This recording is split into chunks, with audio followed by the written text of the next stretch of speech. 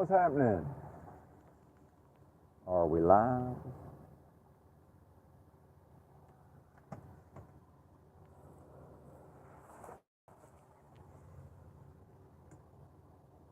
What's happening, Benton here? It's my Dharma, and I want it now. Well, while the truck's airing up,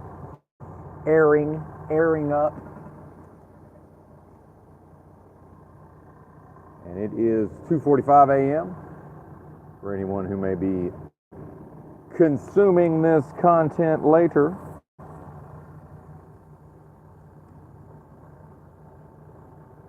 I doxed myself famously over the weekend, the famous doxing of Benton's company. Although in retrospect, perhaps I should have doxed it from day one, and then it would be less of an issue, perhaps.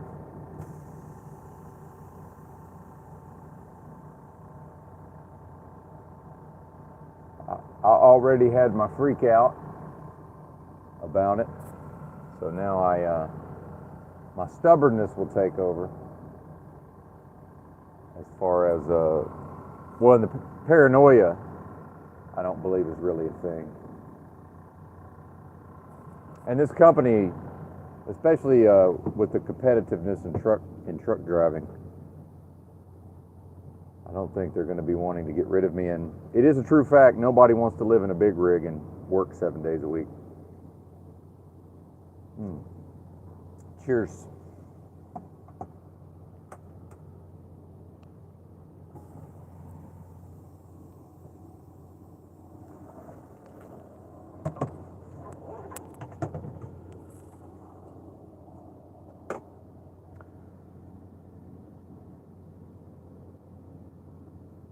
How is everybody? I'm going to be a good boy, at least for the first few minutes, and not read the chat while I'm driving down the road here. See how long that lasts. What's up, Sean? Yeah, that was my broom. That was actually my broom. It was where it was positioned. I did not want to look at it out the window. Oh man, doing great. 8 hours sleep. I got 8 hours sleep, which is a rarity, I can assure you. Probably more like 7.5, but yeah, with the sleep cycles being what they are. Dharma definition. I made a bunch of notes. I went back and listened to the WRAP and Truth or Natty, my only live stream, my only video on the channel right now. Dharma in Indian religion is the eternal and inherent nature of reality, regarded in Hinduism as a cosmic law underlining right behavior and social order. In Buddhism, the nature of reality regarded as a universal truth taught by the Buddha, the teaching of Buddhism. And it also means an aspect of truth or reality. That's interesting. Yeah, it's my truth, and I want it now. This is a pretty tight truck stop here. Oh, let's let you see what I'm seeing. And apologies, I'm already a tad bit behind schedule, so I'm not able to catch up on the comments just now. Yeah, just enough room to get out of here. How about that? How about you?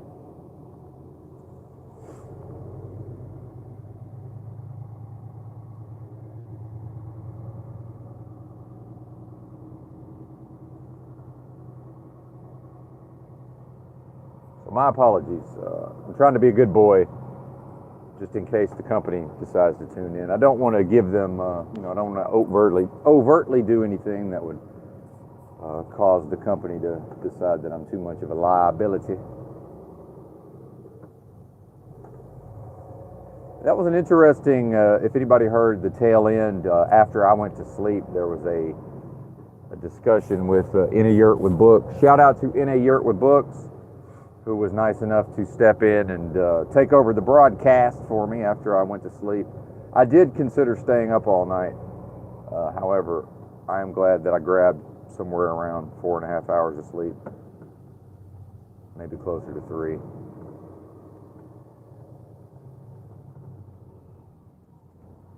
And I wake up every morning like I'm in some kind of big hurry, but really there. What's the rush? What's the rush?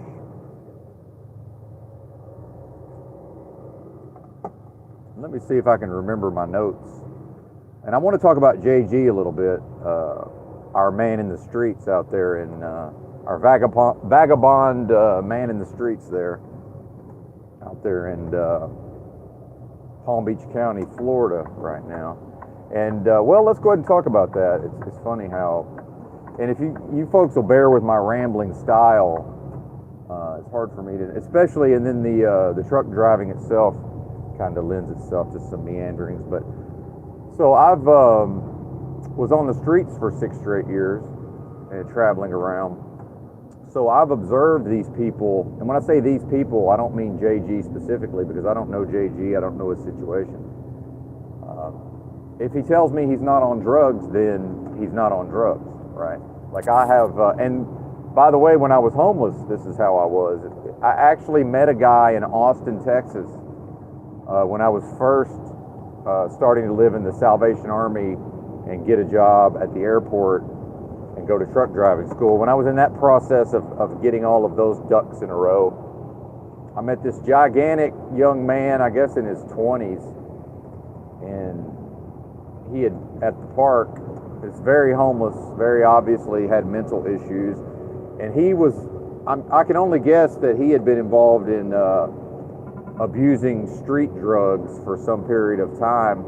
So now he was reforming himself, repenting, possibly. Now that may be a topic in the broadcast also, repentance.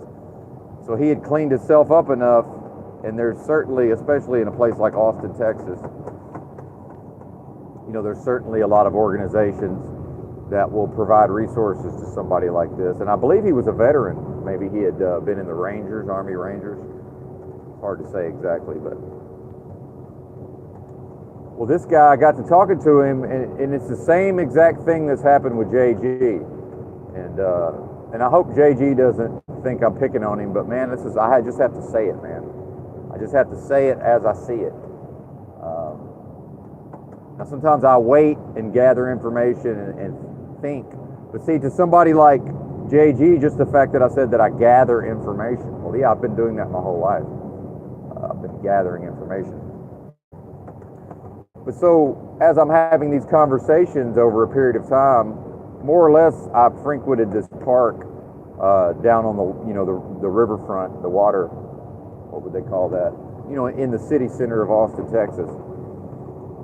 And in the course of our conversations with this Army Ranger, or somebody who probably maybe just went to Army Ranger school and washed out, and look, most likely got drummed out of the military because of his mental issues, but who knows? And I'm not talking about JG, I'm talking about somebody I met on the streets.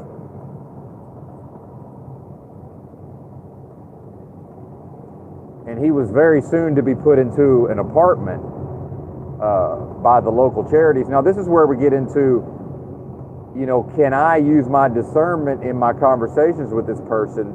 Because with some homeless people, they'll tell you things like that, or they would tell me things like, hey, you know, I'm going to be in an apartment next week, and it's just complete fantasy going on in their brain.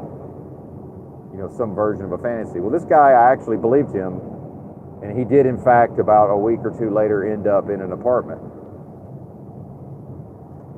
And then he was even trying to get me to come, like, oh, you can come stay in my apartment, which is nice. It's nice of him to say, but generally, that's going to be what's referred to as a single room occupancy, or an SRO. You know, just a room that may or may not have a bathroom. It may have a shared bathroom. Like, I have spent some time just like hanging around one of those type of places with somebody I met on the streets. It's just not, who invariably have mental health issues. It's okay for maybe half a day, or, you know, an evening and a morning, but then by then it's time to bounce. But this is someone with he has no social structure. He has no actual friends, no human beings that he has any sort of established ties with. And the social workers and the people that work at these organizations, yeah, he can pick up the phone and call them, but their time to listen to him talk about how he's married to Miley Cyrus are very limited. And yes, in fact, over the course of our conversations, at first it was just a little bit of conversation that sounds paranoid schizophrenic. Now, that doesn't mean that it's paranoid schizophrenic. And shout out to Kim Before the Storm, who himself referred to, my reaction to doxing myself at the level of my own company as me being paranoid. Well, yeah, there is some paranoia in that. That certainly paranoia would describe, aspects of a mental state. But how am I managing the paranoia, and is the paranoia balanced out by other factors? Did I, was my mind state one of paranoia for an hour or two? Yeah, sure it was. But then I went back to balance. And what you see with these people on the streets is a lot of times, they don't necessarily have the resources, their nutrition, maybe they are abusing illicit drugs. Maybe their body chemistry is used to specific prescription drugs, psych meds, and they're off the meds.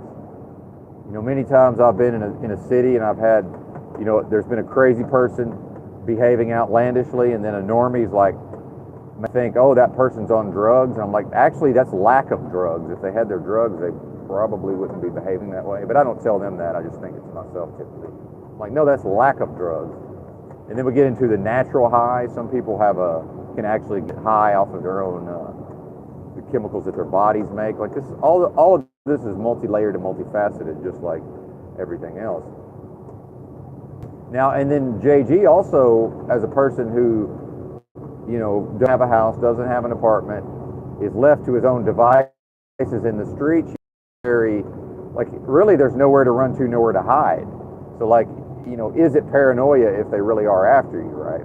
I understand I may have sounded paranoid about doxing myself at the level of my company, but then the fact is anybody with my company name can absolutely just shoot an email off to my company at any time, and they can, whatever video they have or whatever video I put out, they can just attach it to the email, right? So that's not paranoia. But then other aspects like, hey, maybe I'll open the door to the truck at 2 a.m. and somebody will just be waiting on me. Yeah, that's statistically unlikely. That's certainly possible. What would be more likely is that while I'm sleeping, but then again, the level of craziness and effort that would be involved to just physically transport someone to one of these isolated areas. So now we get into the mathematics of would this actually happen, right? It's not likely. But it's still, because it's within the realm of possibility, I must at least consider it. Because strategically, I observe a lot of these so-called normies, and they just, they live their lives in comfort, in relative comfort, but then it's almost like a lot of them are going from one catastrophe to the next in their personal lives. And and this is also why I say there's no such thing as common sense. I can detect, it's like, okay, well, that individual should have been able to foresee this potential calamity and then take countermeasures. But then I err on the more strident side of dealing with potential calamities. And then some of this, is based on me living in the streets for 6 straight years and just almost in a paranoid fashion having to really pay attention and be like, okay, I need to go ahead and have a counter strategy and have my ducks in a row just in case this thing becomes a problem. So even just if my safety manager, let's say they need to talk to me at my company for an unrelated matter, but next time I'm at the, where my company terminal is, I get a phone call, hey, such and such needs to see you. I want the paranoia to have already been processed, because maybe I have really important shit to do that day and I really need my mental state, or maybe I'm a little tired and grouchy, right? I need to be able to operate at my best. But if I've pushed off into the future through a process of negation, delusion, and denial, if I've just completely refused to consider the possibility that someone may contact my job and that this may crop up as an issue in the future, well, now it may actually become a catastrophe or a calamity in conjunction with other factors, see? But a lot of people operate in the real world based on, well, okay, here's this thing that might be an issue, and then they have a decision-making matrix, like a flow chart, and they say, okay, can I put off dealing with this issue into the future, yes or no? And every time the answer is yes, they put it off into the future. Versus me, when I chose to live in the streets for 6 straight years, there's very little that can be pushed off into the future. Now, one thing about that lifestyle, I can just take a whole week off if I want to. Like I can structure, I was able to back then structure my life to where, okay, I'm in this place, the weather is this, I know that I can go get a free meal at this time, or, you know, I have my food stamps. Like once everything gets taken care of, I know, okay, like I can just chill out for like a week and not really do anything unless I want to. Versus other times, there is no luxury of procrastination, which what is procrastination in a lot of ways? Well, it's many things, but it's seeking comfort. It's like, okay, here I am comfortable, and here's this thing, this phenomenon that may become an issue, and now it's entered my psyche, and now I'm already starting to have a certain emotional reaction to it at the level of stress and anxiety. Oh, I don't want to experience stress and anxiety. Okay, well, let's just choose to believe falsely that there's no way that could ever be an issue. And that's where we got into with what, and I saw what he was doing, where Kim before the storm is wanting to, which is fine, he didn't do anything wrong. And it is kind of a devil's advocate type of position, but it's almost like wanting to assuage my fear and anxiety. But my thing is like, no, let's not assuage the fear and anxiety, because that's going to end up being repression, and it's also going to end up being delusion and denial. Now, I may do a very quick, I may over a period of 3 or 4 hours do an actual analysis and be like, okay, I don't actually need to worry about this thing. But then again, sometimes I wake up first thing in the morning, and my biology takes me into a state of fear and anxiety, which is going to mean my brain is then going to begin to, it's going to generate thoughts. And of course, if I'm concerned, if I haven't dealt with this issue about doxing myself at the level of my company, that's going to be what my brain uses as the thoughts. But when I first wake up and my biology attempts to send me into this loop of fear and anxiety, of course my brain is going to give me thoughts to focus on. But then what I've noticed with most people, myself included, I used to be this way, we falsely believe that the content of the thoughts is creating the fear and anxiety. No, it's not. The fear and anxiety it's biology. Our bodies are doing that to us.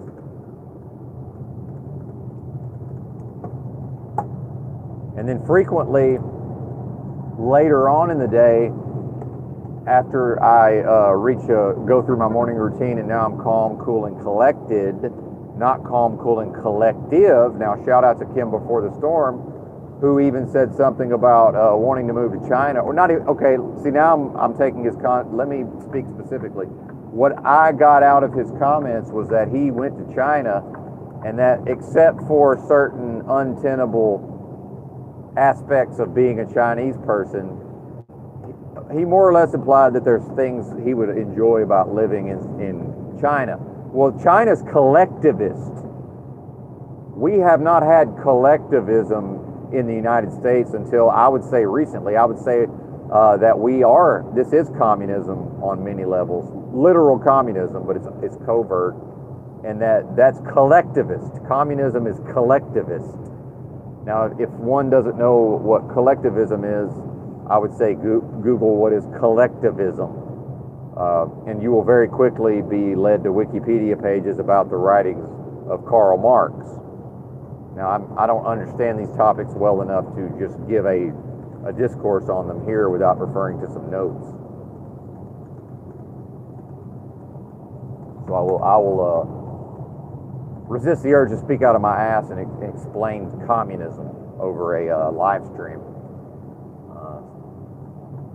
if you don't mind. But the audience is smarter than I am, so most of them, and it's funny, most of the audience understands what I say when I refer to collectivism, but then it's like the one or two or three bozos in this context, and bozo not necessarily a pejorative across the board, by the way. I'm certainly a bozo, but I'm not a bozo in all contexts. And since I'm rambling anyway, I'm starting to hear, because I've referred to myself as a boomer, and I'm starting to hear that other people are now starting to say that, which is fine, but then I would urge anybody who wants to do that, I would say that's great, but let's use it in a specific context, if possible, where possible. I'm not a boomer across the board. Like, I'm absolutely not. I'm a cool kid in the streets despite my age. Like, I'm not just a doofus and a jackass and a goofball across the board. I'm a jackass in a specific context or context. I'm a goofball in a certain context. But then in other contexts, I'm calm, cool, and collected, and I've become the de facto leader of a loosely knit group of homeless drug addicts who are living in a park in Eugene, Oregon, and who actually literally, when a conflict arises for some period of time, they will actually look to me to resolve the conflict. Right? So, like, it's all contextual, I would say. And I would urge anybody, and I don't give advice, but I would urge individuals, the more that individual is able to be specific and put things into a context. Because I frequently, and my family does this to me all the time, I give them a very intelligent, very specifically constructed argument or assertion or discourse in a specific context, and then months later they distill that down to, oh, well, you said, and it's one thing that then they use to define me based on that one thing. And so now I'm getting into it with my family, like, no, that was in a context. I did not say that. And now there's confusion, because I'm like, no, I did not just out of nowhere look at you in the face and say in one sentence, I believe this, or I am blah, blah, blah, blah. And I can't think of any specific examples. It's like, no, yeah, I said that thing in a context that involved all of these other things. Like the fact that I needed 10 minutes with my whatever my intellectual abilities are, and I thought about all of this over time, and I was able to deliver to you a 5-minute, construction of thought forms and a distillation, but that involves many factors. The fact that you then, months later, you meaning my family, decided to just say, okay, well, you said this 3 months ago. It's like, yeah, I did in a specific context, which means, no, I didn't, I actually never said that. And then I'm like, am I just going to have to record everything? Like, literally. Now it's like, yeah, okay, am I going to wear the body cam and now am I going to spend my time now I'll be able to go back and refer to the record and settle y'all's hash, and at the end of which they will be like, okay, yeah, I guess you're right. You didn't actually say that, or you didn't say it in that way. See how quickly the human beings, silly humans, right? Look at what we're doing here collectively. And back to the collectivism, right? So under collectivism, maybe Kim before the storm, maybe it is appropriate that he, metaphorically pat me on the shoulder and tell me everything's going to be all right. But see, I've had people when I was in the streets say, well, yeah, but everything's going to be all right. And I said, how could you possibly know that? Like, that's simply something that cannot be known. Now, I will say at the level of philosophy that everything always works out, but that doesn't mean it works out in the ways in which we would want it to work out. I just merely mean that all situations will eventually resolve themselves. Yeah, everything always works out, but you can't say, well, it's going to be okay. Well, yeah, it may be. But see, I can't go out here and maintain my sanity and entertain notions like, oh, okay, well, such and such told me it's going to be okay, and now a month later, 6 weeks later, I'm experiencing a literal catastrophe in my daily life. Like that, where is that person now? And maybe they will be there to help me at that point. I don't know. But then how much, how quickly does all of this devolve into codependency? Also, like some people, and I'm not putting this on any specific individuals, but I'm very sensitive to detecting these dynamics at a level of humans, right? And I do want to address the autism, and I know I'm all over the road here, but I would think that people who have consumed enough of the recent content and live streams will be able to pick up what I'm putting down here. And I am starting to resonate and vibrate at a certain level. I am getting the release of the feel-good chemicals right now into my, although that may be the Korean ginseng, the American ginseng, the mulberry extract, the turkey tail mushroom, turkey tail mushroom extract, the reishi mushroom extract, the chaga mushroom, and something else badass in it. I don't even remember at this point. The coffee, the Swedish bitter herbs. I think that's the full list of what I've consumed this morning. Although, and I just remembered, as I was gathering all of everything I needed to have close at hand before I rolled out of the truck stop, I just realized I left my digestive enzymes in the sleeper area of the truck, meaning I'm not going to be able to consume my first meal of the day at hand, which means that I'm also unable to consume about 12 different capsules of things such as magnesium, glycinate, adrenaline gland of a cow, desiccated, dried, desiccated. I guess desiccated means dried. And now this is where we'll test my cognition, because I've commented on my declining cognitive function. Oh yeah, lion's mane mushroom also, and cordyceps mushroom, lest we forget. Perhaps the lion's mane will help me remember. So I wanted to talk about autism, so perhaps I'll remember. Desiccated adrenal gland of cow. Ain't no vegan here. I'm eating the animals, Jack. Everybody do whatever you want. I got zero guilt at the level of consuming an animal. I don't need to make arguments like, well, actually, when they till the fields, when the big combine goes through the field, it kills all these animals. Therefore, when you eat your fucking veggies, then animals have already died. Who cares? If I needed to, I'll go gnaw on the animal before it's even dead. I don't give a fuck. I'm all about Benton on some level. Don't ever forget it. Don't ever forget it. Ain't nobody as important as me in my own life. Look, y'all can be a close second, but I'm number one. And if I'm not, I would say to anybody else, if you're not number one in your life, what are you doing? And if you're a grown person and somebody else has you number one in their life, watch out, because that's a one-way ticket to codependency, as far as I'm concerned. But I could be wrong. Now, if you're a little child and that's your mama, then yeah, you are number one.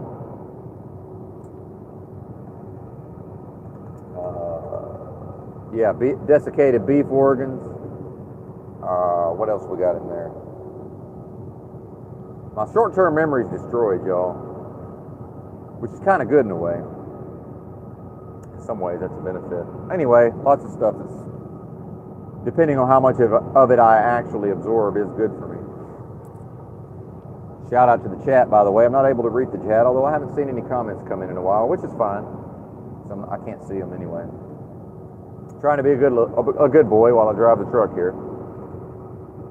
Shout out to my company, if they ever see this.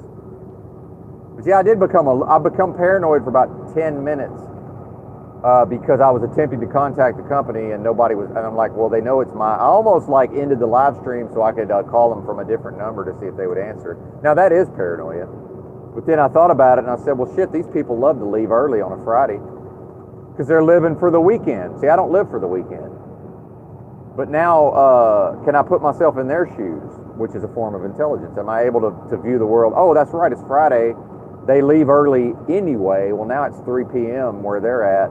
they're trying to cut out early. They probably already bounced. Okay, well, so it's not about me. Then I chilled the fuck out. But here's the thing about the autism. Now I'm starting to see, and I don't want to be specific because I do have this tendency to just tear people to shreds, just cut them up, to carve them up with my speech and my, I don't want to say intellect. My sword is very sharp. And this is also one I want to get into with Kim Before the Storm's conversation with Austin in a Yurt with Books, who thanks Austin, who took over the live stream. Maybe if we can loosely schedule some stuff, maybe because I would like to hang out on the panel and listen while I'm driving, and then maybe be able to interject here and there, or even when I'm hanging out in my sleeper. I might be happy to host the live stream through StreamYards, which I'm going to have to pay the money because I've already gone over my 20 hours. But I'll pay them the money. That's fine. Why shouldn't I give my money to corporations?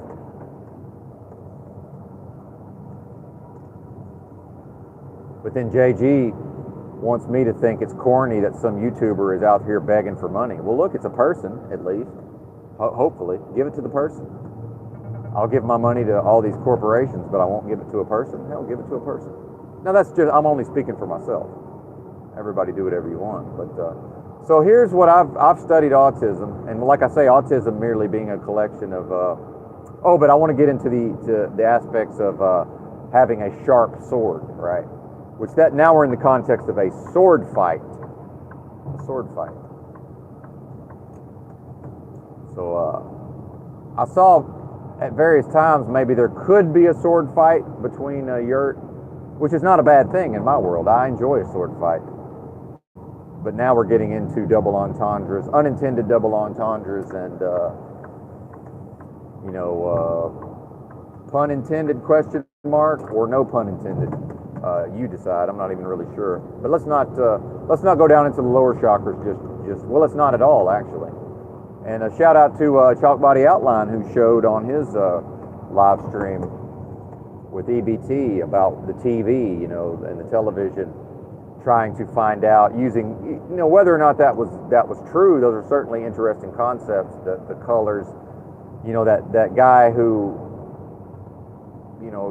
probably was a schizophrenic on some level, talking about how the TV's actually interacting with him in real time. Now, whether or not we choose to believe that, and of course it does sound schizo, but I can still, that's a concept I can work with. So the lower chakras being associated with colors. So the root chakra being acute, from memory, I believe that's red, right? And then the root chakra, then you go up one, and that's the orange. So when we say the lower chakras, we typically mean the root, and then if you give that a number, the first chakra going from the bottom up, that would be red, and then the next number 2 would be orange. From memory, right? I'll have to go back and refresh it myself, but I believe that's correct. Then yellow would be the solar plexus chakra. And then up into the green heart chakra, the blue throat chakra, the whatever shade of purple we've decided is the third eye chakra, then the crown chakra, which would typically be violet. So as a person who's done a lot of meditation and third eye meditation specifically, I'm able to, in real time, I'm able to meditate, I'm able to actually go into each one of those energy centers. But I think it's overblown. I think this is where we get into the written material about these things, and a lot of this, the New Agey, where people turn the New Ageism into a job, where, they want to ascribe a lot of, your life is going to be wonderful if you learn how to go, meditate through your chakras. But what they mean is, hey, pay me a bunch of money so you can take my fucking seminar over time, or I can life coach you. But really it's just, Benton's in touch with some of the discrete energy spheres that make up his overall energy sphere, enough that in real time he can kind of go, I can put my concentration and focus into those areas, and I can sort of detect each one of them discreetly up through my fucking spine. So fucking what? Like, it's not some grand undertaking. It's a way in which people are being sold a bill of goods, right? I'm sitting here doing it to you in real time. It's not great, man. It's okay. It's mundane. Once a person practices that, it's really not so fucking great, man. It's okay. It's just, I'm at a certain level, big fucking deal. Who cares? I'm certainly not interested in trying to teach other people to do such things because they can teach themselves as far as I'm concerned. Read a book and do it if you want to, or don't. I don't care. Why would I care? If I'm looking out for number one, now it would be better for all of us, I think, the more that each individual human being is able to, raise their consciousness, their level of vibration. Yeah, great. Go ahead and do that. I'm all for it. Or don't. That's as you wish, as you like it. Free will, partner. But now am I going to feed my own ego and my own self-image based on whoop-de-fucking-do? I can direct my focus to each of my discrete energy spheres that we've decided to refer to as chakras. Just because it sounds kind of cool doesn't mean, so what? Oh, chakra. Oh, big fucking deal, man. Shout out to Thurber Mingus. There he is. I think he's a trumpeter the more I think about it. I think Thurber's him. Although also maybe he's sounding scholarly. Maybe he's a book writer. Hard to say. I'll figure it out eventually. Shout out to the spirit of Thurber Mingus.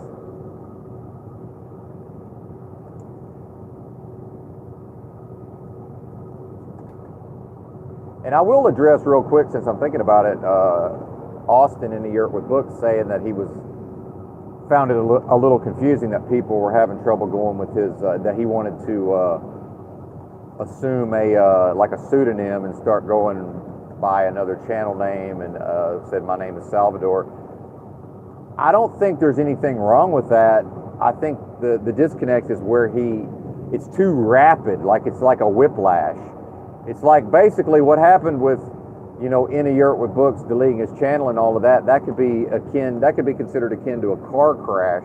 So it's like the crash has occurred and now my body's moving forward, and then here's the whiplash. Now I'm going backward. Well, that's this person creating a new channel name and trying to go by Salvador. That's fine, if not for the whiplash I'm experiencing. Right? I need the airbag to deploy to keep, you know what I mean? Like I need everything to calm the fuck down, for the car crash to chill the fuck out, for the authorities to respond. I need time for the dust to settle, and then a week later, here's In a House with Tarot, right? But yeah, now I say I don't do panels, as I don't want to be a panelist. I'll happily fucking host a panel. Yeah, that's fine. I don't need power over people. And see, that's also where people may be confused. Why was, people may look at why was Tinfoil Straitjacket, a.k.a. Toilet Bowl Earth, why was he allowed, air quotes allowed, to come on to what some people may say my live stream? But it's not my panel. Like, I'm the one who did it through StreamYards, and I'm the one who put out the link. That means, hey, I'm inviting people to come up here and speak. At that point, it's not for me to be the one who decides, hey, you're out of here, buddy. Right? Now, I could have set it up to where, a person has to show their verified StreamYard name, and to where even if Straitjacket, Tinfoil, even if he used a pseudonym where I could see, hey, it says, well, here's Ancient Waves, Modern Graves at whatever, so I know that's Tinfoil. And I could just choose not to let him join the panel. But once I bring him up there, I'm not kicking him off. That's chicken shit. I'm not doing that. And I'm stubborn, and why should he?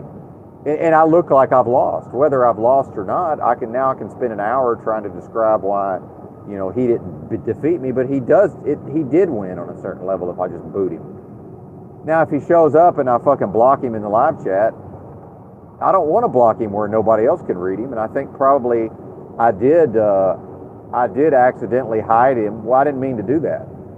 That is the boomer where I'm driving a truck and I just don't want to read his comments, right? I don't care if other people can see his comments, so that was me making a mistake. Please forgive me, but I don't want to host a panel. Now, if there's 10 people, in the audience and 8 of them want somebody to be disconnected, yeah, okay, now I'll click the button and disconnect them. That's fine. And you know what, living homeless, by the way, living in a place like Eugene, Oregon, pitching a tent down by the river, literally pitching a tent on the riverbank every night, and then showing up to a specific area every morning. I didn't have the ability to make anybody leave, or I did. And in fact, I did make some people leave one time, but it took a great deal of effort and energy, and I still had to deal with whatever I had to deal with at the level of what did the other people in the community think about me, more or less making these people physically leave, right? If I'm even making sense now. I think maybe I've gone on too many tangents simultaneously. But see, I'm already thinking about all this. I'm not going to kick him out. I'll just not let him up there in the first place. I will take ownership of that, where it's like, okay, I'm the one who clicked the button to bring him onto the panel. But I'm not interested in, muting people's mics and kicking them out. Now, I will mute the mic if there's a lot of background noise, but I don't even want them. And people have given me wrenches in live chats. I've never moderated anybody. I'm not interested. I'm not here to tell people what to say or what not to say, under what circumstances. I'm not into that. It's not my trip, man.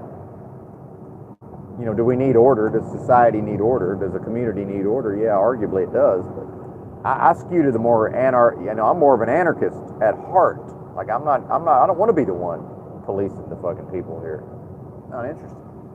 Ain't nothing cool about policing people's behavior. That ain't cool.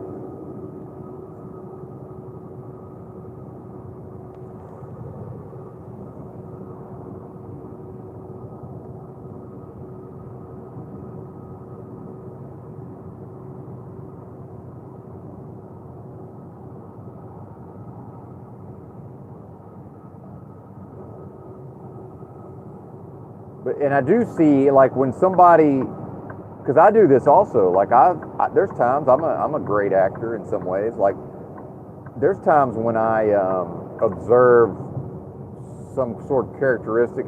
Let's see, I observe a human behavior that's being exhibited by a different human, and I sort of adopt it and make it my own and integrate it into my own being. Into a persona, right? And I would say, since we're all arguably endowed with a creative force by the Creator, that, moment to moment, I am creating this persona in real time. That is a real thing. I'm trying to avoid the, possible MK Ultra mind control aspects of multiple personas. I'm trying to stay out of that particular context.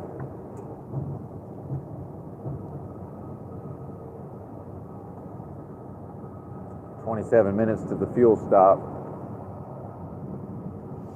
So I'll have to take a pause here in about 15 and call my company, wake somebody up potentially, and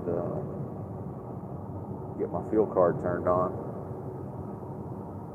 Although I actually have enough to probably go drop this trailer off and then go to my pickup and then actually hit this on the way back. Do I just want to deal with the potential anxiety of looking at a fuel gauge as it goes down into the red?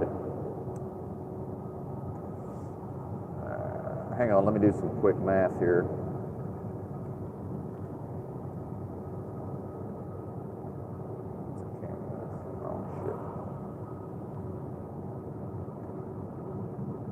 All right. 150 times 7. It's borderline.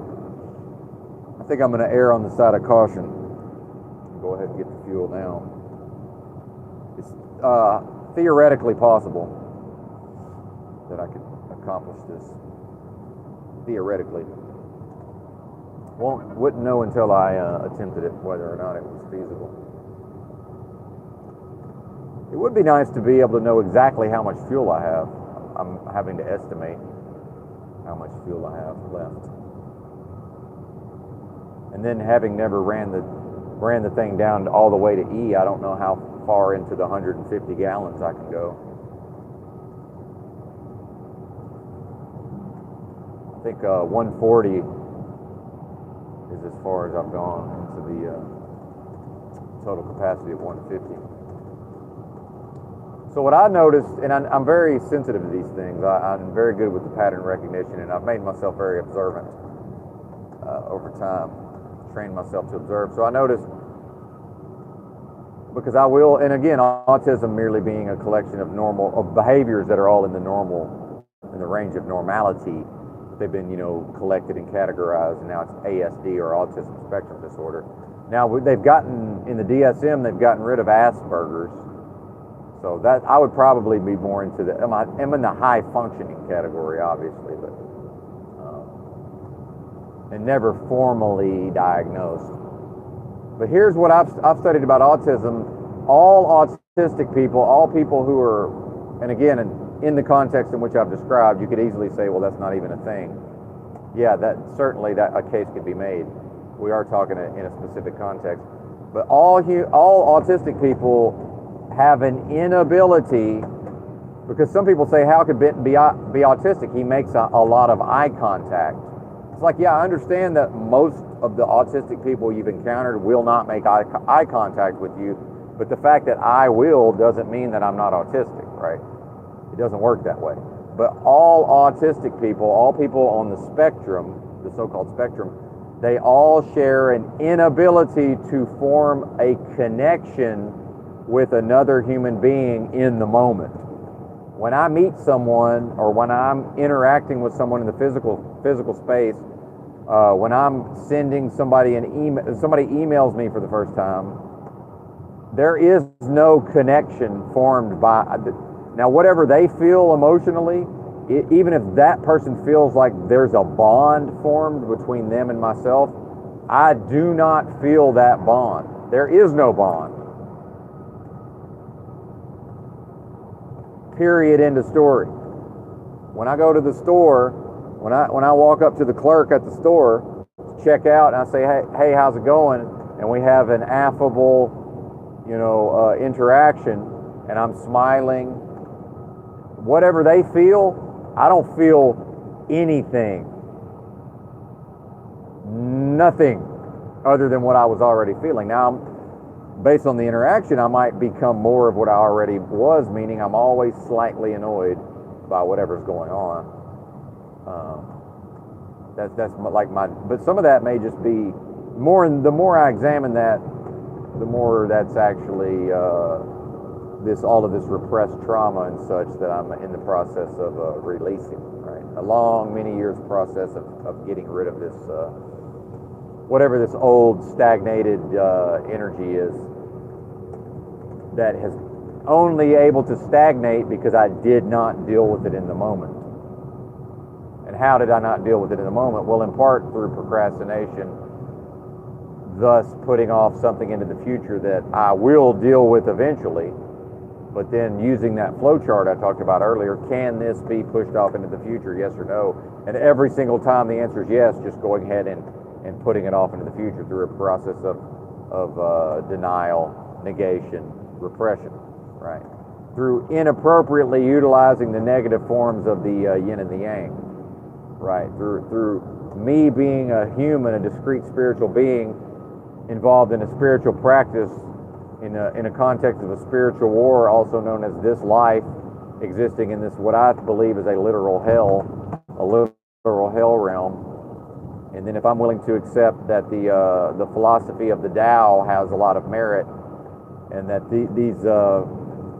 all of this exists on spectrums within a greater spectrum of, one of those spectrums being the yin and the yang, the assertive and the passive, the dominant and the submissive, the masculine and the feminine. And then it's up to me to balance that and to exhibit the balance through my creative force, moment to moment, which I'll probably never be able to fully master, but I'm going to work towards it. Why? Because my path is progress, and as long as I can wake up every morning and work and make just a little bit of, potentially make a little bit of tiny little bit of progress every day.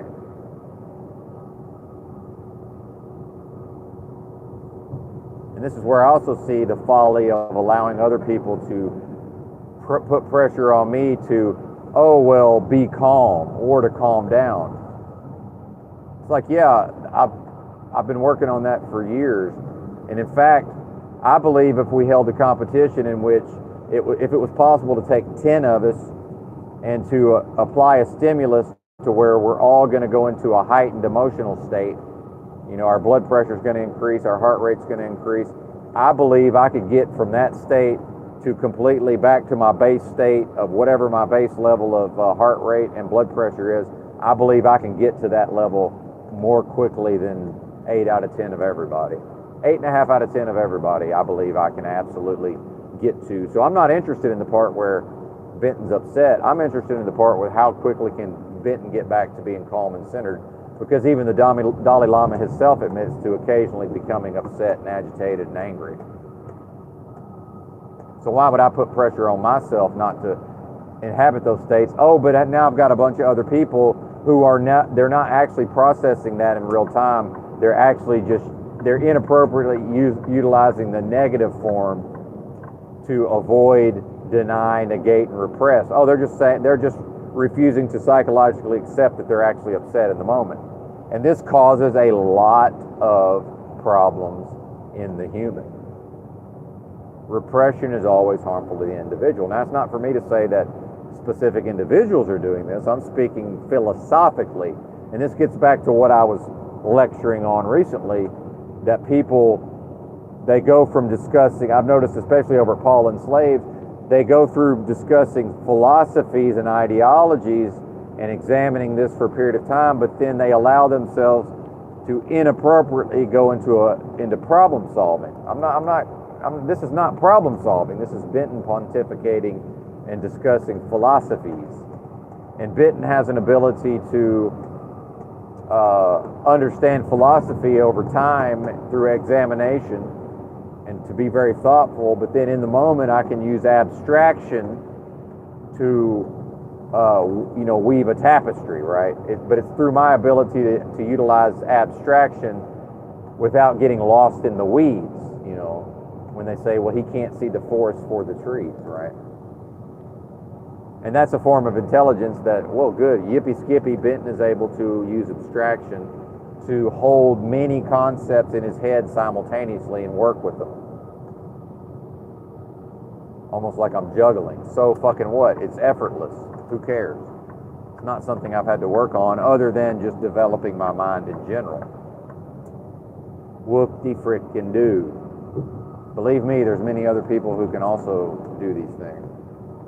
And others. This is just, yeah, I have that power, but I lack in other areas, which is good. I get to be a layperson. If I had too many of these abilities across the board, I would lose my ability to be a layperson. I'm limited. And I believe that we all have access, that everybody has full access to all spiritual abilities. I'm choosing to limit myself for whatever reason. You know, and then when we see some of this mental illness, some of this schizophrenia, you know, is that somebody who's really, they've had too much, too many of those abilities were unlocked all at one time, maybe when they were young, and then instead of existing in an environment that was able to detect that they're operating on this ability, aka an innocent child, who arguably the innocent child has all of these abilities, but then, oh, now here comes the trauma through having to grow up in this literal hell realm.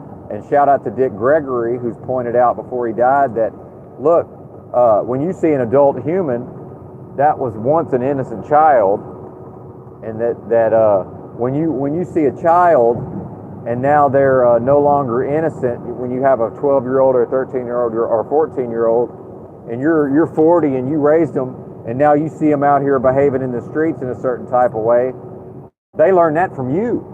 That's what Dick Gregory says. So now when you see the filth and the degeneracy coming out of the young people, they had to be taught that. That didn't generate with them. Now what's that say? Now we have a mirror. Well, what's that say about us, right? As collectively, what does that say about us? Meanwhile, shout out to China. As far as I can tell, they're not letting their kids get involved in all this sexual perversion. Now, I'm sure it exists on some level. Just like the Amish.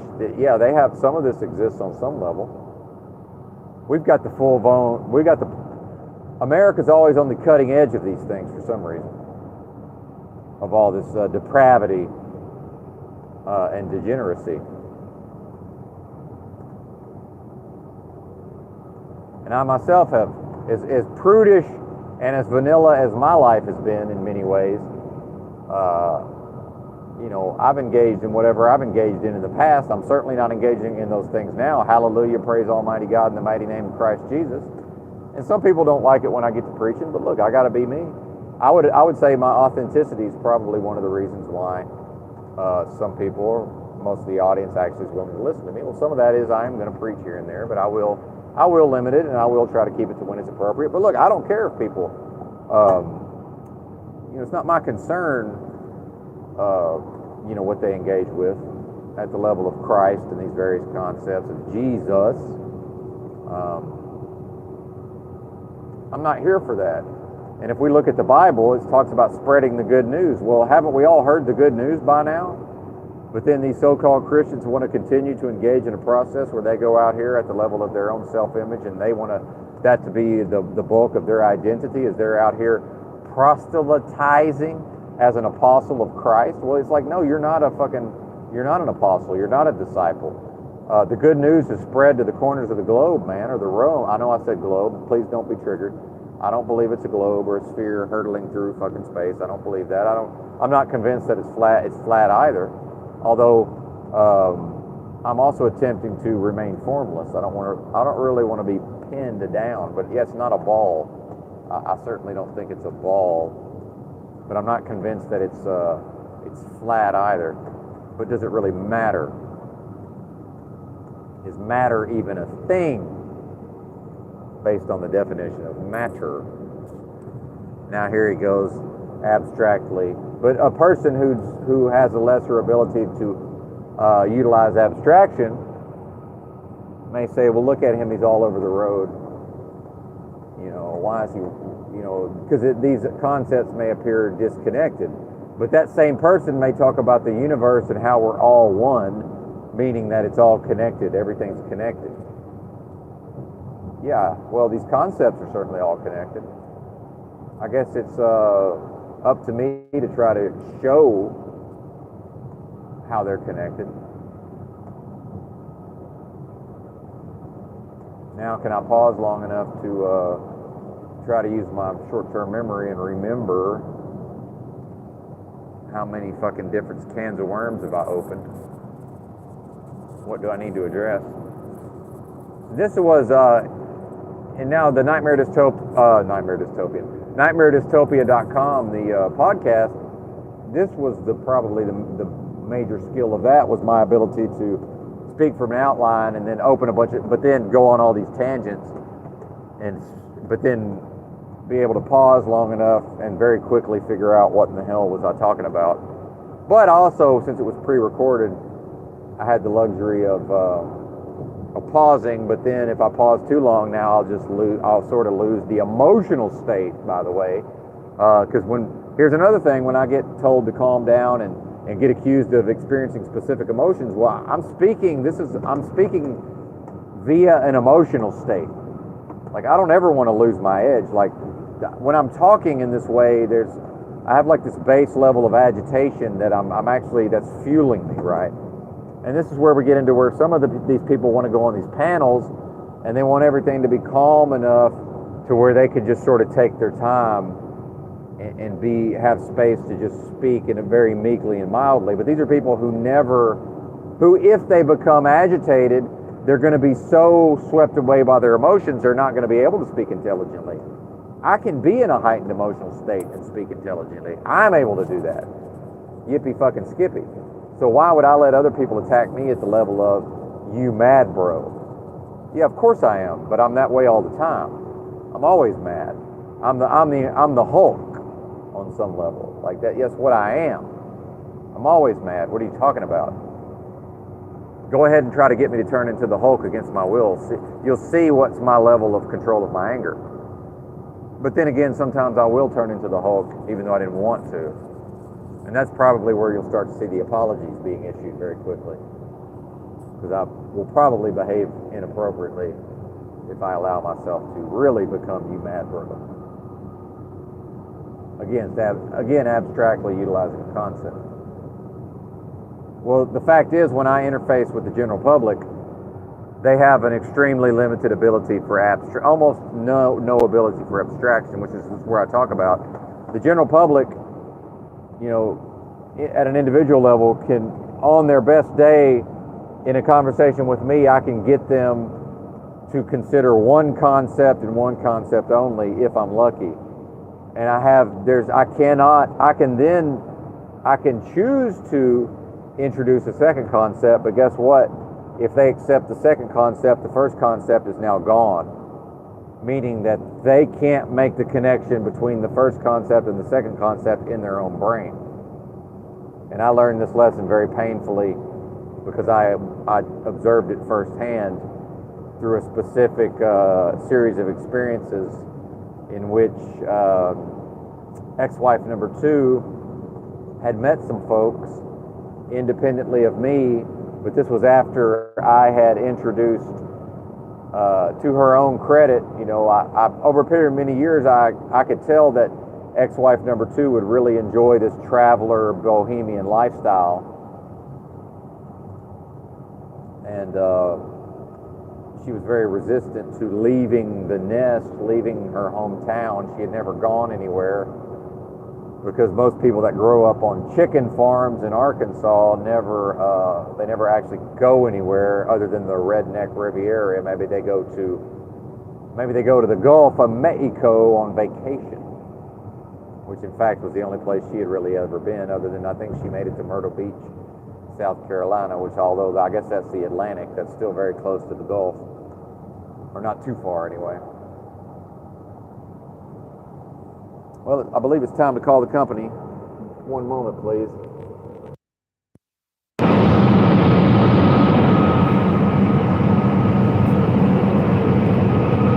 I've already doxed my company, might as well dox my friggin' truck number. Why not?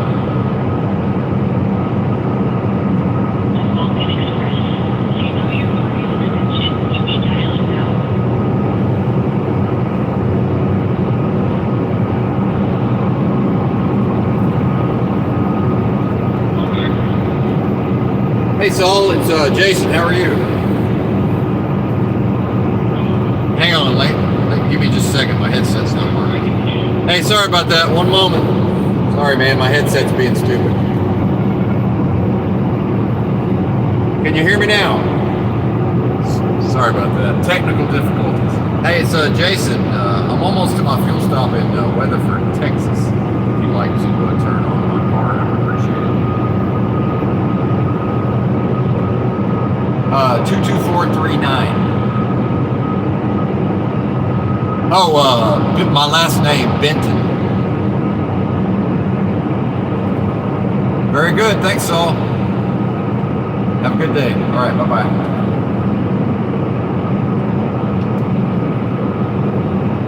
Freedom's just another word for nothing left to lose. Shout out to Janis Joplin, the pride of Port Arthur, Texas, where Jimmy Johnson's from, the famous football coach.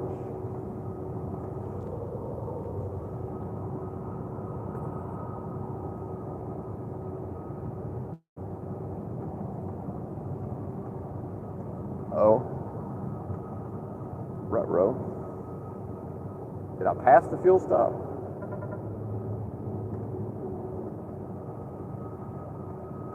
That would be funny. Yeah, I don't think I've just gone past my exit on one of these streams yet.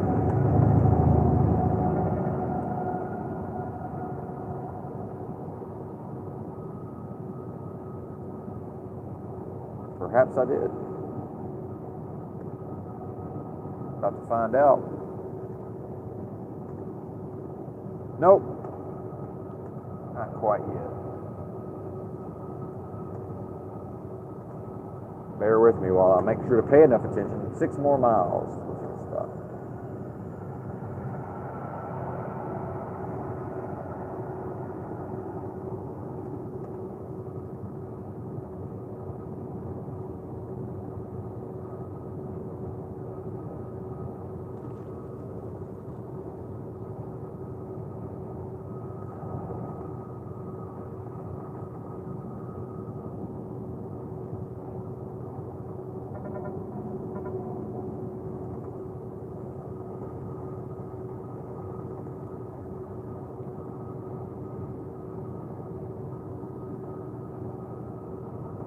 What the hell? Oh, autism. Yeah, that all autistic people, they have an inability to form connections with the other humans in the moment. So if I observe, and then just statistically, so almost everybody I interact with is able to form a bond, and these are, my research indicates, although I'm not able to experience this firsthand, now I am able to bond with people over time. So I certainly have. So as soon as I start talking this way, people just immediately say, "Oh, so you're saying you don't have feelings? You're saying you're a robot?" No, if I didn't have feelings, if I was a robot, I would just say I'm a robot with no feelings. See, I wouldn't imply it. Now we get into people trying to read into what I'm saying. But then some of the time I will be speaking in a context, which certainly there will be implied subcontext or subtext. That's always going to exist, and then I may tongue-in-cheek, make a joke or a double entendre or use irony, right? So I've all of these, mechanisms available to me as a speaker or as a thinker or a commenter, a commentator. In a lot of ways, I'm the op-ed section of the newspaper. In some ways, I would like to think. Because certainly I have writing skills, but more in a journalistic nonfiction style than anything else, I would say. But it's not all about me, even though it is. See, there's irony. It's both. It's the literals, whatever I'm trying to say.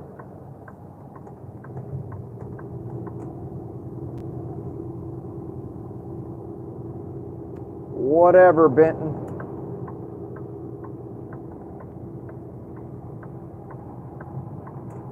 So when somebody hears me refer to myself as autistic, it's not that they're doing anything wrong. It just shows me that I've done a poor job because for whatever reason I've assumed that everyone knows what I'm talking about. So then I haven't explained exactly what I mean when I say I'm autistic. So let me go ahead, undiagnosed, and I say halfway autistic to imply, well, high functioning. So thank God I was more or less forced to interact with people, meaning that I developed social skills that I may not have otherwise developed.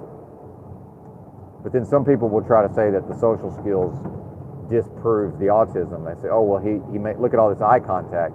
Yeah, my big mean daddy forced me to look everybody in the eye from the time I could understand the words that were coming out of his mouth. So actually, I make too much eye contact. Actually, yeah, because my big mean daddy. Thank God. So now I can masquerade as a normal human when I need to. Versus, why is this person won't ever make eye contact with me?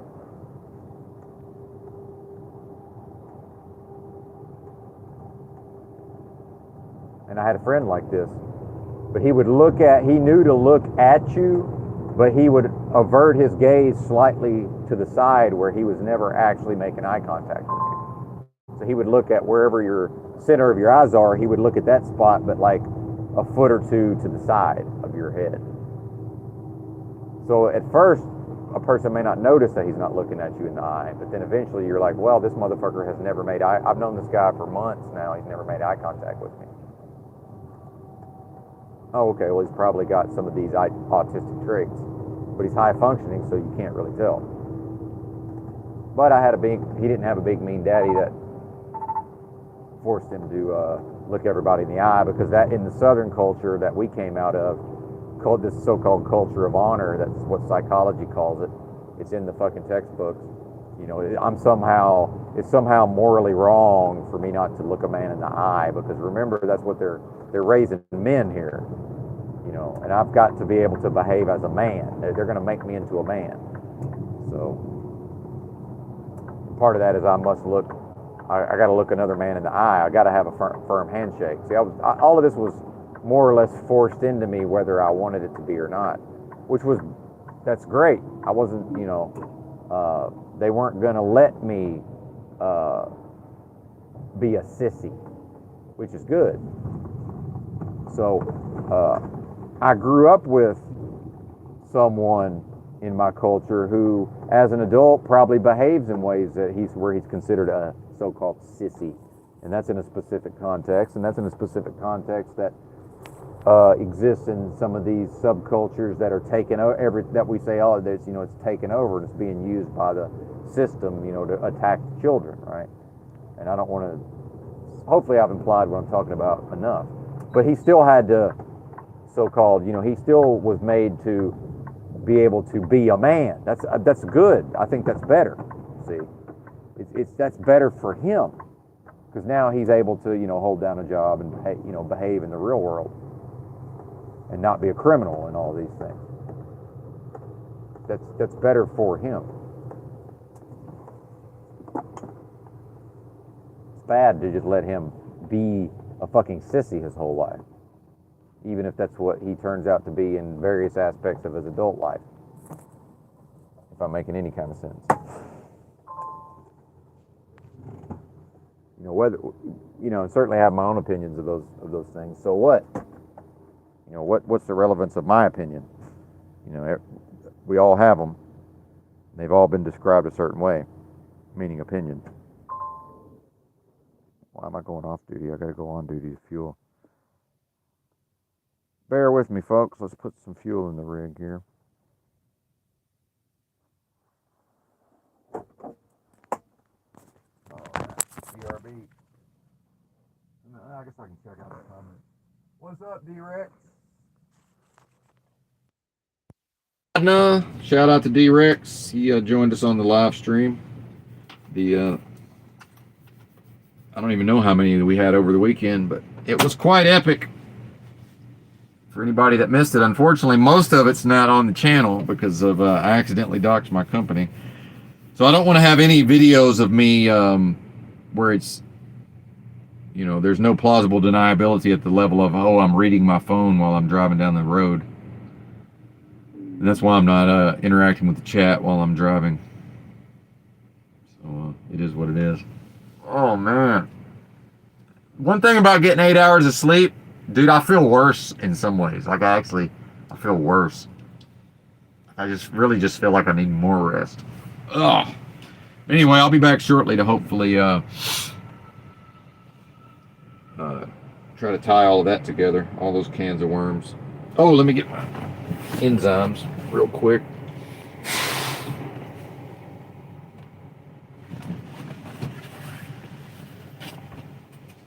Yeah, buddy. Oh, goodness. The digestive enzymes. This is the best ones I've found for me anyway. I've tried a lot of them. Enzymatica, Lipo Gold, and Digest Gold. Take one of each with every meal. So eight of these total. And then I have these, which I found. I take two of these, but with fruit or just on an empty stomach. Yeah. Generally just with fruit. So I don't get sick. So my food doesn't make me sick. And then people are like, oh, you know, want to make me feel better. But make me feel. You can't make me feel anything. But make me feel better. It's like, well, I don't know, man. If I don't take these fucking pills with anything I eat, I get sick. But you're but you're telling me that I don't have what I say I have. But literally any food I fucking eat, doesn't matter what it is, if I don't take these things, then now I'm sick. Okay. But I don't have what I say I have. Alright, well. See how far that gets us. Fuck. Oh, wait a minute. Yeah. The two phones things, I'm still confused by that, so bear with me. Start mobile fueling.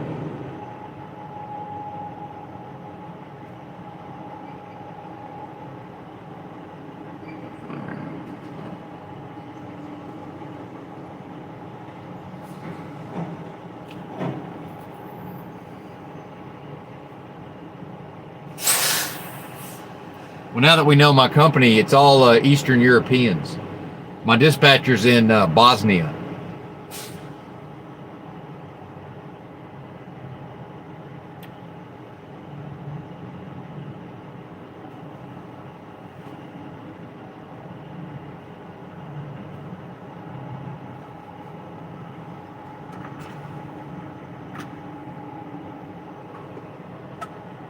$8.99, $2.30.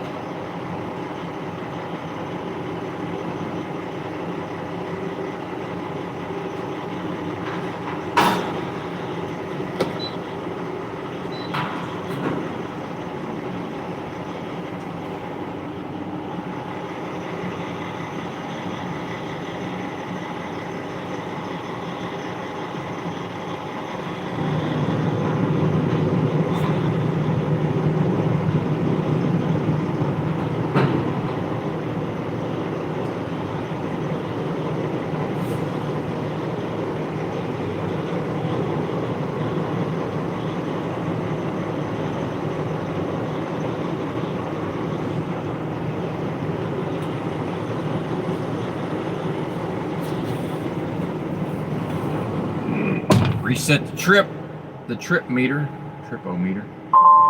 There we go.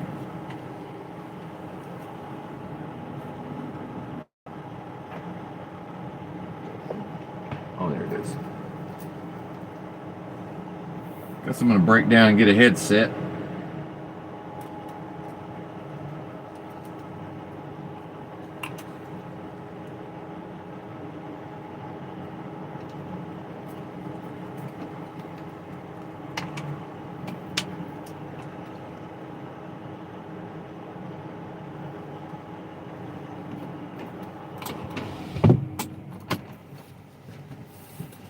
Right.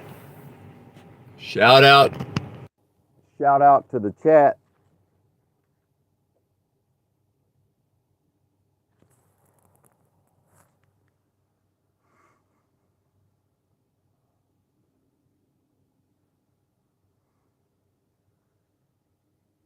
"2 hours and 3 days," says D-Rex. What's happening? Yeah, man, get that coffee. That's the main thing. As we age. Kim Before the Storm, what's happening? I checked out, if Kim Before the Storm's still around, I checked out your appearance when I went to sleep, which I'm glad I did. Anyway. Thanks to you and Yurt for holding it down, but certainly I'll have, I've made some notes and I'll certainly have some reactions to that conversation. But I do want to point out to you, Kim Before the Storm, that in that entire discussion of demonology and Christ's teachings, I never heard the key word, which is Jesus preached repentance. So, this idea of an individual that's, if people don't believe in this, that's fine. I'm speaking in the context of if there's such a thing as a demonic spirit that can inhabit the energy sphere of a human, which is a spiritual being, there's no casting out of that entity until the human repents, meaning turns away from the whatever behavior, has a true spirit of no longer engaging in that incorrect action that allowed the spirit to say, look, I have legal claim to this person because of their behavior. So there's all that happens is, the praying or the saying of the words, and the spirit just says, well, he hasn't done what he has to do at a level of legalese. It's his legalese, man. The demon can just say, what are you talking about? I'm not leaving here. You can say all you want that he wants me out of here. Look at what he's doing. Look at what he has done. Look at what he's going to do tomorrow. And it's not repentance if I just say, oh, yeah, I don't want to do that anymore, but I know in my mind, well, I'm still going to do that. I'm still going to do that thing tomorrow, right? Why would the Spirit leave? It's not going to. And if the Bible's to be believed, and I'm not saying it is, the Spirit, when the Lord shows up and the Spirit knows, the evil spirits know they're about to get cast out, they at least say, let us go into the pigs, man. And Christ shows them mercy in that story in the Bible, and then they all go into the pigs and run off into the ocean and drown. I mean, what is this? Anyway, BRB.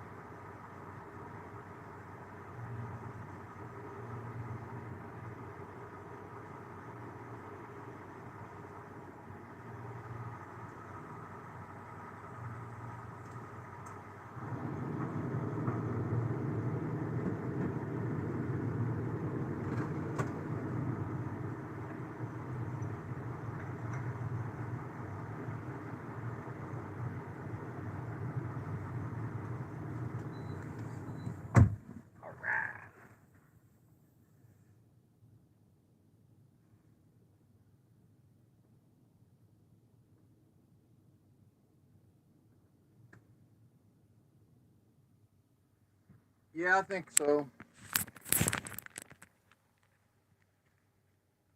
Yeah, D-Rex, probably for a little while. Once I get to the yard and drop the trailer, I'm cruising over to my Amazon locker. Then I'm going to go make a pickup. So we'll see. Coffee time. Yes, sir. Got mine right here. Yep. I think I got at least 45 minutes to the yard from here. So, yep. Anyway, BRB. BRB.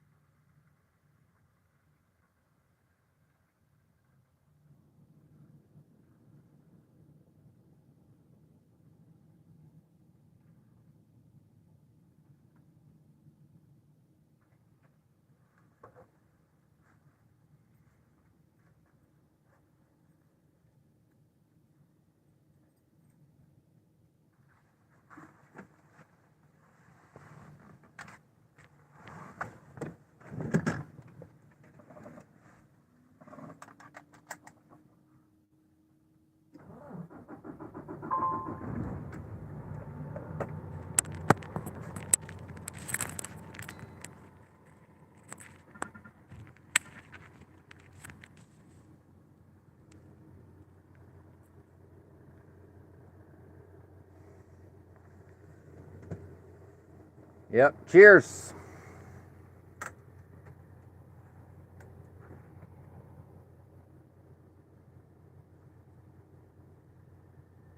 All right.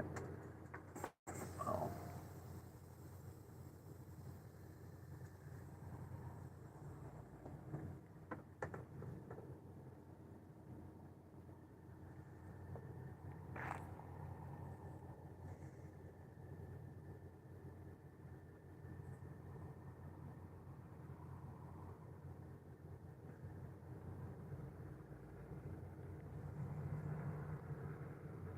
Here we go.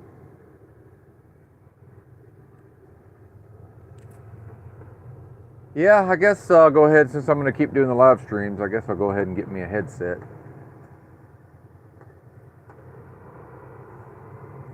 Might as well. Bluetooth.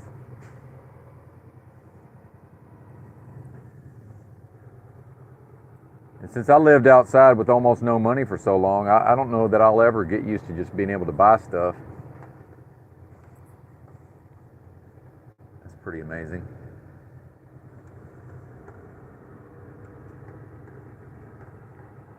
Now, another thing about what we're involved in here is that since a lot of these truckers, they all try to go home for the weekend, for their home time, my company has expanded over time, and our physical drop yard is, we got 2 little drop yards, and they're not big enough. And last week, I was supposed to pick up a loaded trailer, and there was all these other trailers just in the way.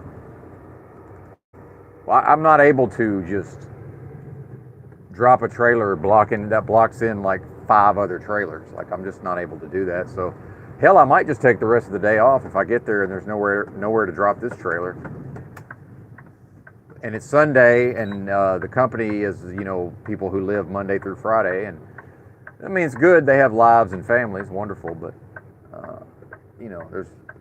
won't be able to do anything until tomorrow, as far as being like, hey, look, I know y'all wanted me to drop this trailer, but you said on the yard, but the yard's full. And that's their job. It's not my job to, but one thing about this company is they're really good at leaving me the fuck alone, but part of that is they're very laissez-faire, and they just, if a problem can be avoided until the future, they just avoid it. So they'll just try to make it my problem. And the only way I can push back and make it their problem is just to be like, hey, I wanted to drop Sunday and then go pick this other load up and then roll out of town on Sunday, but you didn't have a space for me to drop the trailer. So they planned poorly. It's not my job to figure any of that out. And this is a high value load, and I'm not going to just leave it on the street somewhere.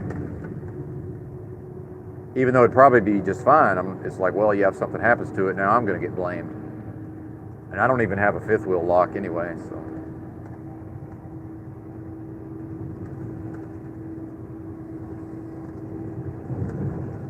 That's how that works. Maybe I should get one. 5th wheel lock, that is.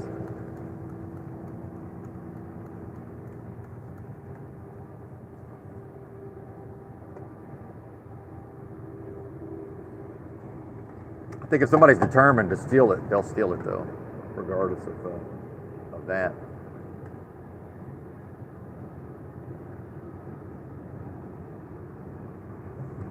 But yeah, so that's when I talk about autism, that's going to be the number one feature of that, is that almost all humans, anytime they interact with another human in the physical space, or maybe even I'm going to assume over the internet, there's some sort of feeling of connection. And I never, under any circumstances, experience that when I meet somebody, ever. Now, I understand that it's very difficult for people to relate to that, but I'm telling you, and if you want to go research autism, that's the one thing that all autistic people have in common. And it doesn't make me bad, it doesn't make me wrong. And I think in the past, I had a lot of issues because I think I was it's almost like I was trying to create something that it just is not possible. I cannot meet someone and form a bond with them instantaneously. But then I also avoid a lot of the negative things that can come out of that. Now very quickly people get involved in, an expectation that I will behave a certain kind of way, towards them, and then get involved in some sort of codependency.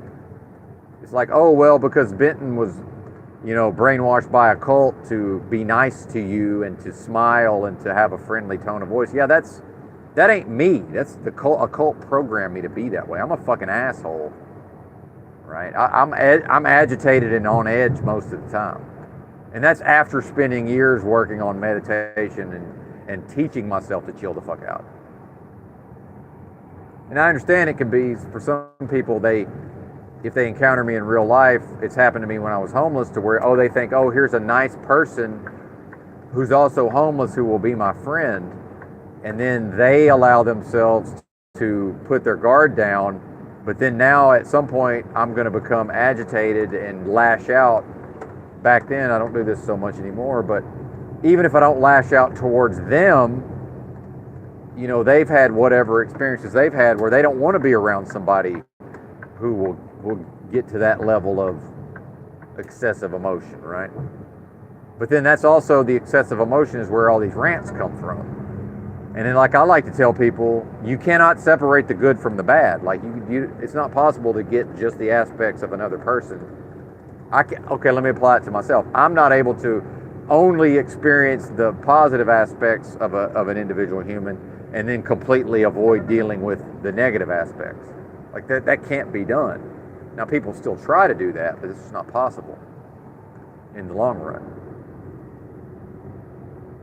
So I had more than one homeless person say that and I knew they meant me when they said this. They didn't say it directly. They said, I don't like inconsistent people. They more or less want me to always be, however I presented myself to them in the initial stages of our interactions, they want me to always be that.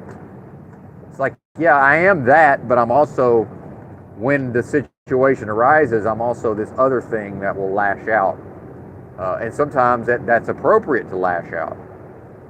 Because I don't want to live in a world where everybody's meek and mild and just, look, here's a transgressor, and now the transgressor gets to take everything over because everybody else wants to be consistent and always be nice and meek and mild.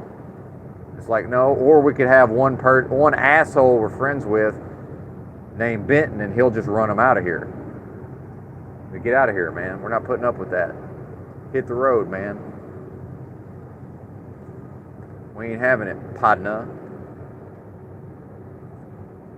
Which, by the way, that's not my function on the. If I'm hosting a panel, that's not my function. My function is everybody else will decide, but I will be the asshole. It's like, okay, everybody said you got to go. I'll bounce them out.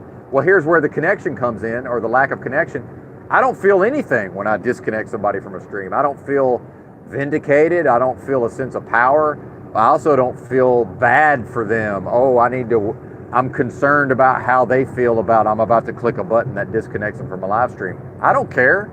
I have zero emotion with respect to that. So see, it's something that it can manifest for good, or it can manifest for bad. It's all about how do I utilize it. But then we get into the norm. A normie's just going to say, you're saying you don't have feelings. Like, what are you talking about? I'm one of the most emotional people there is. It's like, how can I have no feelings, but then here I am wearing my heart on my sleeve? But what they mean is, you're saying you don't have feelings for other people. Not when I first meet them. No, I don't. I feel nothing other than potentially more annoyed than I already was. I don't feel anything. And I think that's hard for a lot of people. So yeah, it's great whenever you post a comment on a live stream, and I do smile, and I have a smile in my voice, but I don't feel any of that. Does that make me wrong or bad or a bad person? I mean, I guess it's up to you to judge. But again, a cult programmed me to be affable and to come across a certain type of way, so that other people will feel comfortable enough to eventually accept my invitation to the Kingdom Hall, literally, so that a cult can then possibly prey upon them. And see, I myself never engaged in that, thank God. I never brought anybody into the Jehovah's Witness religion. But I was forced to go knock on doors and talk to people about religion. Thankfully, it's amazing how none of those people, they all knew not to actually take me up on my offer. Even if they took the fucking tract or the Awake or the Watchtower magazine that I was offering, so that I could, because the Jehovah's Witnesses keep statistics, so that I could, at the end of the field service, so that I could say, well, I placed 3 tracts, 1 fucking Watchtower, and we were in field service for 4 hours. And that somewhere, the Watchtower Bible and Tract Society of Pennsylvania has a file on yours truly, And those records are still in there somewhere of all my. Hey, Watchtower and Bible Tract Society, how many total hours did I spend in field service? It's got to be hundreds, if not thousands, of hours of knocking on motherfucking doors. So please bear with me. I understand that I have a certain type of manner that I don't think I'll ever be able to fully get away from. There's not a whole lot I can do about it. I've done what I'm able to do about it. So then when we get into Kim Before the Storm, having this conversation with In a Yurt with Books, well, the fact is, as a result of growing up in a mind control cult, and maybe the soul trap is real, and maybe I did choose to incarnate in this form. Maybe I did say, okay, well, yeah, I want to take that ride. I want to buy that ticket and take that ride so strongly that, yeah, I'm willing to accept this specific set of circumstances. But, I want to be athletic and decent looking, and I want to have a brain and be able to read books. But yeah, I guess in order to get all of these things that I want, that I respond to, that my spirit responds to, I'm also willing to accept all of these things that are detrimental, meaning grow up in a mind control cult. And then maybe the bigger spirit says, okay, well, we'll use, collectively, and we're all one. So if whatever my essence is one with all of the other essences, and that there is some spirit that it can't be divided, fully, maybe that thing, maybe, the higher vibrational levels said, okay, well, we'll give him these negative circumstances. And then most of the time when we put people into these circumstances, they're completely ruined and they just end up going right back into the soul trap. But then every fucking 10th millionth time that we put somebody into these circumstances, they fucking overcome. They transcend those limitations, which I have done. And I get to claim credit for that. Why? Because I can prove it by demonstrating in the real world. I don't need you to take my word for it. And the fact is, direct experience is proof, but it's only proof to me. So when I had a religious conversion experience, aka a direct experience of what I refer to as Christ, and then I also can abstractly refer to the philosophies of Alan Watts and say, well, Alan Watts described these phenomenon and he specifically said Arkansas. If you go back and listen to that audio, and I'll have to go find that somewhere. I know it's still on YouTube somewhere. I think it was called something like Christ and His Teachings, or something along those lines. Such that, yeah, this was the mechanism, this was the interface that was placed into my brain from a child. This Christ, God, the Bible, all of this. So I'm never going to be able to get rid of that. It's always going to be in there. So yeah, of course, when I have some sort of spiritual experience and a direct experience of, whatever this is that we refer to as God. Just using that term, where I say we're already far afield, man. And I'm certainly not going to then project my own humanity. If I'm willing to accept that humanity is fallen and has all of these problems, why would I project that onto a being that I believe represents, the most super intelligent force of love in the universe, right? And creative ability and intelligence. That's not. It doesn't think like me. The Heavenly Father. Yeah, those are all human concepts because we're in a degraded state compared to that being. Or we're operating in a degraded state, I would probably be more accurate. And we meaning spiritual beings referred to as humans, not we, the listeners of this discourse. Because now I'm using the English language and pronouns, and it's already fraught with peril.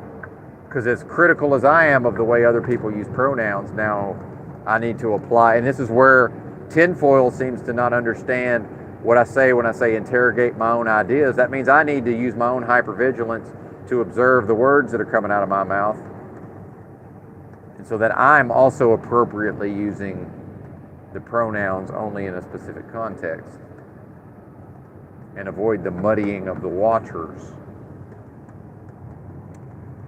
which even if I'm not intentionally muddying the waters to manipulate, which that, of course, that is a thing that people do. You know, I'm going to try to at least eliminate the confusion as much as I can. But I've noticed in my own life, I spread confusion everywhere I go. And I make that into a joke, like when I'm trying to pick up a load.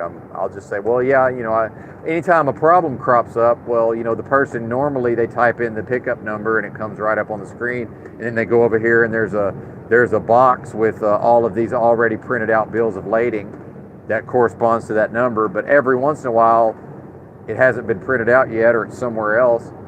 And now they're like, oh, and they have to sort of navigate these waters. I just make jokes out of it and just kind of try to lighten the mood. I'm like, oh, well, yeah, I spread confusion everywhere I go. It's like, I'm going to go, I'll take the blame. So now they can maybe feel at ease that I'm not going to, because some of these guys are just all, rah, rah, rah. They're waiting for any little thing to go wrong so they can start bitching. Well, I don't do that. That's a choice, see.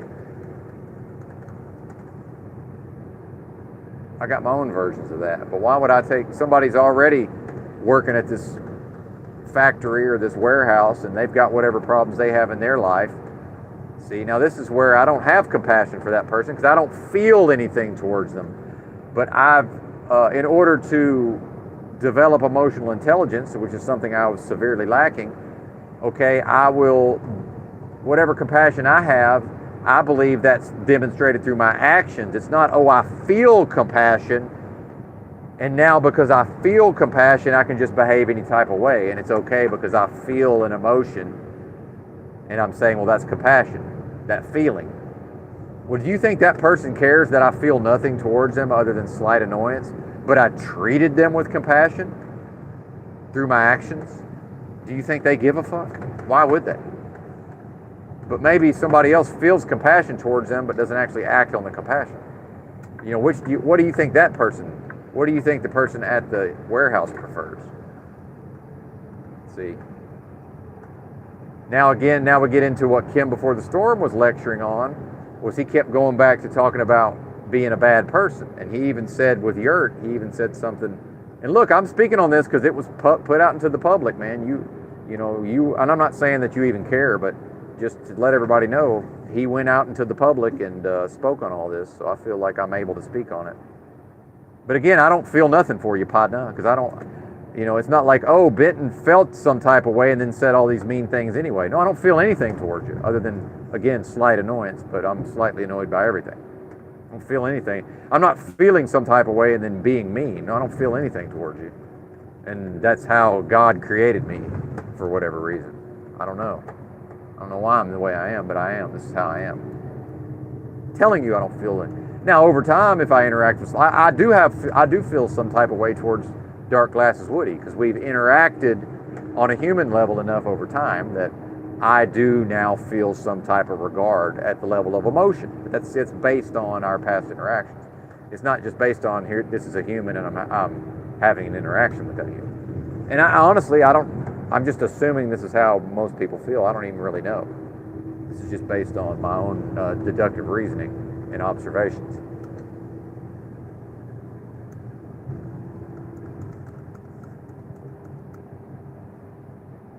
Yeah, let's just go 56. Let's just drive 55. I can drive 55.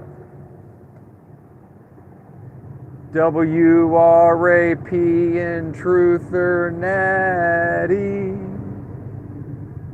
If anybody's familiar with that TV show, not a very good TV show, by the way. We had very limited outlets for entertainment.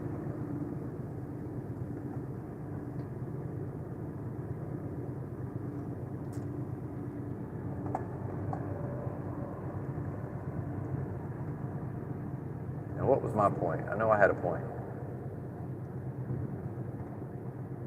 Bear with me, folks. If you don't mind. If you would.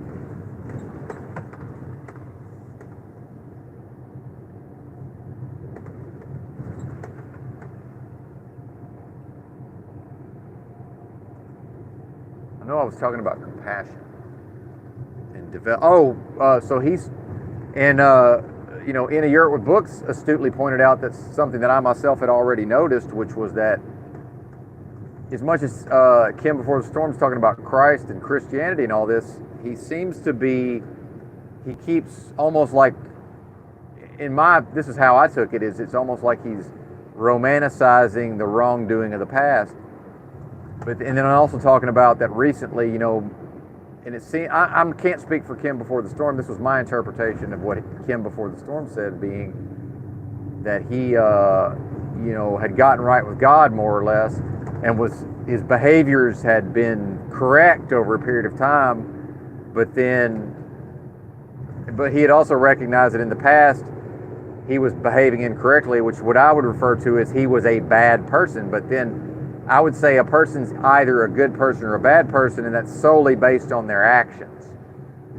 And that I myself in my own life recognized at a certain point, I just, because I had chosen to be introspective, and even though it was very painful, I accepted my own analysis of what in the hell I had been doing for many years. And unfortunate at the time, I came to the conclusion, well, I said, Benton, you're just a bad person.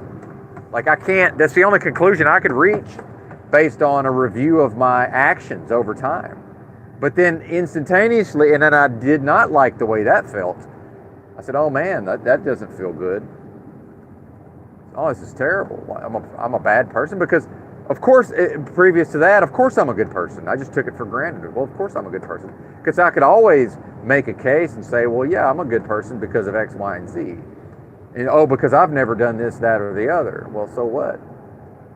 If I take 100 actions every day and 75% of them are bad and 25% are good, what's the end result? The end result is a bad person. But then also that manifests over time. So, and I do still have creative force and free will. So I realized, okay, I can create, and this is shout out to, I'm not a big fan of Deepak Chopra, but this is kind of ties in with some of the stuff he wrote. And yeah, I've read that stuff too. If you go to your local library, whatever was in the religion and spirituality section back in, 2012 through 2016 or so, I've read almost all of those books. Whoop-de-fucking-do. But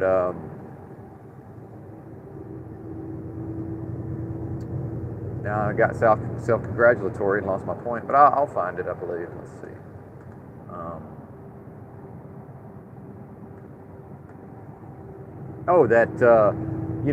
Basically I have the opportunity to create a being that at some point I will be able to go back and look at my past actions and be like, okay, I'm a good person, but based on a track record of proper actions that outweigh the times in which I behaved inappropriately. And that's why I say there's no such thing as common sense. This shit's obvious to me. I didn't need anybody to teach me that, well, hey, you dumb mother, speaking to myself, hey dummy, yeah, it turns out you're a bad person, but guess what? Now you can become a good person through your actions. But see, I have an advantage, that thing where I don't feel a feeling when I meet somebody, or I only really feel slightly annoyed by any particular situation. Well, that also applies to me acting appropriately. I don't need to feel an emotion to then behave appropriately. And I think there's a lot of confusion with the general public. They seem to think that in order to act, they need to experience a specific motivation or emotion. No, absolutely not. A person could choose to behave in the real world in a specific manner, irrespective of whatever their emotional state happens to be.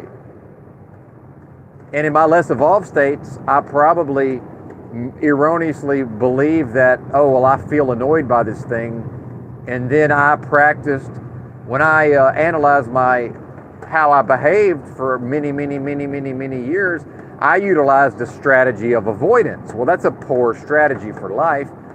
Well, I probably utilized that strategy because I was annoyed, and if something annoyed me, I attempted to avoid it. But guess what? I still felt annoyed. Now I'm actually was using my decision making was made almost completely based on a scale of annoyance, other than just what the fact that my desire was to get through the day just enough to be able to finally go back to my apartment to do what I wanted to do, which was probably play with my computers and be on the internet and build a computer, install a new video card, whatever in the hell it was I was wanting to do, go drive around in my my drag car, my street car, or go to the drag strip that weekend, or just whatever it was I was wanting to do for entertainment,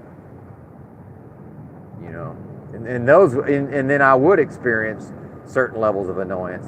That it was worth it to, because even aspects of that are annoying. Oh, the wifey is tolerating me playing with my computers all weekend, but I can tell based on her, she's a little cranky and her fucking facial expression, she's not really feeling it. But as long as I go ahead and knock it out of the park in between the sheets, now her emotional state, now she's got enough stress off of her where maybe she'll leave me the fuck alone. I mean, let's be honest, guys. If you're cohabitating with a female, if you're experiencing problems, half of it is you hadn't put her to sleep in a while. That's half of that originates. And, for all my fucking issues, a big part of me being able to cohabitate with ex-wife number 1 for 7 years, cohabitate with ex-wife number 2 for pretty much damn near 10 consecutive years, was that I was taking care of that need for them. By the way, that's a vaginal orgasm, guys, if I could be specific. I don't want to get too down in the sexual weeds, but clitoral orgasm, those are a dime a dozen, from what I can tell. I don't want to speak for the ladies, but I'm talking about using your equipment, sir, to go in there and give her an orgasm. Now, both are fine in the same session, of course.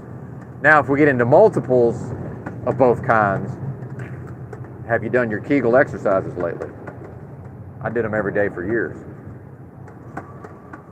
Not necessarily benefit myself, by the way. Oh no, that's so I can do what I got to do. And then now we get into breathing exercises. Can I manage this process to delay my own physicality long enough to make sure she gets what she needs to get out of it? Why? So I can be left the fuck alone until tomorrow.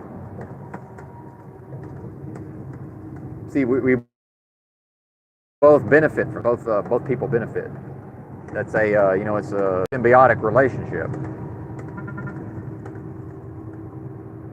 And then why and when I do fall away from my whatever my practice is, and when I do allow myself to subject myself to these nightmarish the landing page for some nightmarish fucking god awful porn site, porn aggregator, which thankfully there's not that often. But hey, and I apologize for going into the lower chakras, but I guess we'll go there for a minute or two.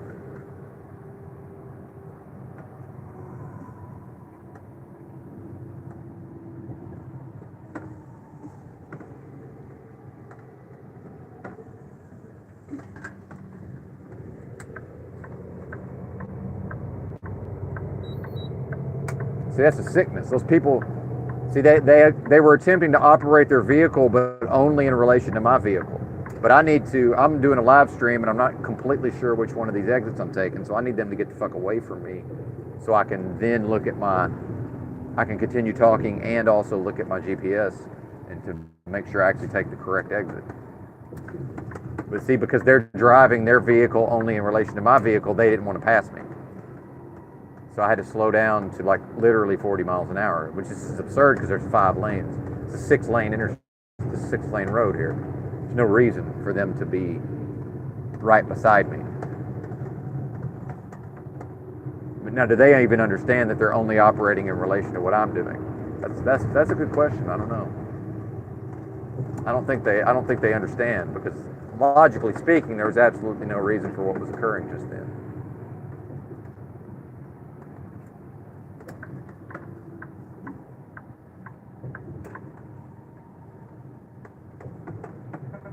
But again, everybody's looking at phones. See, in the old days, these two cars would just be like, oh my God, a big rig. Big rigs are annoying. Pass it, pass it, pass it. They still have those same feelings, but they're looking at their phones. So they're not able to drive because I'm in their way. But since their attention is diverted to the phone, they'll just stay behind me. So now I gotta socially engineer them, or I can go through all of these lane changes and exits and entrances and mergers with 2 fucking 4-wheelers up my ass, and all they're ever gonna do is cut me off as quickly as possible if I'm hesitant and I don't exactly know which lane I'm going into. See how it worked? Oh, what was I talking about with the porn sites? Oh well, probably not worth telling.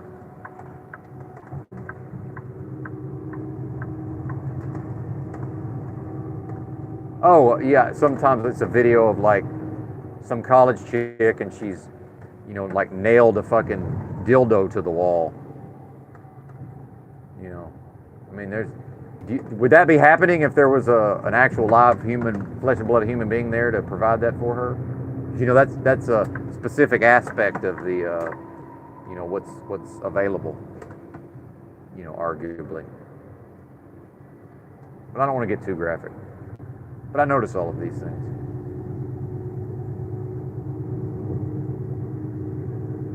Anyway, enough about that. So if a person's honest with themselves, you know, each individual, that individual's either a good person or a bad person. You're one or the other, and that's solely based on the, you know, examining the total output of that person's actions. But, you know, by being honest with oneself. And when I chose to undergo this long, arduous process of getting my mind right and deprogramming as much of this cult nonsense, you know, I am able to act as my own therapist in some ways just because of how my brain works.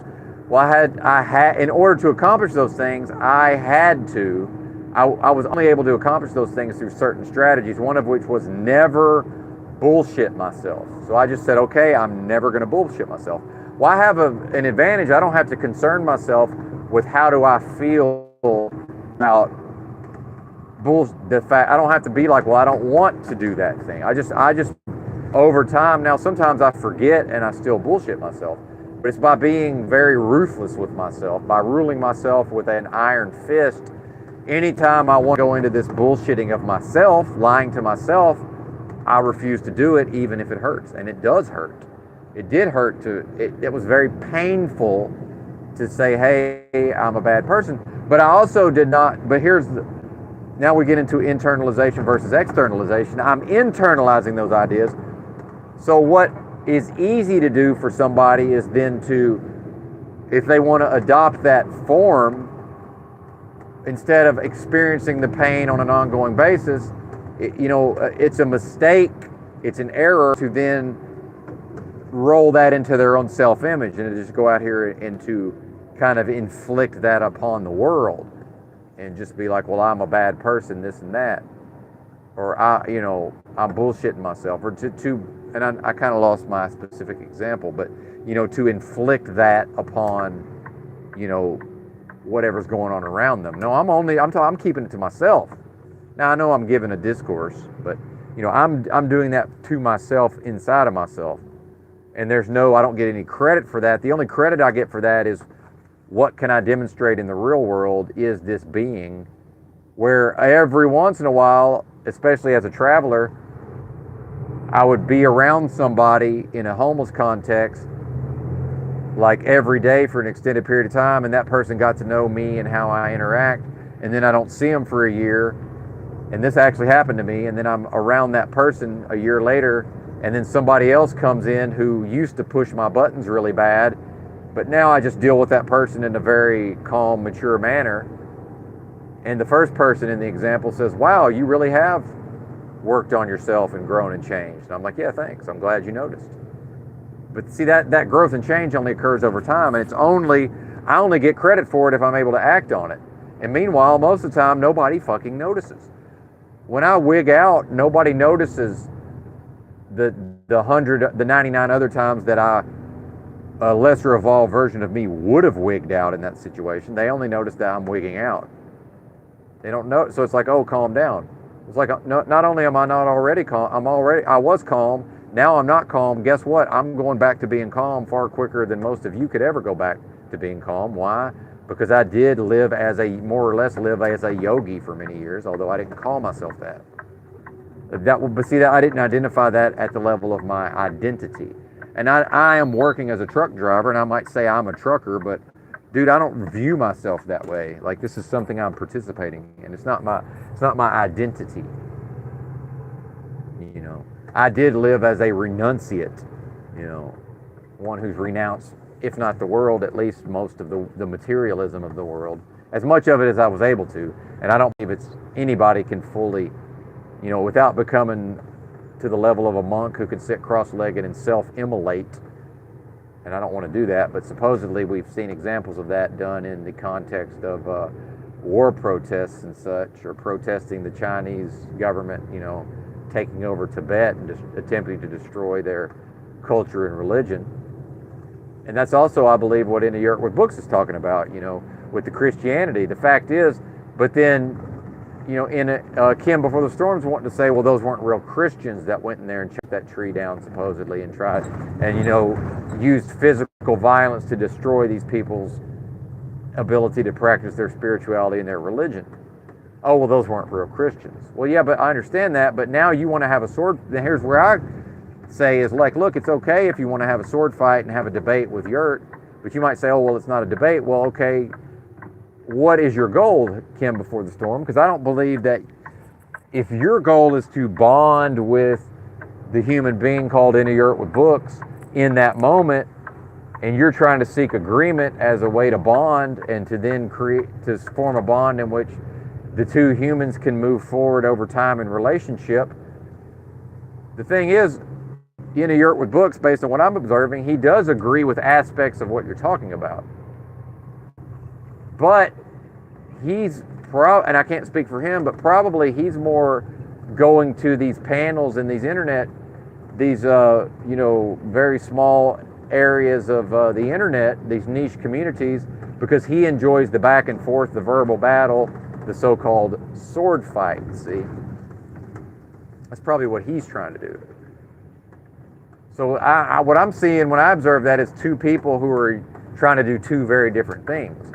And so why Kim Before the Storm keeps coming back to, and then so some of the, you know, it seems like we agree, and he's like, yeah, we do, but, you know, you're trying to say that it doesn't matter that these specific group of people may have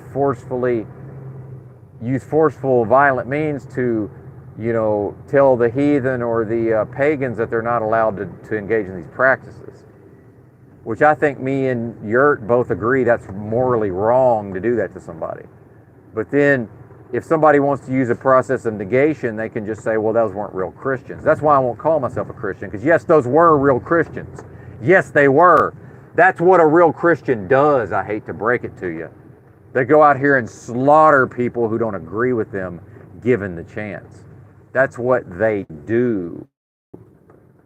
Whether you want to accept that or not, see. Hey, is there actually a space for this trailer? Amazing. Now, whether or not you choose to accept that, that's not my problem. But yes, those were Christians. Now, you can say in 2023, oh, those weren't real Christians. You're engaging in a logical fallacy, and you can't have a sword fight with somebody who uses footwork in a sword fight. Like, so when the two people are circling each other, when the two samurai are circling, and they both have their hand on their sword and they're looking at one another like, okay, are we really going to do this?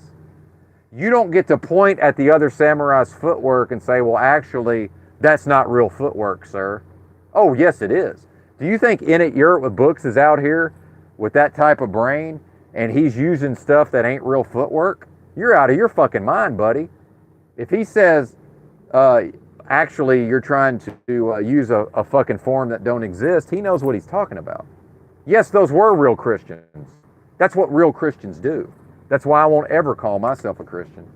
Because I don't want to be confused for somebody who would go and physically slaughter people solely based on how they choose to practice spirituality. In the name of the Creator, by the way. That's sick, man. That's sick. Yes, those were real Christians. I hate to break it to you. 100%. And real Christians, by the way, to this day, they raise their kids in a home with a Bible, and they send them kids off to the military to go across the world and slaughter the indigenous people. And the Bible says, "Thou shalt not kill." Yeah, those are real Christians that do that. Yeah.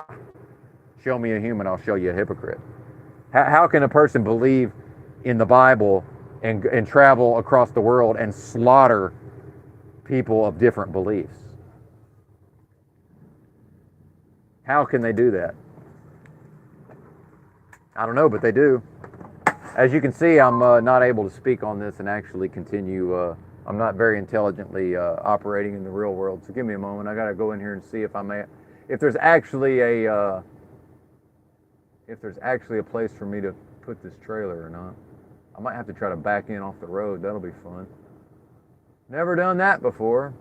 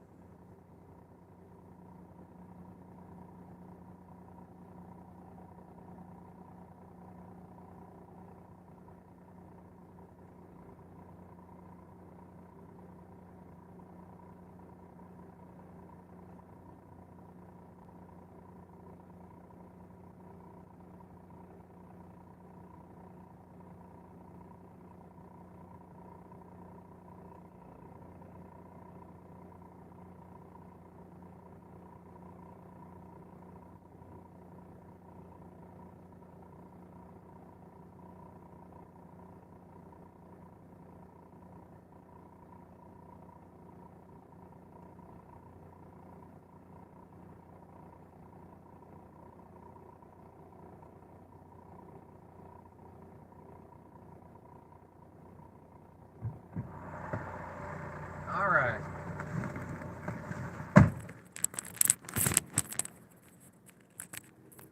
But see, Yurt's too nice to tell you that in the moment. Yeah, those were real Christians that did all them things. And they continue, by the way, real Christians continue to do those things. And the way logic works is you don't get to just, when presented with a negative example of what a Christian does, you don't get to just say, well, those aren't real Christians. Because if you think that's a valid tactic, you're trying to play checkers with somebody who's playing chess, which just makes me think you're stupid. I'll just be honest with you. When I see somebody using that in the real world, I now think you're stupid. Seriously, that's what I think in my own head. I think, now I see that you're intelligent in other ways, but it's like, okay, how can you be so smart, but then you're falling victim to this? Oh, he's probably a smart idiot. Because yeah, we have intellectualism, and we have we have ways to be very sophisticated and to be smart in a context. But to me, it's not that you're smart in a context; is that you avoid doing things that are very stupid. To me, that's a smart person. Is I don't ever see them being stupid, and that's fucking stupid. To say, oh, those weren't real Christians. Yeah, that's what a moron would say. I'm just being honest with you. And the smart people, they might humor you and not tell you that, but you look like a fucking idiot when you use that strategy. You look like a moron.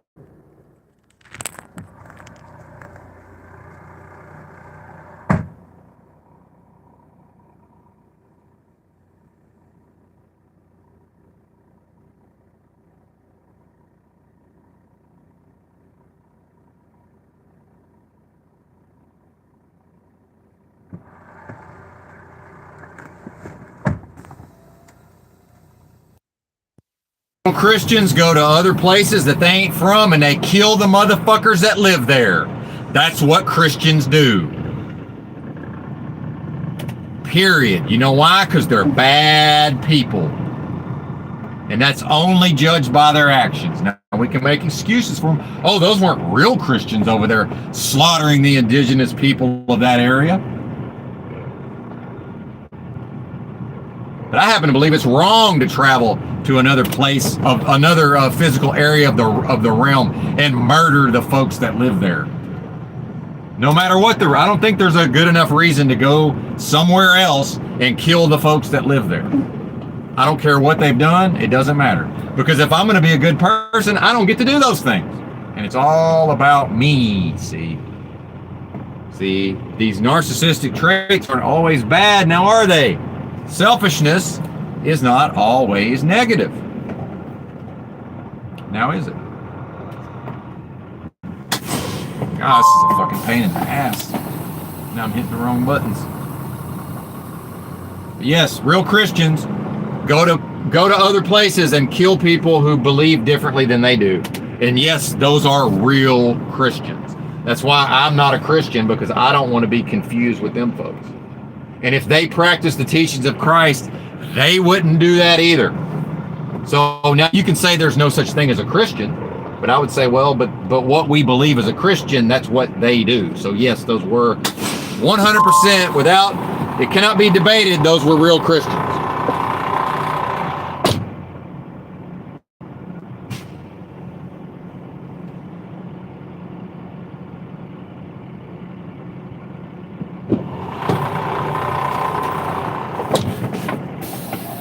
Nothing like a blindside back off the fucking road into the yard. In the, can't see shit. It's the middle of the night. Well, now we know why that fence has already been run into multiple times back there. I'm either running it over right now or I'm not. Let's see. Let's go take a look. Let's go take a look, see.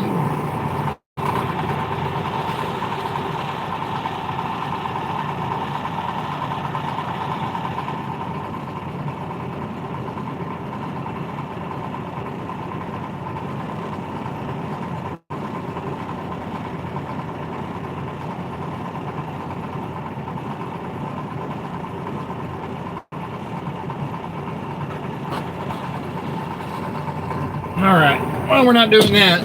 It might be a day off. I might just take the rest of the day off.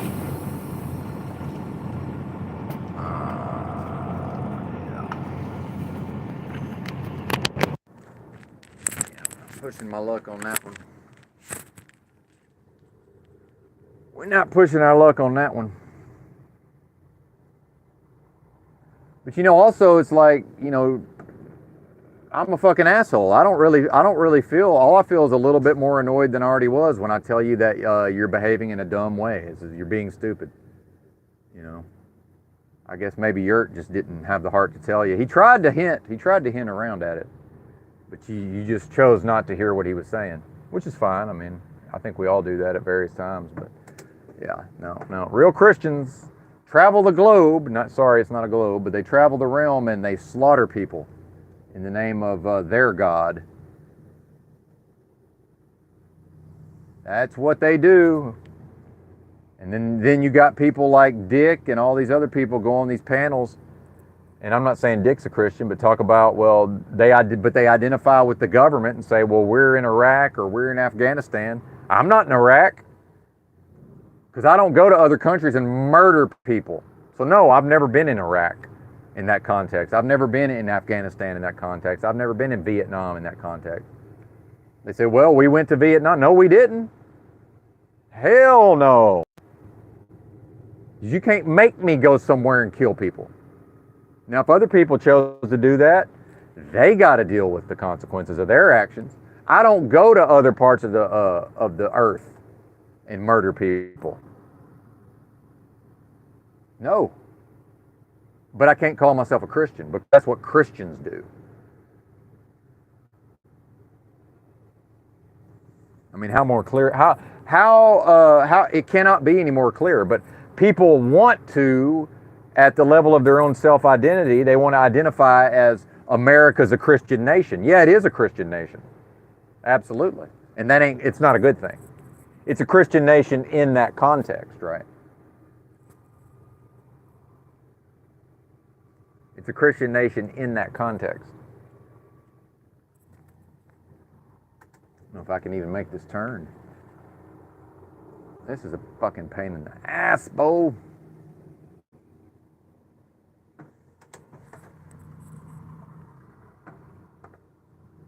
Now, America's not a Christian nation in that it does not it does not practice the teachings of Christ.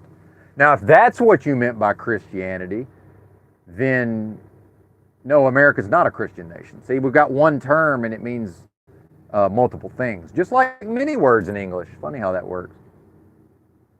So I guess if you come up with a different word for how Christianity functions in the United States, then I guess we could use that to refer to it. But as it stands, no.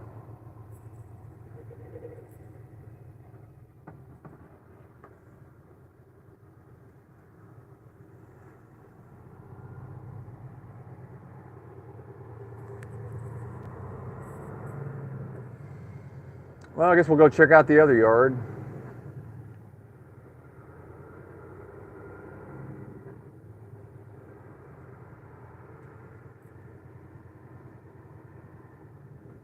See, because I come park on this street a lot. When I say I park on the street near the terminal, that's the street. And historically, there's been maybe like one, it's either nobody's parked there at all, or it's like maybe one of our company trailers is dropped there, or maybe just somebody's doing what I'm doing. One of our drivers is just sitting on the road, parked for the night. But lately, it's just been the whole fucking street. That's as bad as I've ever seen it. So and that shows you the company, the growth of the company over time. But then it's the fucking football playoffs. Everybody's trying to get home all at the same time for the football playoffs. Like, see how much I might just go park over here. See how much this, alters society, just something stupid like football. Like on my job, I run into a lot of problems just because it's like the Super Bowl's coming up and fucking all these things, man. It's like most important thing to most people, the NFL. Crazy. Crazy, man.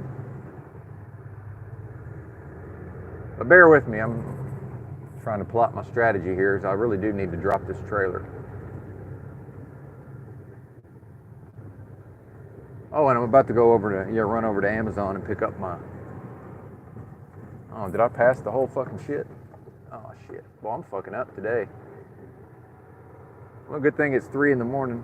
Actually, it's 5, but it's Sunday. Motherfucker. I'm so used to turning on that first road, I missed the second road. Damn it. LOL truck driving.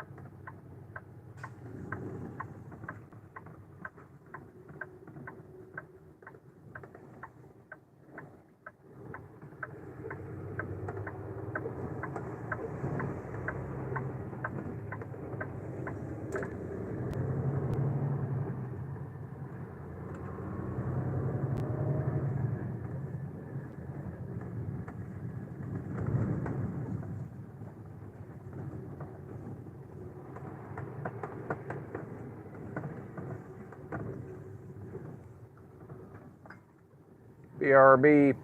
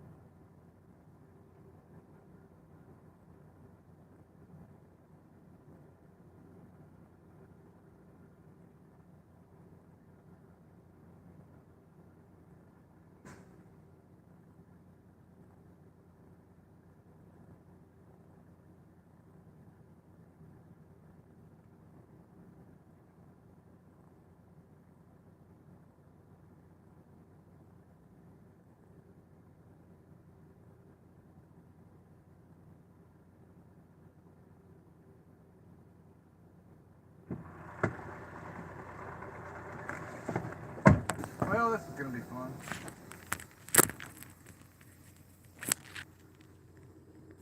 Well, this is going to be fun.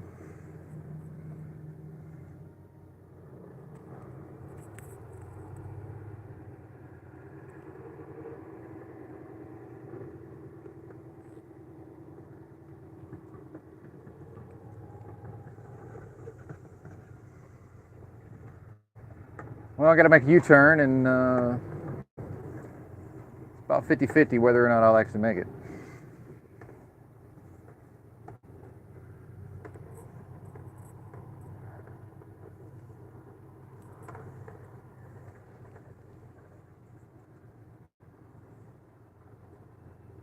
We shall see. See, they should not let any of these guys, they should make everybody disconnect their bobtails. This is ridiculous. There's no reason for those bobtails to be there, still hooked up.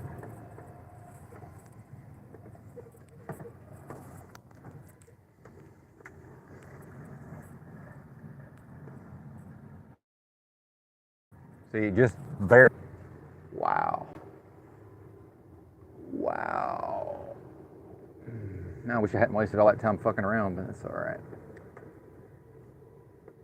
I'm trying to avoid tearing up the fucking fairings on the tractor or whatever. If you notice, some of these trucks, they've made U-turns, they've made such a hard turn, gone over, 90 degrees on the jackknife or whatever. And it causes, tears that shit up. I'm trying not to tear these up on this truck.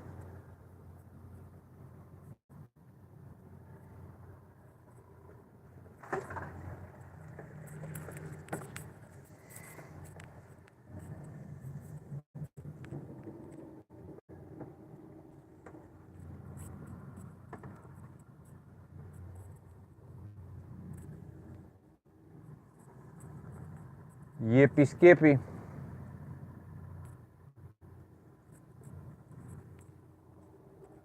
be more interesting if you guys could actually see what I'm seeing, I guess. We're going, reversing the trailer into the spot in the yard without hitting anything. That's the key. Hey, a bunny rabbit.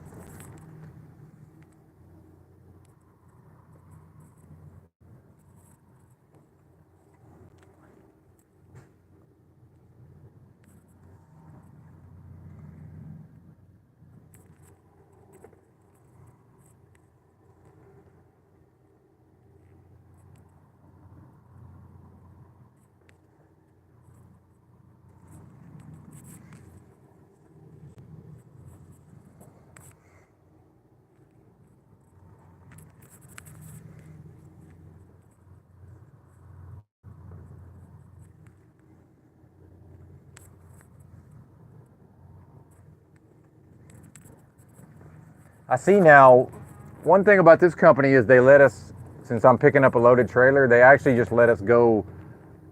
Most companies would make me take an empty trailer and drop it there to be loaded later, to keep the same number of trailers at the facility. But I'm starting to figure out, this company doesn't do that, and I'm starting to figure out why. I probably couldn't even, all the empty trailers are probably blocked in the other yard. Anyway, BRB.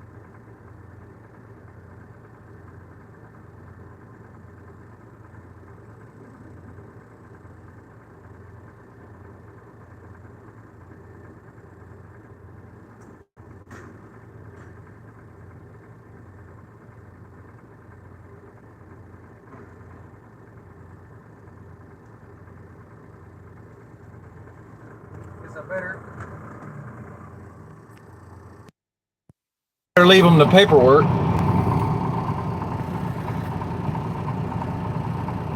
That's how I know YouTube's bullshit.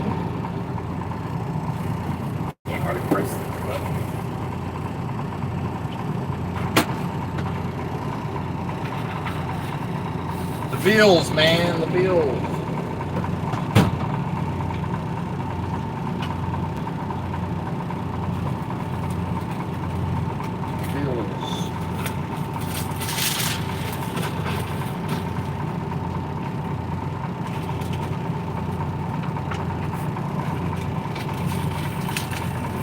Bills.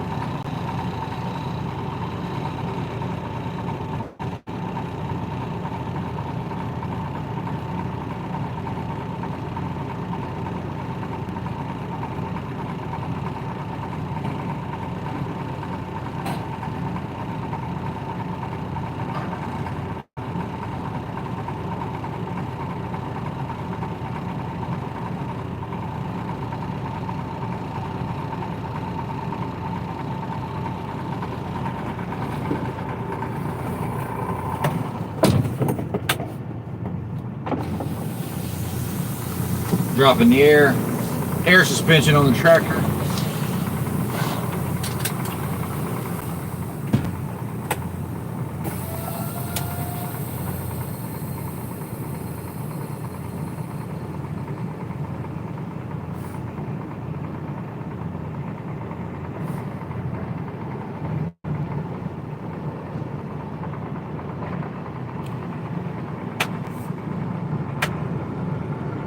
All right. No trailer. Disconnected from trailer.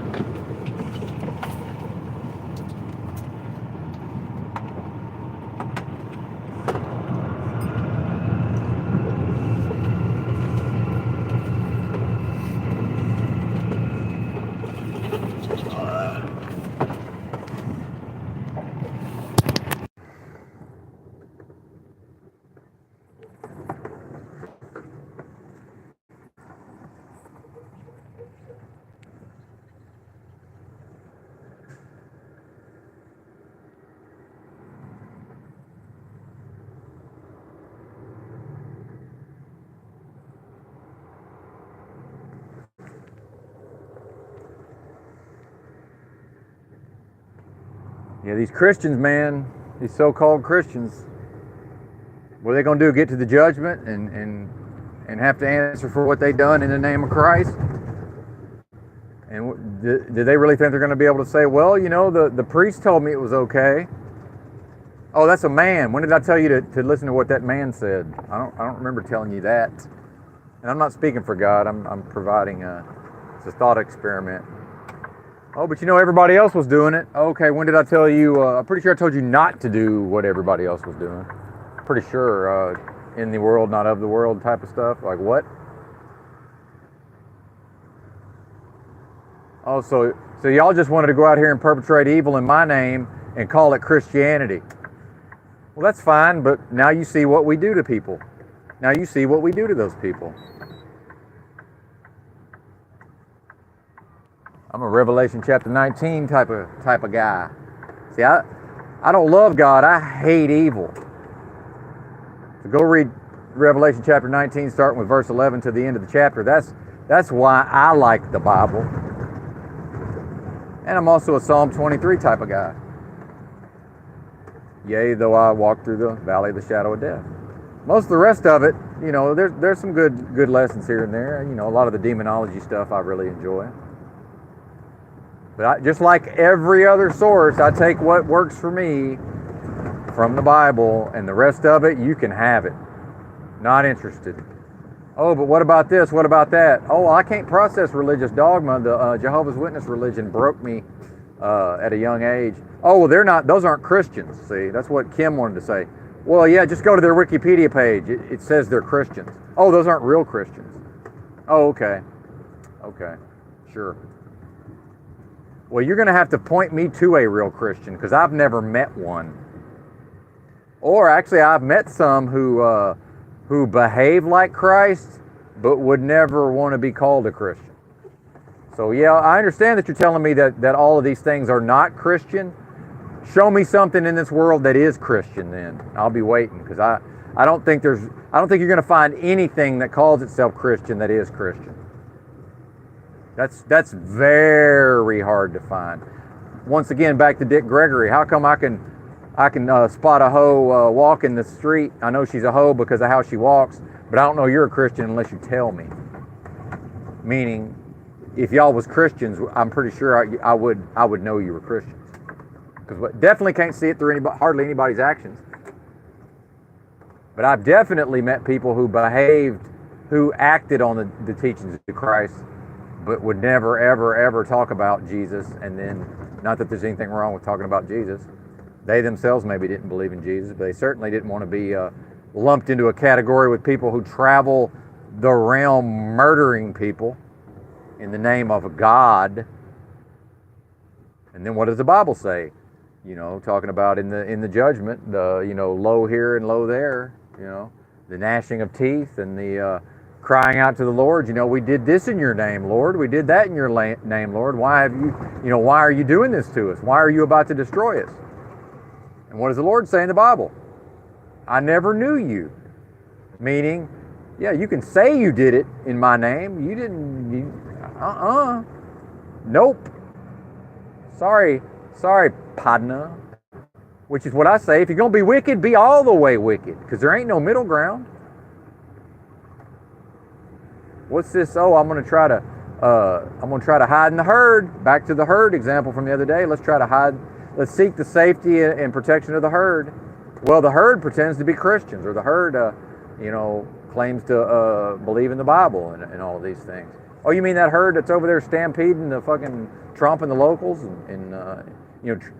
that's going to the other side of the realm and physically, stampeding on people? Oh yeah, that herd. Okay, yeah. So you can just do an imitation. Be like the so-called Christian and do an imitation of what imagine the teachings in the Bible. Just imagine what would that look like, and just do an imitation of that. What's an imitation? I'm pretty, and I can't speak for God, but I'm pretty sure if what the Bible says is going on is going to happen and is happening. Do you really think that that's what God wants? Is, oh, okay, well, it's time for the judgment. Let me go ahead and let these imitation Christians into the kingdom. So here, I'm out here destroying the wicked, says God. And again, I can't speak for God. This is a thought example. Out here destroying the wicked, but these people pretended to be my followers and pretended to be submitted to my will, pretended to follow my laws, and gave lip service to it and masqueraded. Oh, let's just go ahead and let them into the kingdom. Well, if I actually did the shit right, wouldn't I go to God? Hey, man, I thought I did the stuff right. I understand it's not up to me, but I would like to think He's going to be consistent over time. I would like to think, but see, we're already off track. I'm assigning a human biological sex to that being. I don't think that's going to work. BRB.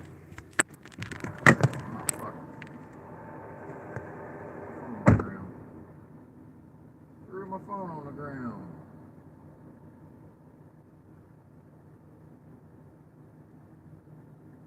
People are confused, man. Like them guys that just pulled up, looking at me like, yeah, you don't every day see a bobtail pull up and park sideways at a. But it's almost like, and what I notice in a lot of people, they want to look at me like I'm doing something wrong. Doing something wrong. Yeah, I understand you don't normally see this occur, but it doesn't make it wrong. Because there's an Amazon locker right there, and I'm about to go get my packages. Silly motherfucking humans, man. Silly motherfucking humans. Amazon. I'm gonna have to log in. 2 phones, man. Not the way to go. Advantages and disadvantages. Yep, sign in. Sign in.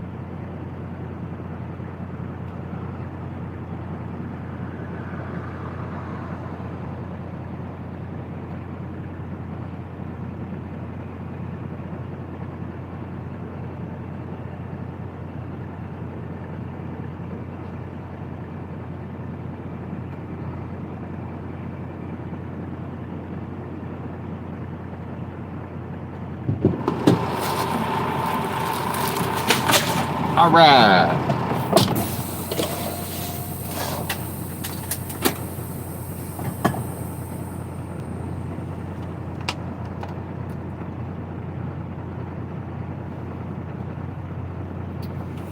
Okay. Let's go make the pickup.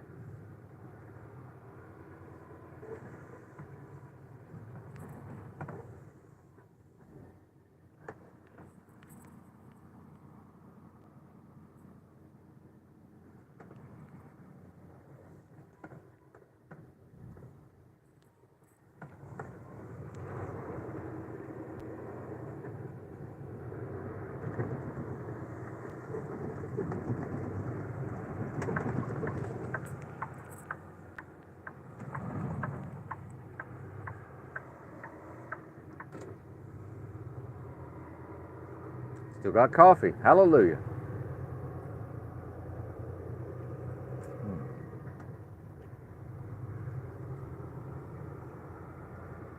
So now I'm thinking about Tuesday, where I'm delivering is to a retail store, but I can't deliver until 11 a.m., which for me is pretty late into my day typically.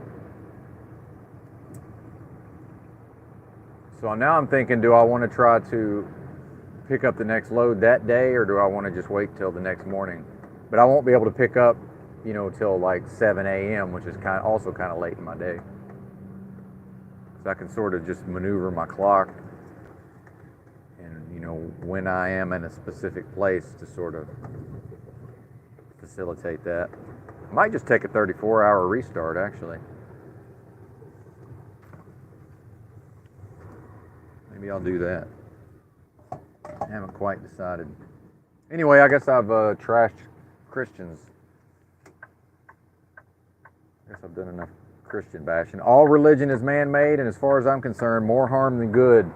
Christianity has done far more harm to humanity, and you don't get to just say, well, those weren't real Christians. No, you can't separate the bad from the good, y'all.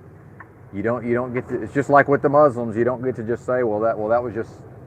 Yeah, but it's a religion of peace, Like, no, you don't get to say that.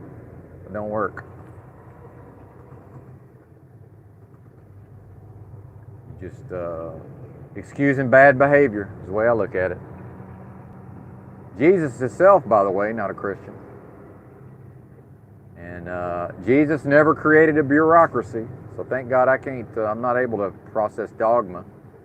That's where we kind of get sideways with old tinfoil, because he seems to think because he has certain beliefs, he gets to tell me how I got to believe. I know, buddy, I got skin in this game, partner. I'm voting with my feet. And again, back to what I talked about with Alan Watts. This is I only even speak this way because this is what the concepts that the society or the culture gave me. We get into anthropology and sociology after a while. It's like this is the interface that was put into my brain. Among other interfaces, is one of the interfaces, that was put into my brain.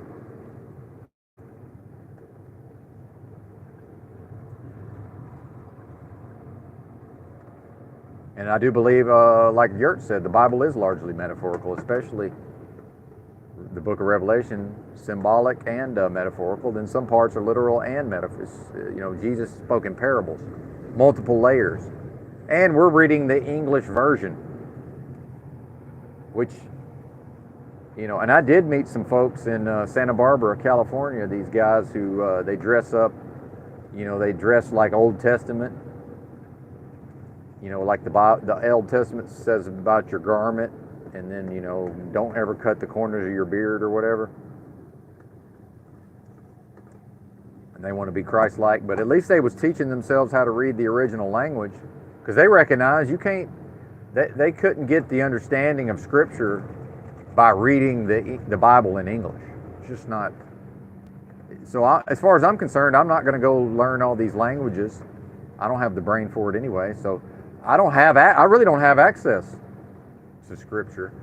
And then certainly we can accept that there were not people following Jesus around writing down what was going on, as far as we can tell, if there was even a Jesus, by the way, and I believe there was. But if one is willing to accept the historical Jesus, guess what? Nobody was really recording what the man was doing. It was an oral tradition, which is fine, but when you want to say, well, Jesus said this, Jesus said that, well, yeah, I mean, he did not say that, though, because he did not speak English. And we don't have an audio recording. It was not live streamed to the fucking internet.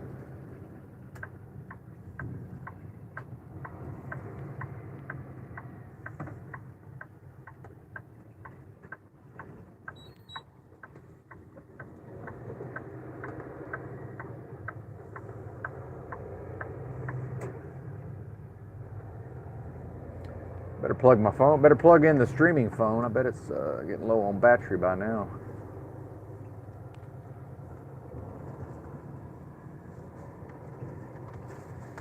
gravy. Better plug in the phone.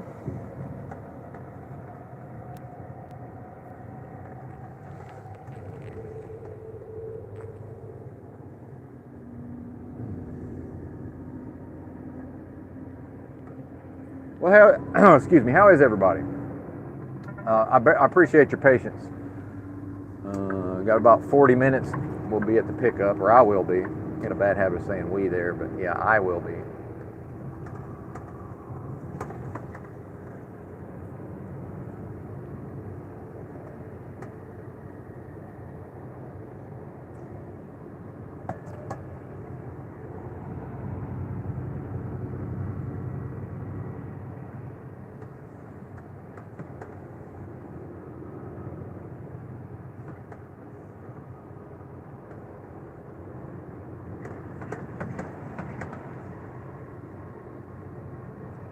Take a look. Let me go through my mental notes I made the other day. I made some notes yesterday.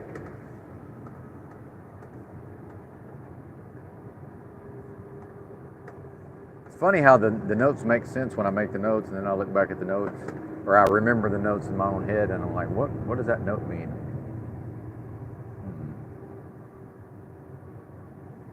And I do think a lot of this, what we're talking about with, and again, all religion is man-made. One time I was talking to my grandmother about her religious beliefs, and I was talking about Jesus, and finally she was just like, I don't have religious beliefs. Like, what are you, more or less, she was patient with me, but basically she was like, I don't know what you're talking about. I don't have religious beliefs.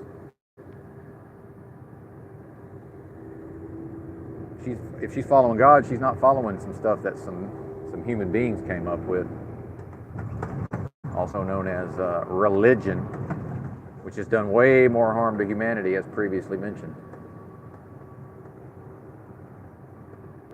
But I see what people are doing.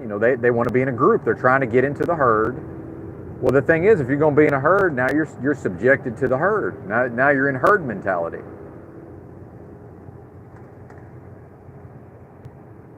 So what if now you're in a herd of people who aren't what you would refer to as real Christians? I would say just disabuse. The more one can just realize there's really no point in calling, in trying to differentiate between Christians and real Christians. Because when you say Christian, people don't understand that you mean fake Christian. I guess if you only ever said real Christian and fake Christian, I guess then maybe. But so if you're going to use the term on its own, but you use the same term to refer to both real and fake, because some of the times when you say Christian, you are referring to fake Christians. And some of the time, well, very rarely, but maybe on occasion, I would say you're effectively never referring to real Christians. I mean, that's more or less the Amish, and I'm not saying they're holy. I'm sure they got their own problems. But, oh, we're Christians, but everybody's got it. Oh, somebody's like, hey, I go to a Christian church. Yeah, but, everybody's divorced. Oh, okay, well, those aren't real Christians. Okay, well, good. That's great. But, you understand that the masses of people believe those are Christians. And so if that group of people then goes across travels to the other side of the realm and starts slaughtering people, good luck explaining to those people, well, those were not in fact actual Christians. Those were, okay. Do you think as they're burying their loved ones, their recently slain loved ones, they can take comfort in realizing that, well, my loved ones weren't actually slain by real Christians. So I guess, we got that going for us at least. There's always that.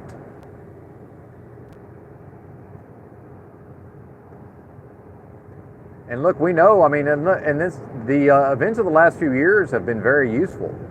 And people say, well, oh, I'm a Christian, meaning I believe in Christ, but I don't go to church or whatever. When I say Christians, I'm talking about Christendom, really. I'm talking about what the Jehovah's Witnesses refer to as Christendom, which is like, the entire structure of, and then you talk about Judeo-Christian, and these aren't the real Jews, and blah, blah, blah. Dude, those are all non-starters. That's fine if you're having that debate and you're talking to people who've studied all of that. Like, see, now, it's a strategy of negation. We're trying to, I see an individual who's trying to bond with other people over the internet, especially, as we see that increasingly males specifically that don't have any real world outlets for, any type of actual, male bonding or, stereotypically masculine behavior.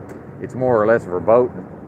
But then, okay, so here's another, and and I'm an individual, interested in intellectual ideas. Okay, here's another male who's also interested in these concepts. But why try to find common ground and move forward based on common ground when we're having philosophical discussions over the internet? Like we're not all meeting in somebody's backyard and now we're going to build a commune. We're not engaged in problem solving. See, we're not all on the same page in an ad hoc community. Like it's two people who might want to be internet friends having a discussion. Like we don't need to all be on the same page. And just because somebody argues the other side of what you're arguing doesn't mean that they're just doing that to play the devil's advocate. They're probably doing it in the course of a larger discussion, which is like, yeah, okay, you're kind of starting to derail what I'm saying. You're trying to derail what I'm saying with this talk of real Christians, but do I really have to stop long enough to explain to you why that's not valid? Or can we just both be circling each other with the same style of footwork, and then we'll either have the sparring match or we won't? Like the two samurai, with their hands on their swords, eyeing each other and kind of moving around, fleshing out each other's movements. But so if you dress up like a samurai and you have a samurai sword and you're out there, you think you're stepping like a samurai, well, when you say those aren't real Christians, well, you just made a move and I know you're not a samurai. But I can't spar with somebody who's not a samurai, because part of how I became a samurai is I sparred with people who were just slightly above my level and sometimes way above my level. And that's how I built up my samurai skills over time, see? So if you haven't achieved a basic level of development to where you don't even qualify as a samurai, then we can't spar. And that, when you say those aren't real Christians, you've just indicated to me that you're not actually a samurai, meaning you're not on my level. Now, you may be on my level in other ways, but I'm not interested in debate or verbal back and forth with people. Now, I'll just listen to you, but here's the thing is, I can't really respond in such a way to where now we have something to move forward on. Now, you may think so, but then now we get into confusion of, I thought I had bonded over the internet with this person called Benton, and then I thought now we had established common ground to move forward from in friendship, but actually, like, he was just humoring me and patronizing me. Well, no, I just didn't want to put the energy into explaining to you in excruciating detail why you're not on my level. And it hurts people's feelings. But when I feel like I need to do it, I will. But I'm not trying to create something like what Paul Enslaved is doing, where, let's join the movement. I already told you what I think about a movement. I'm not trying to create something. I want to talk about ideas. See, it's all about me. I like to talk about ideas. And part of that is someone who's probably more intelligent than me, like in a Europe with books, who I can have a back and forth with. Part of that is the audience who's on average smarter than I am, but can you believe that these people will actually listen to me? It's almost like, wow, I must be doing something right, because these people, when they send me emails, I can tell how fucking smart they are, but they will listen to me, But then I'm not going to get into my own ego over that. But yeah, it's like, okay, I know I'm doing something right. Well, some part of that is I got to hold myself to a certain standard, and I do have to call out some bullshit when I see it. You can't. How you going to be out here talking about casting out demons and you're not talking about repentance? Christ preached repentance. And other people say, well, we really don't want to hear about Jesus. Well, good, because I hardly ever talk about Jesus, really. I talk about Jesus like 1% of the time, but it does come up. It does come up on occasion. And that's how I know Christ is real. But I also understand when I say Christ that I'm using the English language and I'm speaking in a certain vernacular and I'm working with concepts that were given to me by this realm. I could make a case that, you know, these concepts are in and of themselves worldly. You know, whatever that Christ consciousness is, whatever that spirit is not of this world. But the church is of this world. Now I've got Catholics. Now EBT doesn't seem to be pushing this as much as he used to, but I've got Catholics, especially like Toilet Bowl Earth. You know, and the Catholics believe that they have an uninterrupted line of succession all the way back to Christ himself, and that like that somehow gives them authority, and that somehow, and look, I don't even understand Catholicism well enough. I'm probably talking out of my ass already. This is just what I know of it. And I really do think Paul was on some bullshit. But Toilet Bowl Earth did rightly challenge me, and I had to admit, well, actually, I don't really know what the fuck I'm talking about. I'm speaking because I watched some YouTube. I'm literally talking because I watched some YouTube videos. So yeah, we can. If he wants to have a debate with me, now I got to go do a bunch of research, and I'm hoping that Yurt will help me with the research, because I think he's probably already done a lot of it. But it's still at some point is going to be me with a pen, you know, with a notebook and a pen, and you know, reading the actual King James Version Bible, trying to figure out just what in the world's going on, and comparing and contrasting the gospel, you know, the actual gospels to what Paul supposedly wrote. A man. And I'm supposed to just, but here's part of my argument is, yeah, Paul says that he had this ecstatic experience and all of this on the road to Damascus. So I'm just going to take his word for it?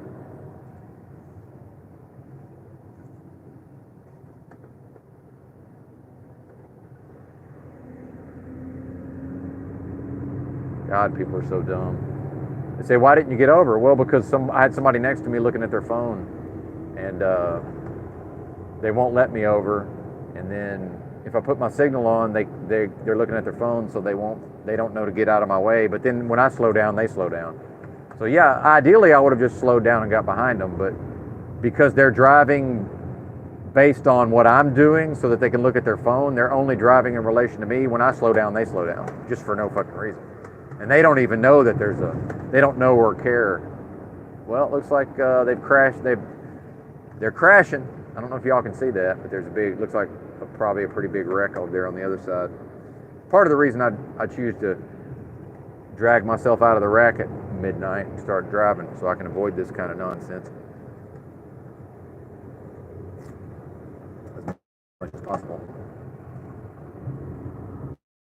6 more miles to my exit. Oh yeah, big wreck, or a medium-sized wreck. Somebody done fucked up. And they want to tell me, be safe. Man, ain't nothing safe about this job. I'll be careful, but I was doing that anyway. But yeah, well, that's not possible. You can't remove it's not possible to make this into a safe job.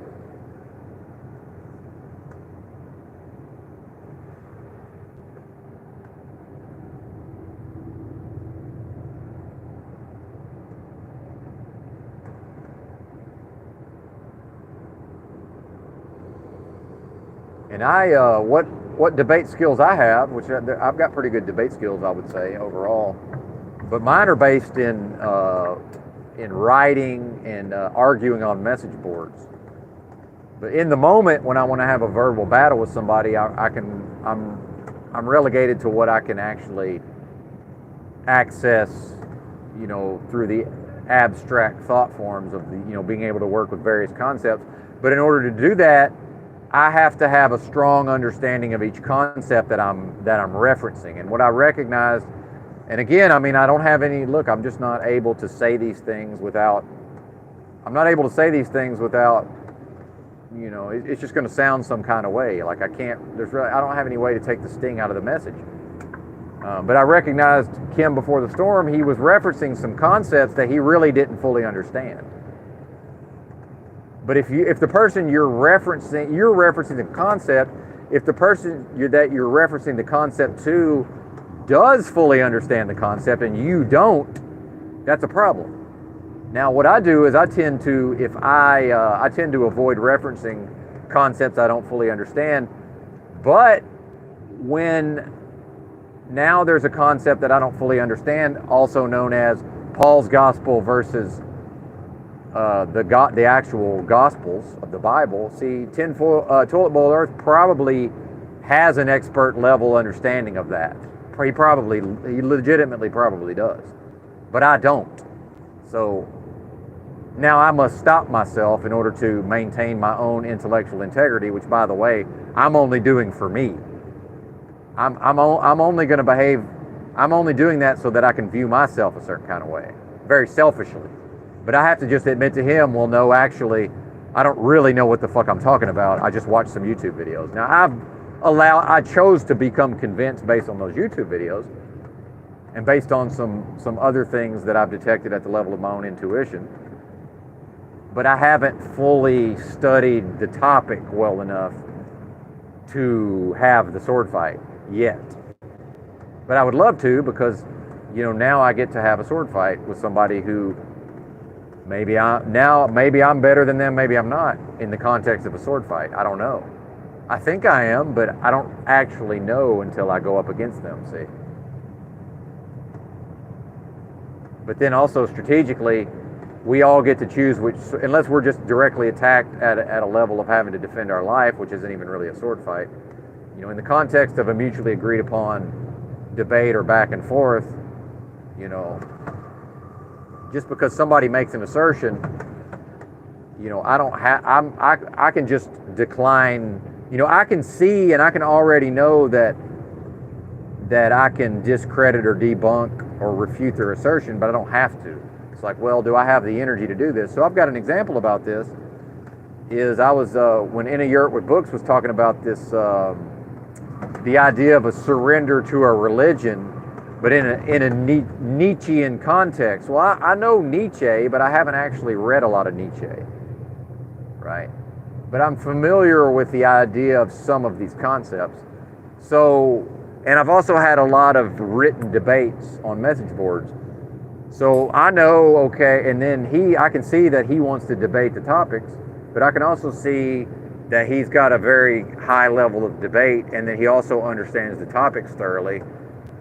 So then it's like, okay, do I really want to research on the fly enough to be able to give him a go? But guess what? I didn't say this, but I was also sick at the time. I was physically ill, and my truck was in the shop, and I was in a hotel. So my body recognized, hey, this is a time that we can rest and repair to some extent. So I just didn't have access to I didn't have the resources and the physical fortitude. So I just, more or less, I had to just let him, I basically gave my opinion, and then he carried the day. Because I wasn't, and by the way, probably might have been able to fight him to a draw, maybe. But then I know this is somebody who's going to have some intellectual integrity and say, well, okay, at least say, well, I understand your point. Which I hardly ever hear somebody just say, yeah, I see what you're saying. But also I don't agree, but yeah, okay. But I run into a bunch of people who want to negate, just completely out of hand dismiss the validity of what I'm saying. But it's like, well, wait a minute. We're treating me as if I have some level of intelligence here, but how are we just dismissing out of hand what I'm asserting? And then, Kim, before the storm, I hate to say it, man, if you can't demonstrate, I don't hate to say it, if you cannot demonstrate a high-level understanding of a concept, you have no right to dismiss out of hand someone else's reference to a concept and say, well, actually, I'm not trying, that's not the point I'm trying to make. Yeah, exactly. That's not the point you're trying to make. He's pointing out the flaws in your logic using other concepts, which is absolutely completely fine in the context of a sparring match. It's like telling somebody, well, I really wasn't trying to have a sparring match where we use wrist locks. And he's like, well, I don't know what to tell you, buddy. I didn't agree not to use a wrist lock. So the fact that you're just saying that I'm giving you a wrist lock, I've still got you in a wrist lock. If you don't want to tap out, okay, we break your wrist. But we're nice and we don't want to break your wrist. But I will break your wrist, see? But no, I won't break your wrist in the physical realm. because I'm not violent. I'm violent with my speech. See, my mind is my weapon. Now, I can't make you psychologically accept that I can, in some ways, I might be able to destroy you and destroy your fucking assertions with my logic, but if you choose to step into if you step into the fucking ring and the samurai circle each other, and then there's enough of if we can tell we have enough in common at the level of our footwork, and we're both wearing the same type of garb, and I got my hand on my sword and you got your hand on your sword, and now, shing, we both unsheath our swords. There's no mercy. There's no quarter given. And if you leave your heart exposed in that context, and you're not guarding your fucking organs, and I can just put my sword directly into your fucking organ, your vital organs in this context, I won't hesitate. That's your fault. If you don't protect yourself in that context, that's not my problem. It's not. I can't have the fucking sparring match and the debate while also fucking monitoring the situation to see that we're not hurting your feelings, or that I'm not hurting your feelings. Nor should I. Nor should I. Because goddamn, now let's switch to judo. Lord knows Yurt will fucking flip me over on my head if I'm dumb enough to let him do it. Because he should. That's called realistic feedback. Because if I'm going to improve my debate skills and my cold hard logic skills, I need access to consistent feedback. And if people tell me how great I am, I think this happened to Archaics. If people tell him how great he is, pretty soon, over time, now he can't tell the difference between his good ideas and his bad ideas. Because in order to grow that audience, he could only grow that audience with his best ideas. Well, now that he's got this audience, the sycophants have blown smoke up his ass so long. Well, now he's listened to the sycophants, and now he puts out some bullshit because he couldn't tell that it wasn't bullshit. Because now it's hubris. He's defeating himself through his own arrogance, his own ego, and his own hubris. Well, I need access to accurate information in the form of the feedback. See, it's kind of my duty to flip you over onto your fucking head when you come with some, well, those weren't real Christians bullshit. Well, all that is we've engaged in some kind of physical contest, to use this analogy. And I can just very easily, like the movie The Matrix, I'm fucking, what's his name? Maybe you are Neo, by the way. But I'm Morpheus, and I'm supposed to just fucking flip you on your fucking back effortlessly and just stand there and look at you in a calm, cool, and collected pose and be like, well, actually, buddy, I don't know what to tell you, man, but you thought you knew some shit, but really you don't. But you do know some shit in this one area, but then in this other area, you don't know what the fuck you're talking about. Now, I don't think it's a problem that you don't know what the fuck you're talking about, but how come you don't know what the fuck you're talking about? That you don't know what the fuck you're talking about. That's the problem. And if you want to talk about Krishnamurti, when I read The First and the Last Freedom, that's what Krishnamurti's going to say. It's not really a problem that you don't know what the fuck you're talking about. The problem is that you don't know what the fuck you're talking about. That's the problem. If you know that you don't know what you're talking about, now you have something to work with. But not through an externalization of going out here and telling people, well, actually, no, it's an internalization. Such that when tinfoil, he is Morpheus. See, maybe I am Neo, but in that example, now tinfoil, by the way, he beat me. Tinfoil, I thought I was winning, tinfoil won. He won, he ruled, and I said, yeah, you won your victory. You had the big win, now go fuck the prom queen. Get out of here, buddy. You win. Yeah. Maybe I am Neo, maybe I am the one, but I'm not there yet, right? Well, that means in a context, well, now maybe Toilet Bowl Earth is Morpheus. See? So I had to, or I could just accept, instead of making a move. See, he would have been happily flipped me on top of my head if I had been dumb enough and foolish enough to continue on and just have the debate right there, because I need more time to work on my skills. Because he should flip me over on my head and just stand there and look at me like, look at this silly person. That's what he should do.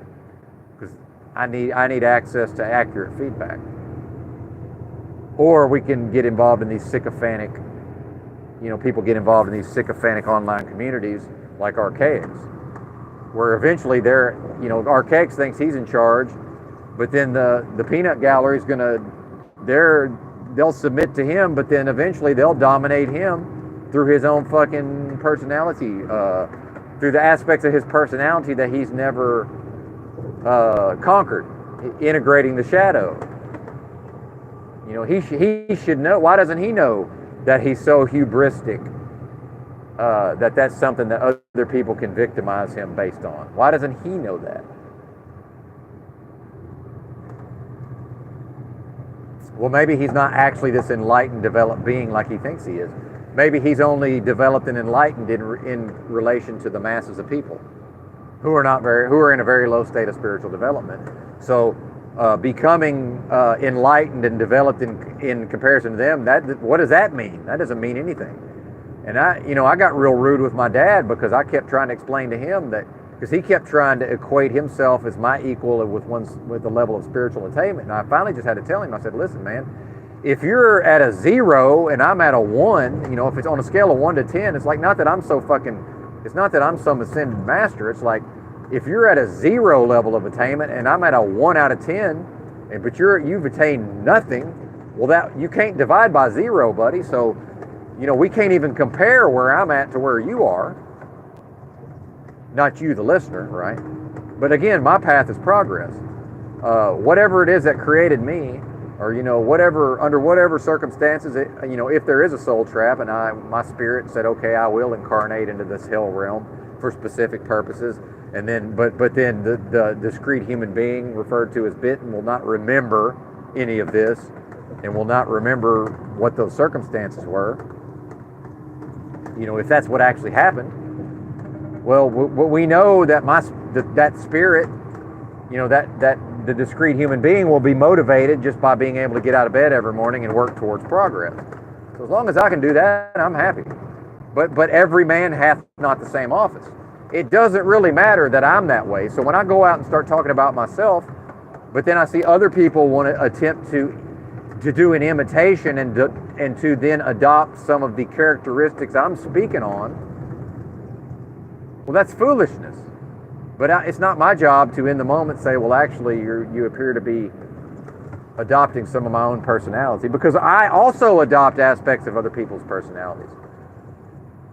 But hopefully I'm doing it in a certain way to achieve certain purposes, right?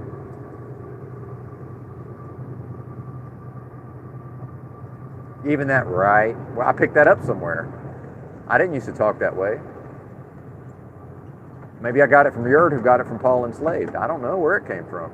But since I'm observing in real time, aka meditation, aka a practicing yogi, I'm seeing these things happen. So again, it's not really a problem. So if somebody started to imitate aspects of Benton's personality, that's not a problem. The problem is that they're not paying enough attention to themselves to see it as they're doing it. And then to maybe say, well, why am I doing that? And then to say, well, okay, maybe it's really not a problem as long as I'm keeping it in the proper context and I'm not allowing it to become a problem. Because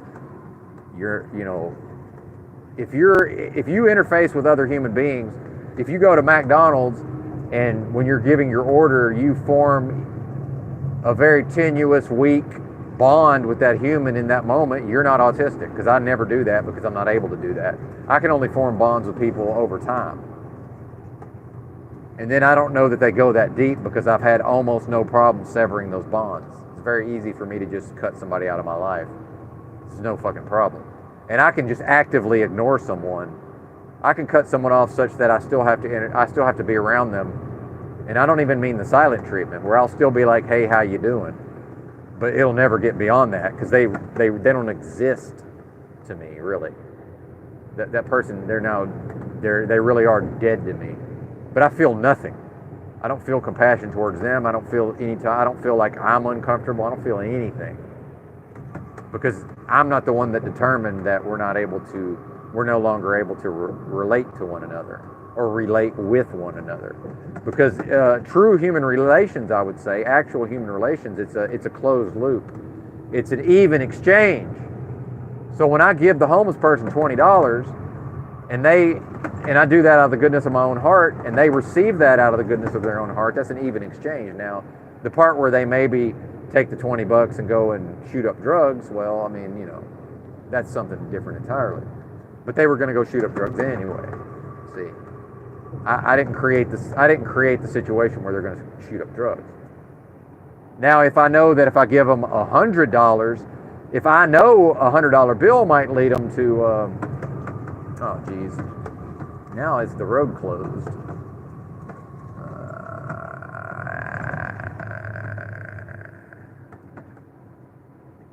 Okay, good.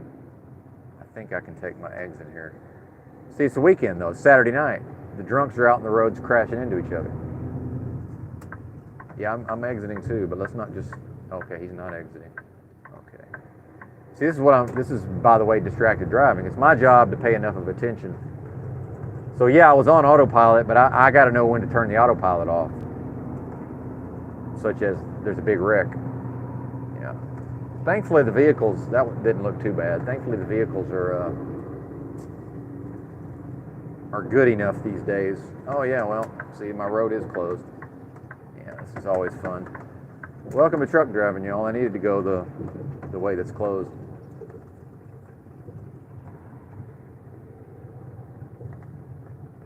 Thank good. Well, I'm bobtail, so this won't be too bad.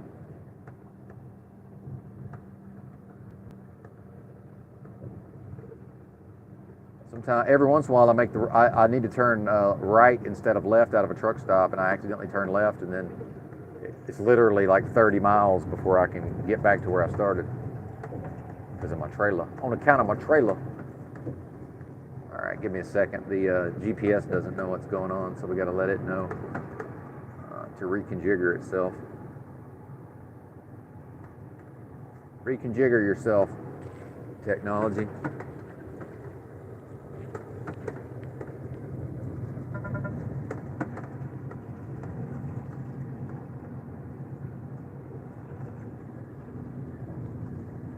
See how many miles this added. Oh, that added about 8 miles to the journey. No, actually, I don't think the GPS knows where I am. All right, GPS. I'm telling you where I am. Figure it out. Okay, I see what you want me to do now. Yeah, that added about 8 miles to the journey right there. Maybe. Actually, I'm probably going to have to pull over because it may keep trying to send me on closed roads.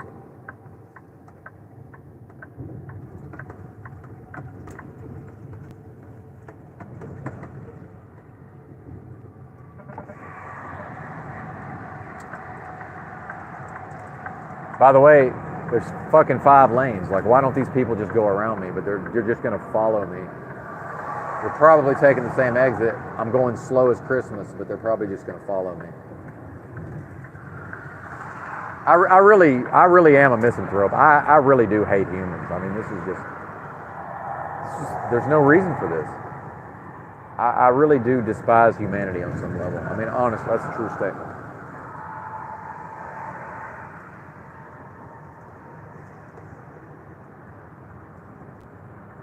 Yeah, go around, please.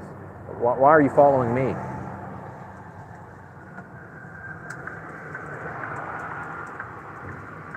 I mean, why can you not tell that I don't know where I'm going? And I need time to figure it out. And these people all live here and all drive here every day. But they can't figure out that I don't know where I'm going.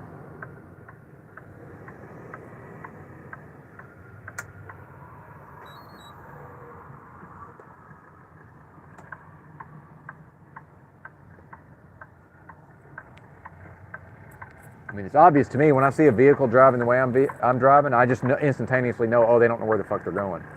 Meaning, let's just get the fuck around them because we do know where we're going. Or we could follow the person who doesn't know where they're going so that we can look at our phone.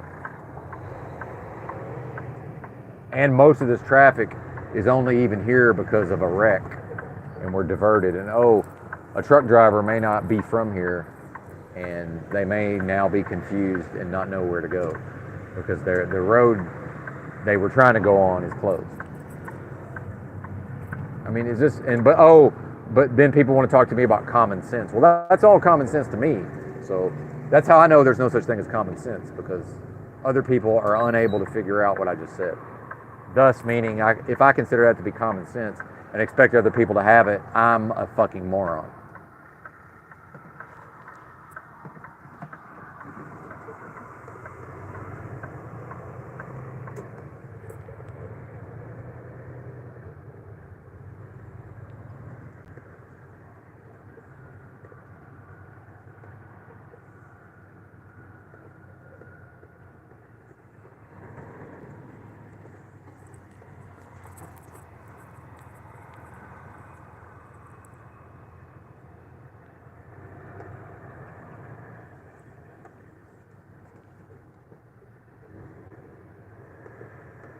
How you get out of this motherfucker? And all of these things are here to make it harder for the trucks to try to come in and park, I'm assuming. All right, there we go.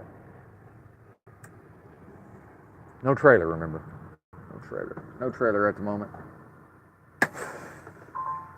Fun.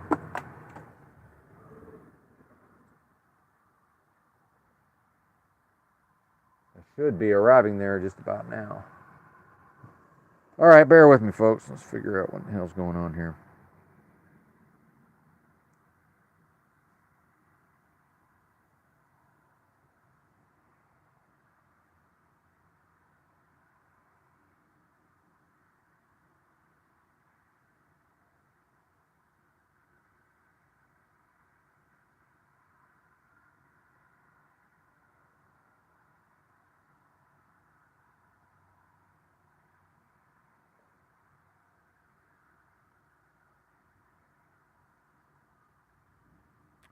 Probably just take the city streets.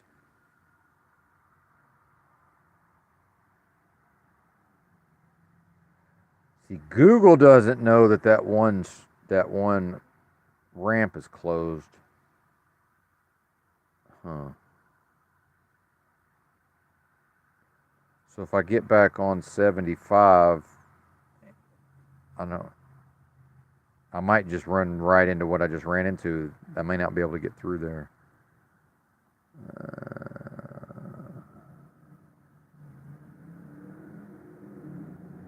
And even though it's an information age and we have all this technology, I have no means of knowing before I actually get there whether or not I can make it.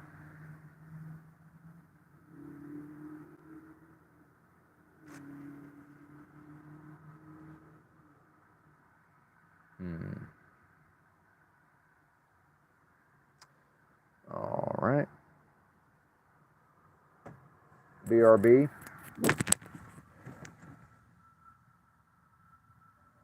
$19 in the live chat. Wow. Chat, welcome, folks. Ah, jeez. One moment, please.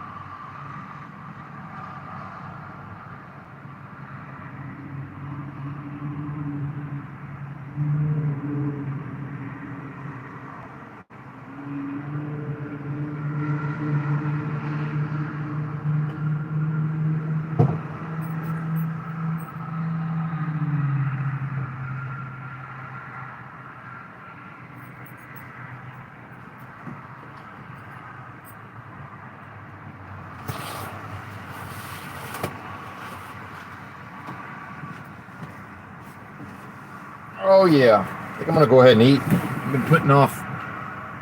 Hell, I'm usually eating my second meal by now. I haven't even eaten anything. All right.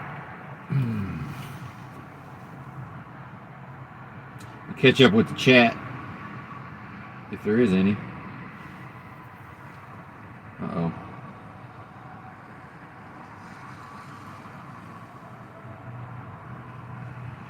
Well, I'm in the concrete jungle, sir.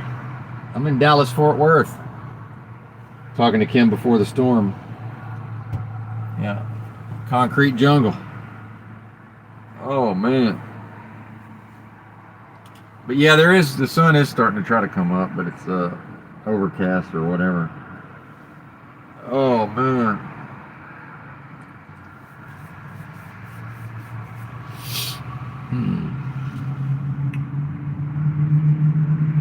Oh yeah, I get sidetracked a lot. Yeah. Although in my defense, I've had to do a lot of out of the ordinary shit so far.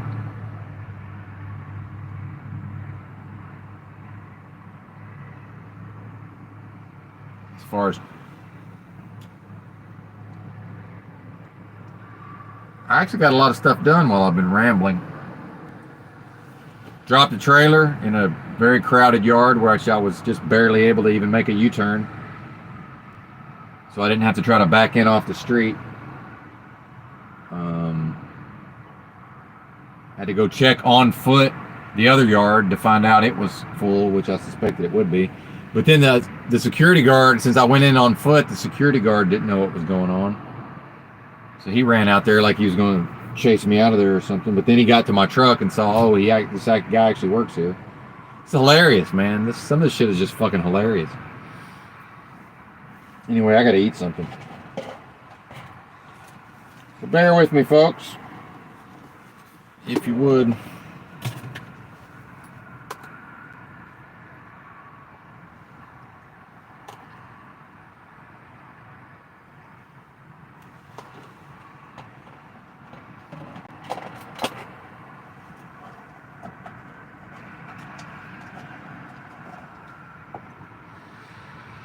Woo!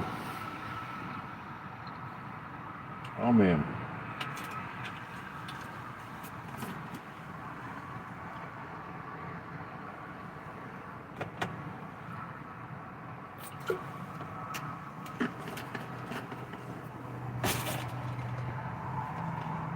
Easy day today, or so I thought.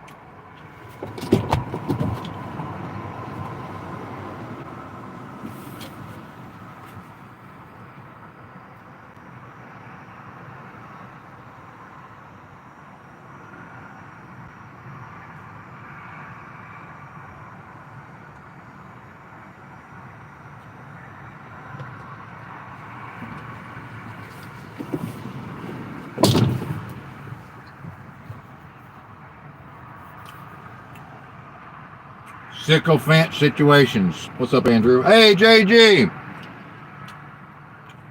Yeah, I've talked about you a little bit, JG, at the start, but then I got off into other topics.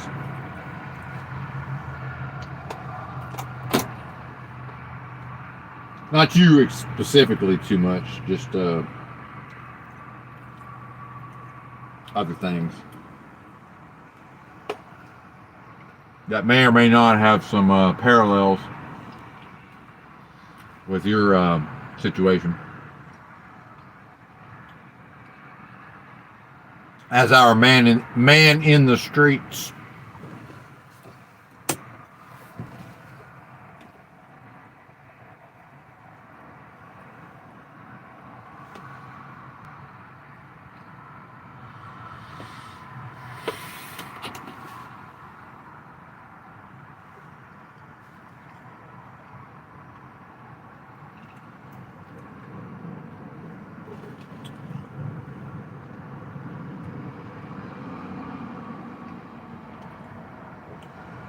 All right, where's this thing trying to send me?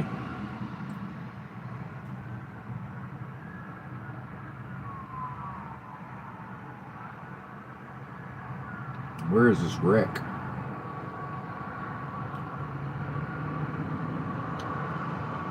I think I'm just gonna go the long way.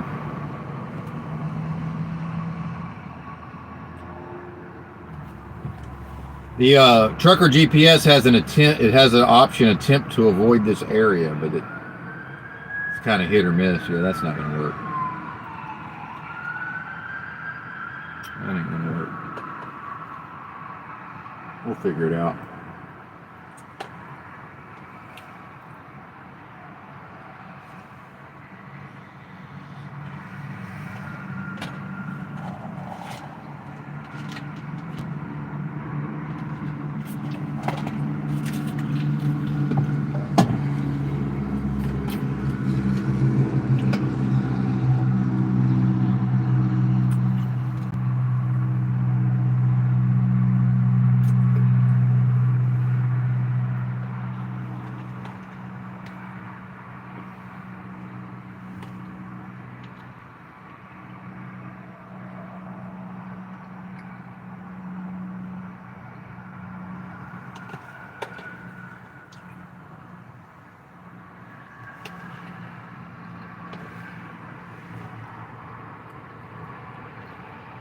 Yeah.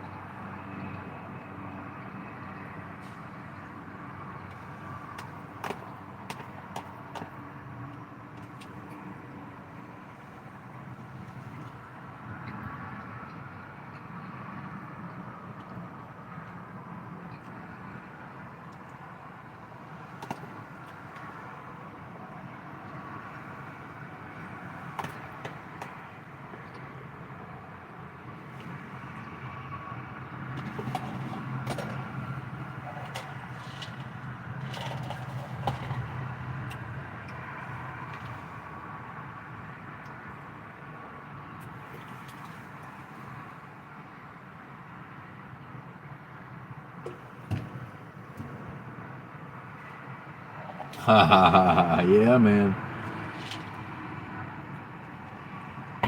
JG with the hip hop lyrics.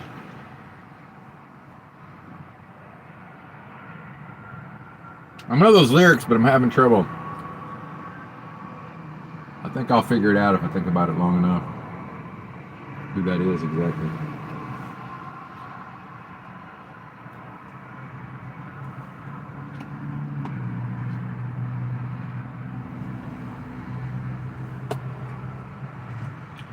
Oh, Nas, yeah.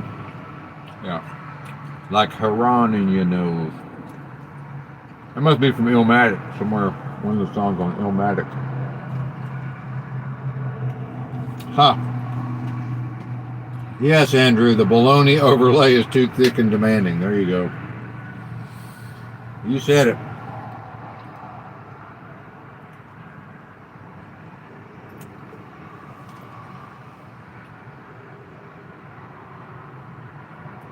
And this is one of the things I like about working 7 days a week, man. Just, I'm not going to stress out over this. I'll just pull over and chill out for a little while and figure out plan B.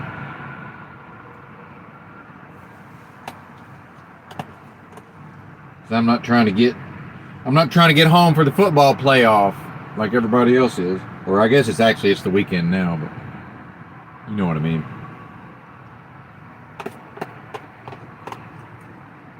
Yeah, it ain't hard to tell. Yep.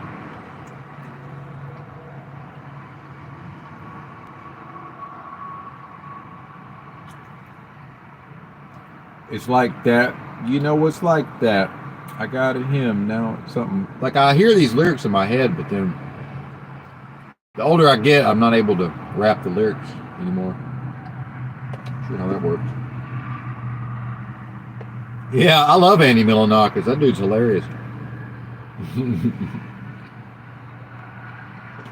Yeah. The Super Bowl is gay.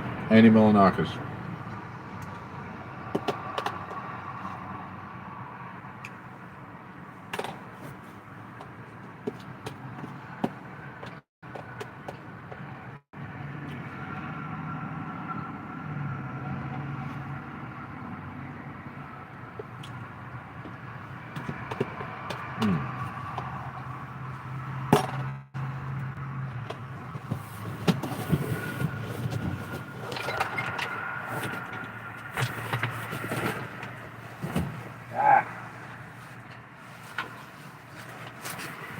Oh goodness.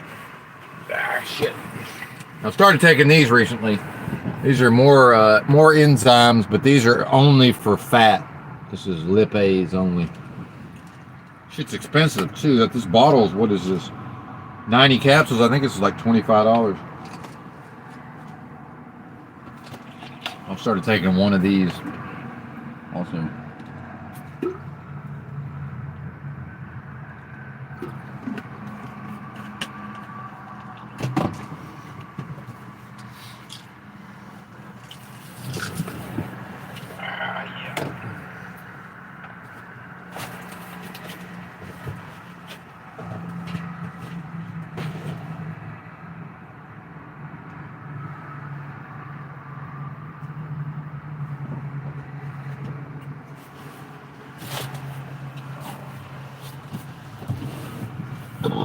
Excuse me. Hey, Layla, what's happening? Good to see you. Where's Drew? Tell him I'm talking to his woman.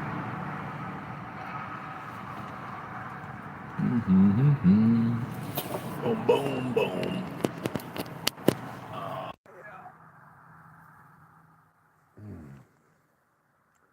No, man. Andrew, not the wormwood or the, what is that? Haritaki. I need to research that. Now, there is wormwood in my Swedish bitters I take every day. So, yeah, I actually take it twice a day, but I got to think there's not much to that. Yep, coffee. That's the order of the day. I got mine right here. Although I've usually drank it all by now. I grind my own beans these days, and I got some of those, the Amazon Fresh Colombian medium roast. It's all right, but I don't think I'll be buying that again. This is what I picked this up from my Amazon locker. Since I'm stopped, I'll show you.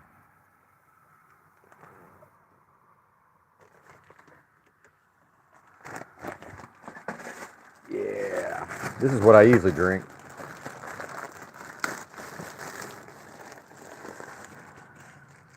Oh, JG loves it. He loves it. This is what I usually get. 10% Hawaiian with this mixed with just whatever they blend it with. This is pretty good shit. This is, what is this, like 25 bucks for 2 pounds, I think, on Amazon. Yeah. Arabica coffee, but it's got 10% of it is grown in Hawaii. It's pretty good for the money, I think. Yeah. This premium blend begins at our estate where almost 4 million coffee trees are nourished by rich volcanic soil and showered by fresh mountain rain. Marketing. Can't even read the marketing. The marketing ease. Yeah, so 10% of the beans are that anyway.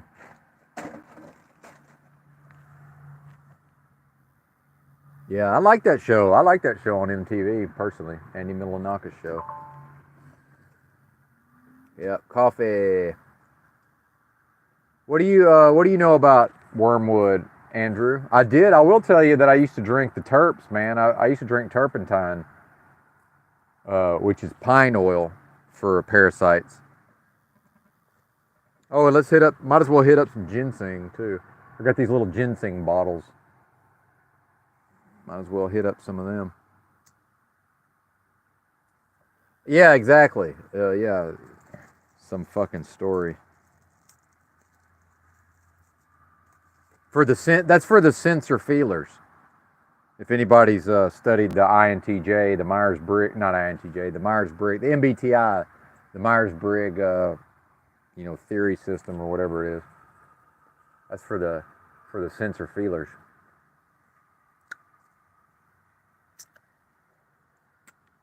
I can be swayed by marketing, but not that kind of marketing. I couldn't even read it out loud. I read half of it and I was like, I can't. What is this trash? Trash.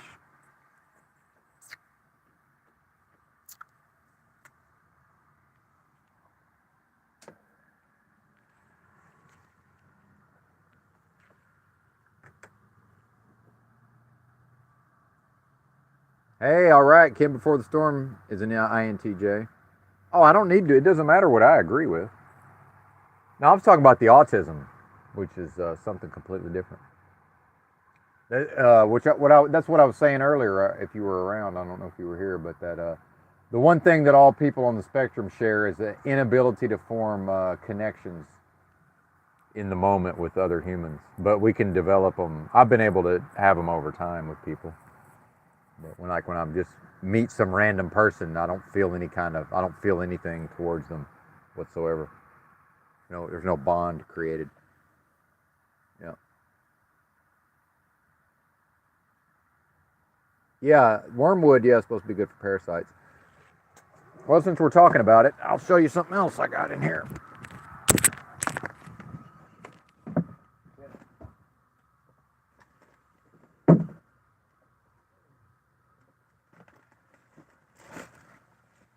Yeah, the bitters.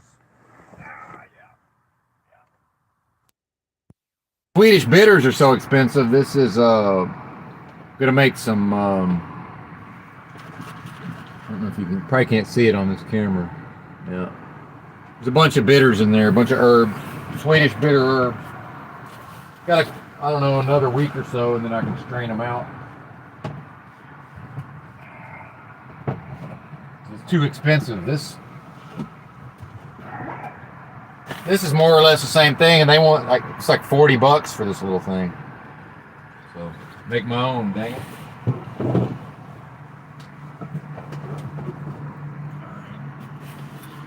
All right, stop procrastinating, Benton. Get back on the road.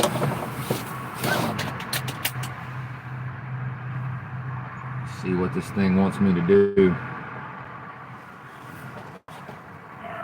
Yeah.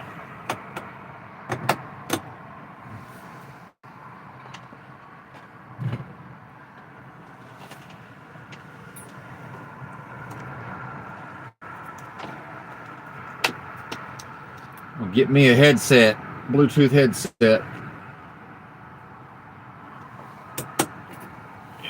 Yep.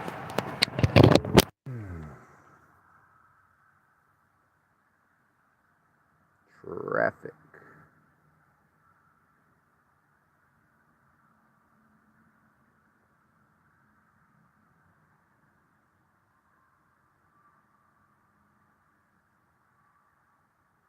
All right, this thing seems to think I'll be able to get there, so we'll see.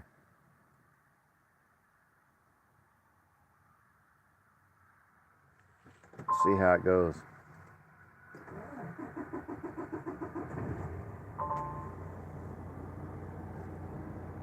Oh, well, shit.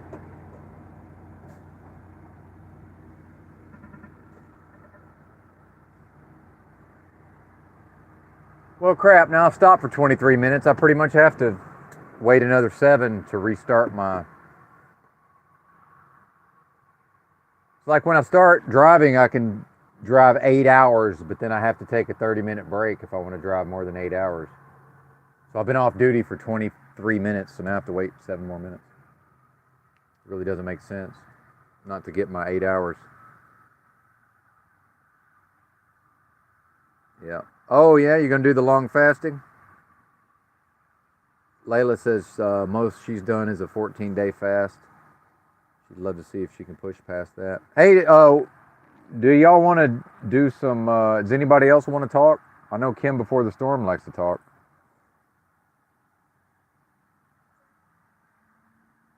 Once I get up here and hook up to the loaded trailer, maybe I'll, because I got to sign up and pay StreamYard some money to keep using StreamYard. But if y'all want to, we can, once I get over there, we can have some people on the panel. Tranquil Vortex 13-day fast. The transition back to solid food, that seems to be the thing, the most difficult, other than the mental, mentally getting over not eating.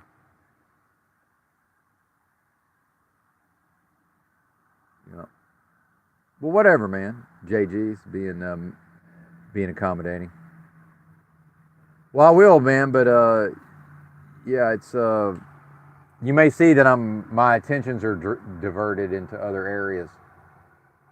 I got to go make this pickup, so I'm just trying to figure it out. So I'm literally just sitting here right now because I'm on a government clock. I need to sit. It's to my advantage to sit here for another 5 minutes instead of driving off right now. But yeah, I can give you feedback. It's just I tend to operate fairly spontaneously in that vein, as you may have noticed. I got to feel it. No, I didn't see that. See, this is what I'm saying is that, yeah. You mean, do you mean Kim before the storm, Muff Man? Yeah. Poor GG can't take reason. maybe these guys can have a discussion. I'm happy to listen. I just may not interject very often. And I'm not interested in mediating any sort of back and forth. I'll just listen to you yell at each other if that's what it comes down to.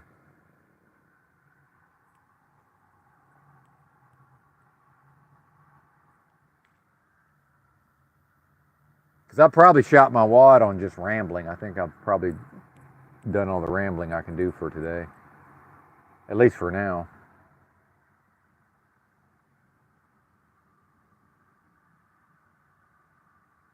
Although that may not be true.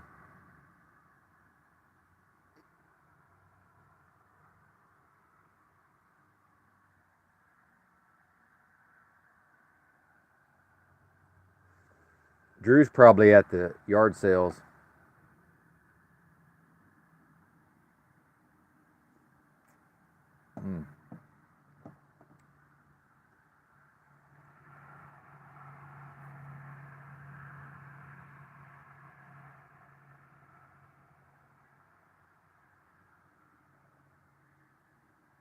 If I call somebody naive, I'm speaking I mean naive in a context. It's in a specific context, not that they're just naive across the board. The world tends to chew those folks up and spit them out. They're definitely not in these kind of. Nobody who's naive across the board is in these areas, not for very long anyway.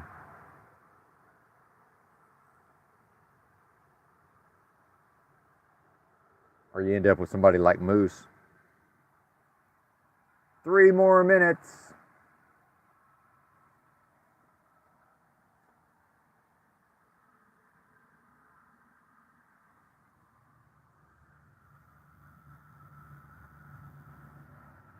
Yeah, there you go.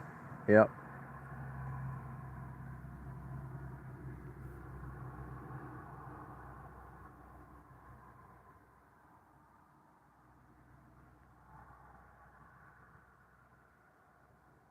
Yep.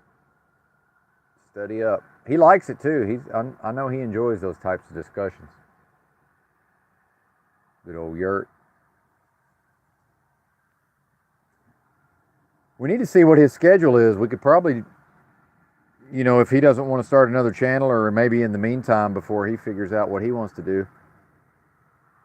Dude, I can host the live streams, and he can maybe after my shift, and he can sort of, you know, run the show. Yep. Oh yeah, man. With intellectual stimulation, very important. Use it or lose it when it comes to the mind. I think we've seen that with a lot of the GP, the general public. They haven't been using their minds, and they've lost their. Even if they had abilities, they've lost their abilities in a lot of ways.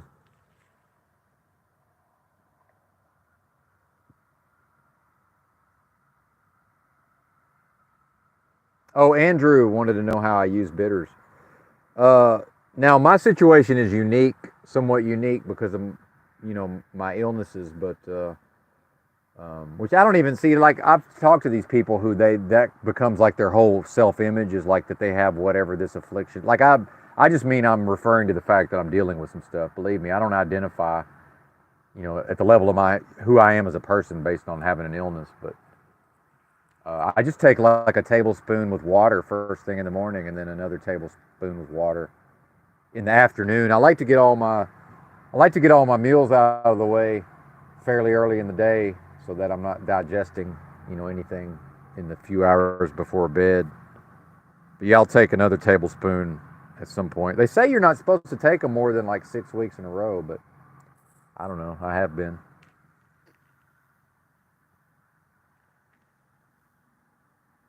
A lot of my issues is it takes a lot at this point. I have to. A lot of this stuff I take is helping to keep my bile flowing, and Swedish bitters are good for that. It's also a bit of a relaxing, calming effect. What's up? Music holds a secret. Good to see you. There you go. Tranquil Vortex feels inspired to study. Yeah, I love to study, but increasingly it's like I just never do. But there's a lot of stuff that I've studied a lot in the past, so I have access to some material in my mind. But I definitely want to study what Kim Before the Storm's been studying. There's a course, a $250 course called Jurisdictionary, I believe it's called. Because I really want to get into the being able to navigate the legal system as a pro se. Yeah, Marcus Aurelius. There you go.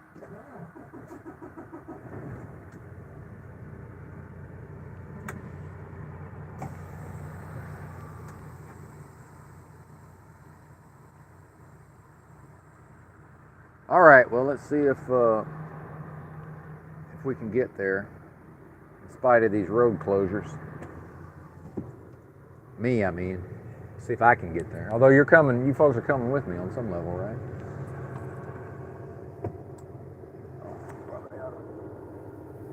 Switch it.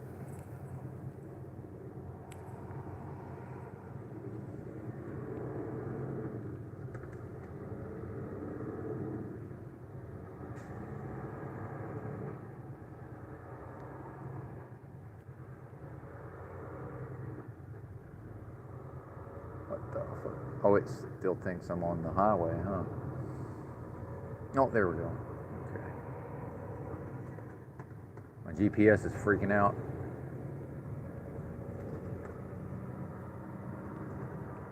But yeah, if anybody wants to come up and run their yap, it'll take a few minutes, but I can, once I get hooked up to this loaded trailer, I can take a few minutes and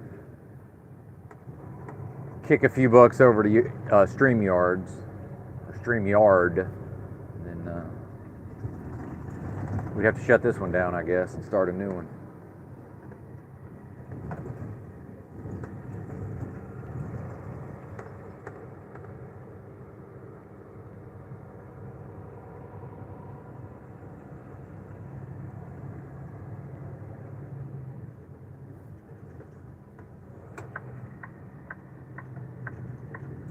Left lane ends.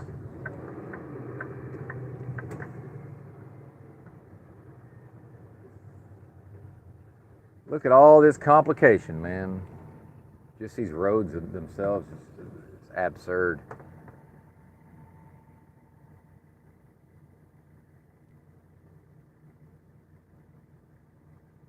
Silly humans, man. Silly humans.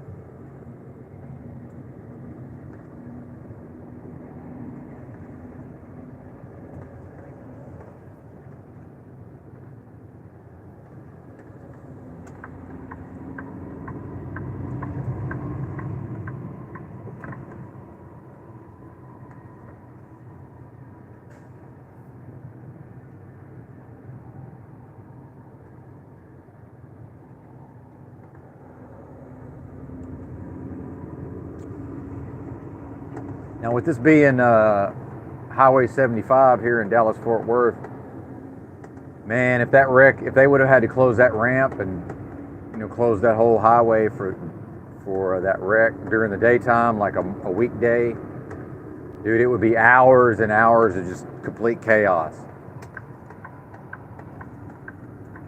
So at least it's Sunday. It's Sunday.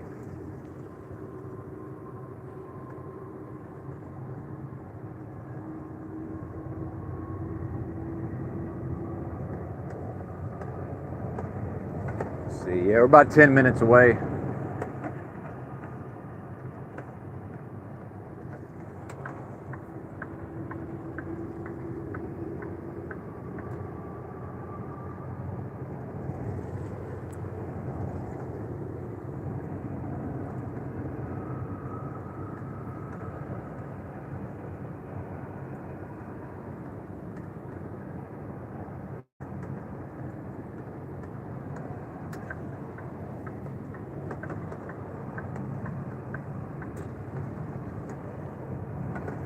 Uh-oh.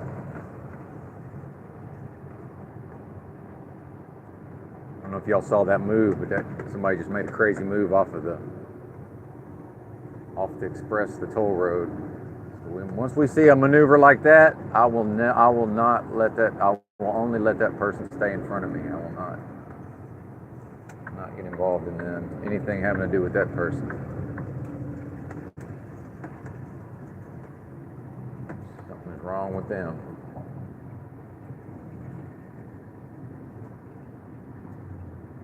Keep them in front of me where I can see them. Keep my eye on them.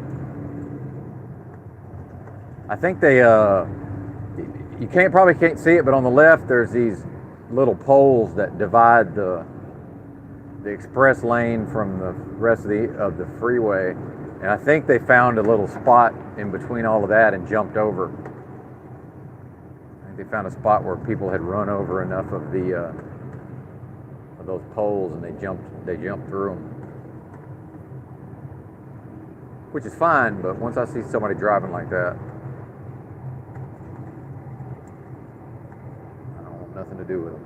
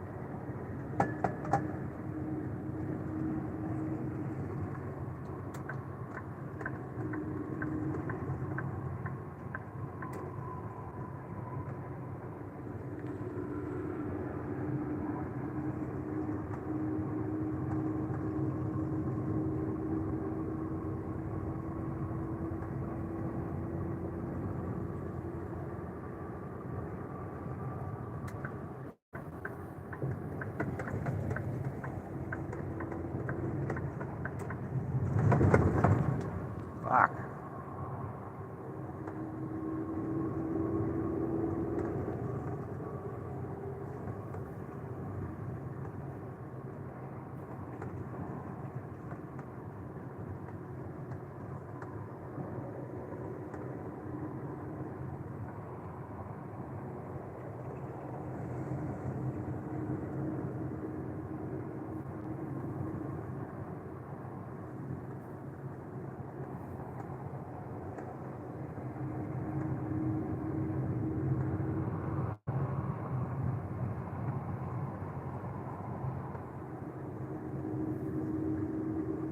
Apologies for the dead air, folks, but almost to the pickup.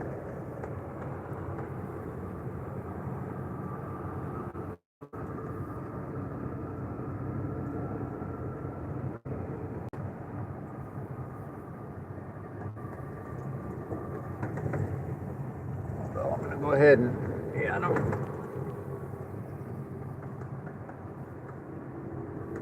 Not going to show exactly where I'm going here.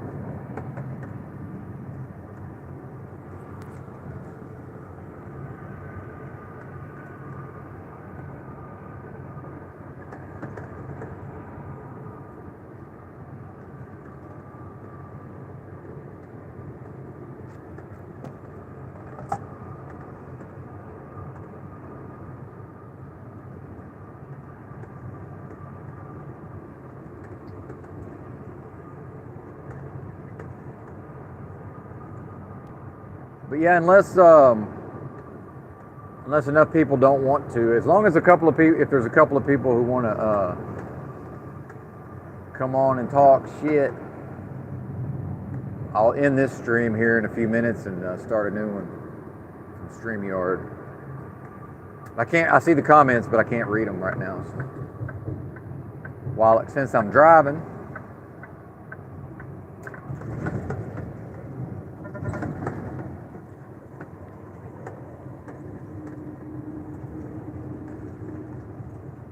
there's President George Bush Turnpike.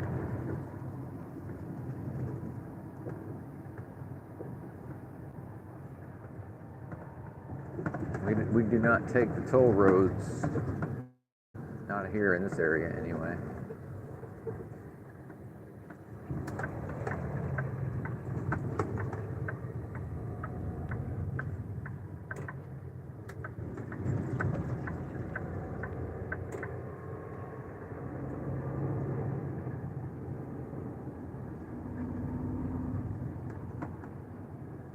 Uh-oh, I'm trying to miss my turn.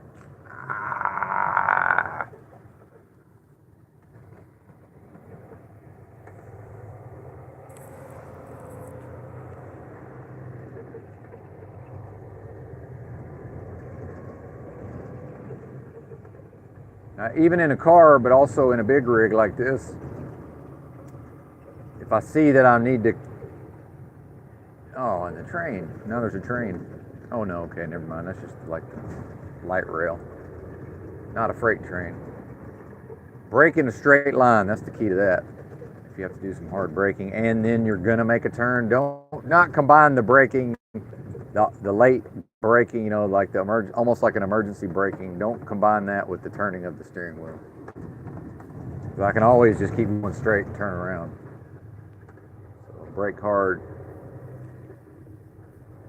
Then if I'm able to slow down enough, then I can make my turn.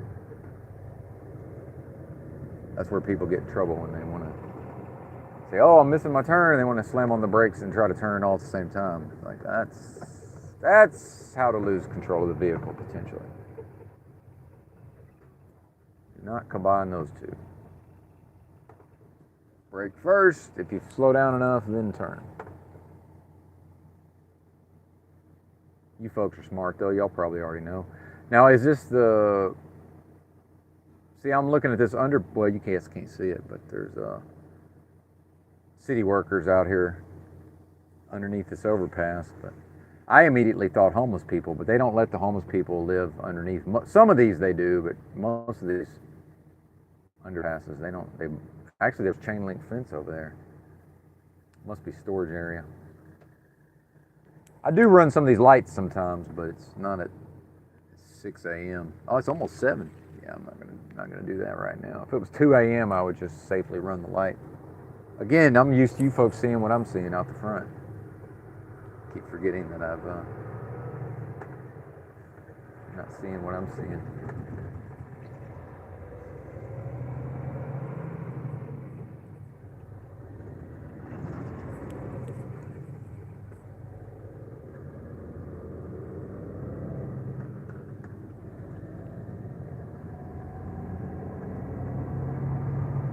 I'm just going to a distribution center for a retail business, a retail chain.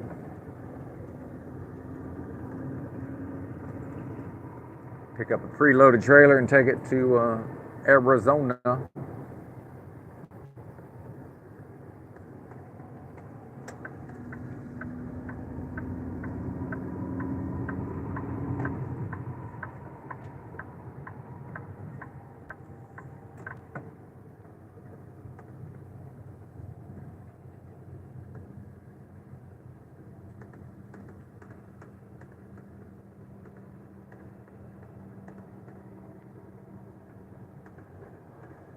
These people are assholes, man, in Dallas, Fort Worth. They assholes, man. Asshole drivers.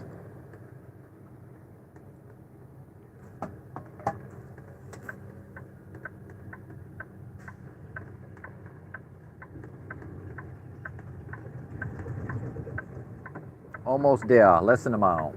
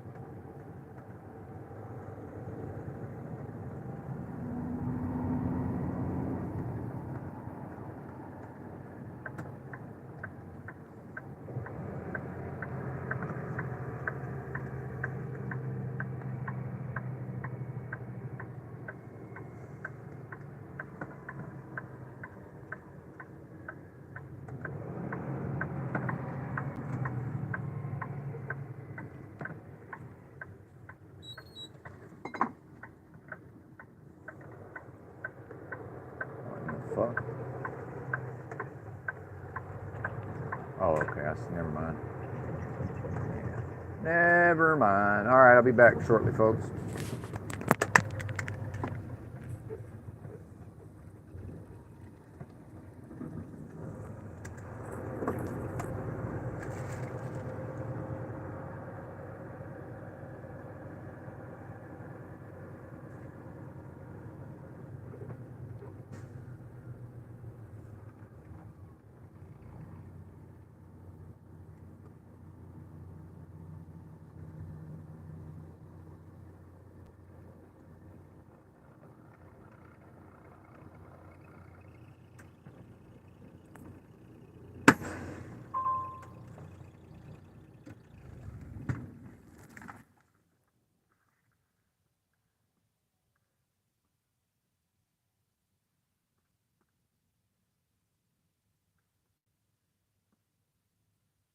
Qualcomm is worthless.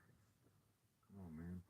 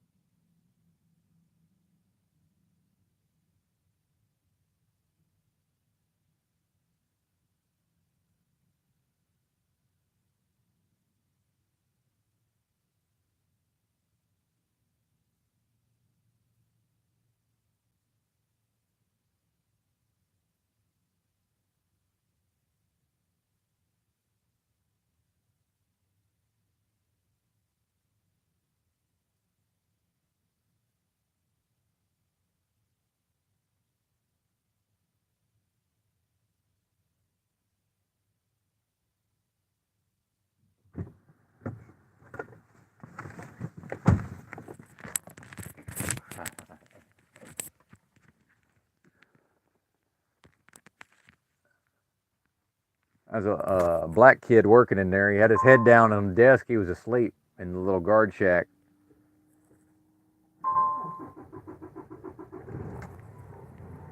Thought that was kind of funny.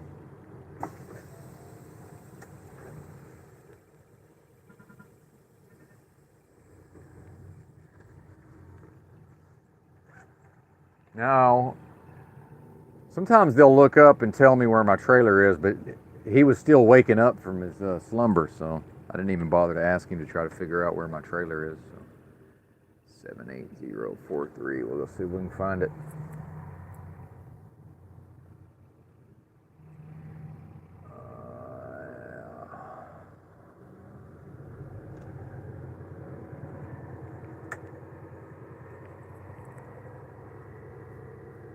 Where's the trailer?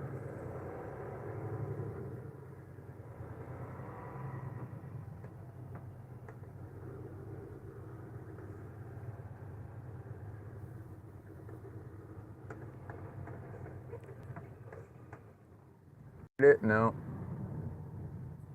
That's close, but that ain't it.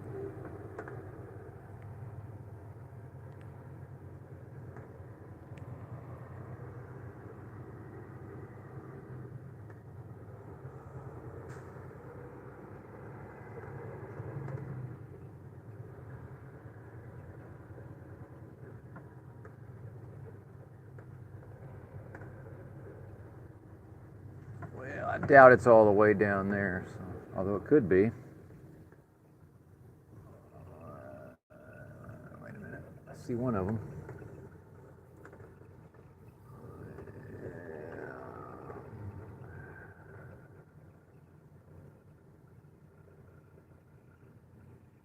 That ain't it.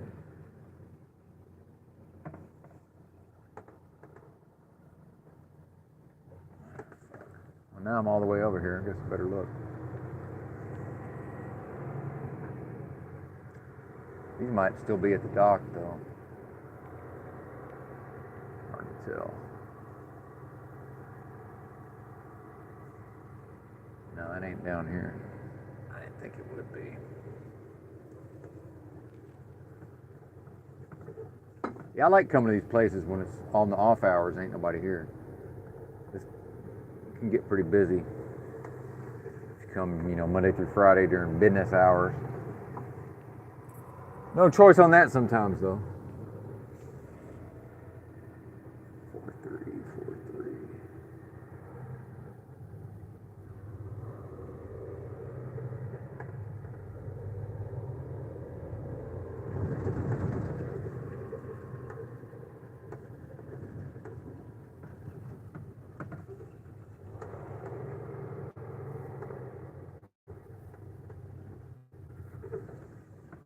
I'm kind of glad not to have an empty trailer because these yards are real tight. The spots are real small, and I'm not the best backer-upper in the world. So, although there's at least enough room to maneuver, out in front of the vehicle anyway. All right, where are we at? If I was my trailer, where would I be? If I was my trailer and I wasn't behind my tractor, where would I be?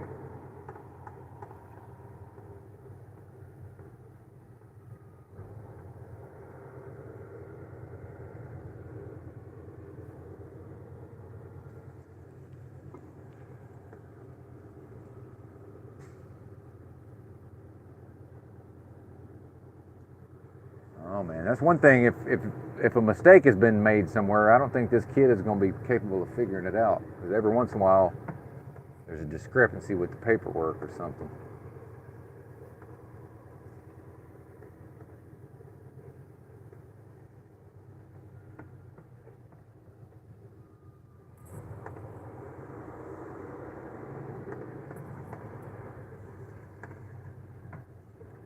It burns my time up driving around this place. Last time I was here, I got out and looked around on foot, and they got them to me said I wasn't supposed to be walking around the facility. Shit, number one, I don't get exercise. Number two, I'm trying to save my clock, man.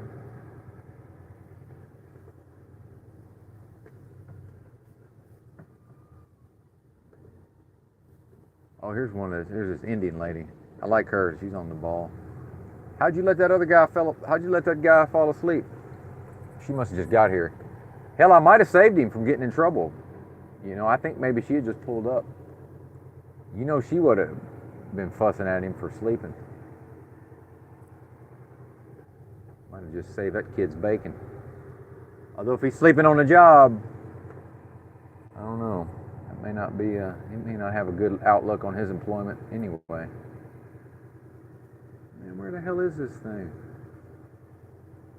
I might have to have the Asian lady look it up for me.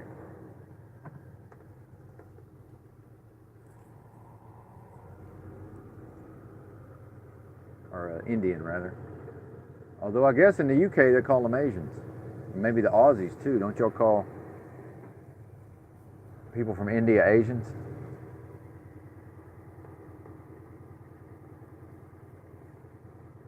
Whereas Americans tend to use that only in reference to so-called Orientals. Slanty eye? Can you say slanty eye on YouTube? Motherfucker, where is this thing? I must have passed it somewhere. Or it's right up here up front. Yeah, maybe. Could be.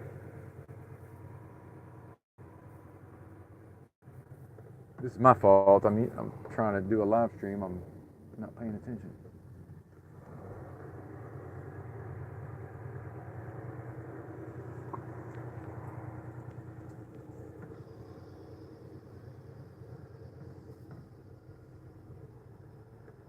It would be funny if it's this one just like right here and I drove right past it.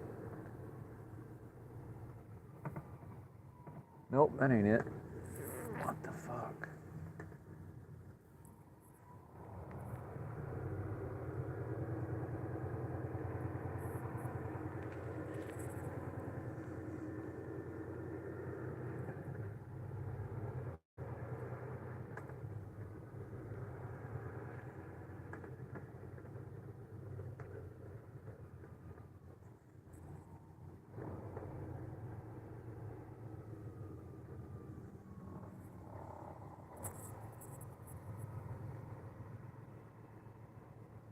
See, that's real close to the number, but it's not it.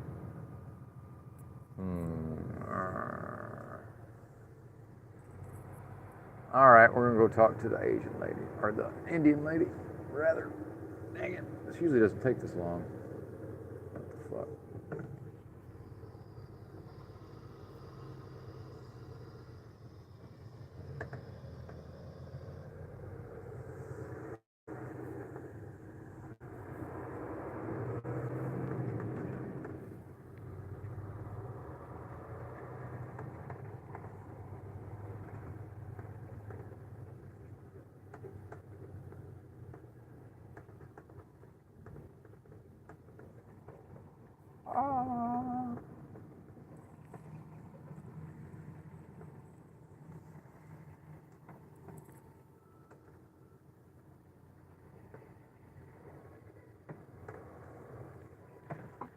Where's she going?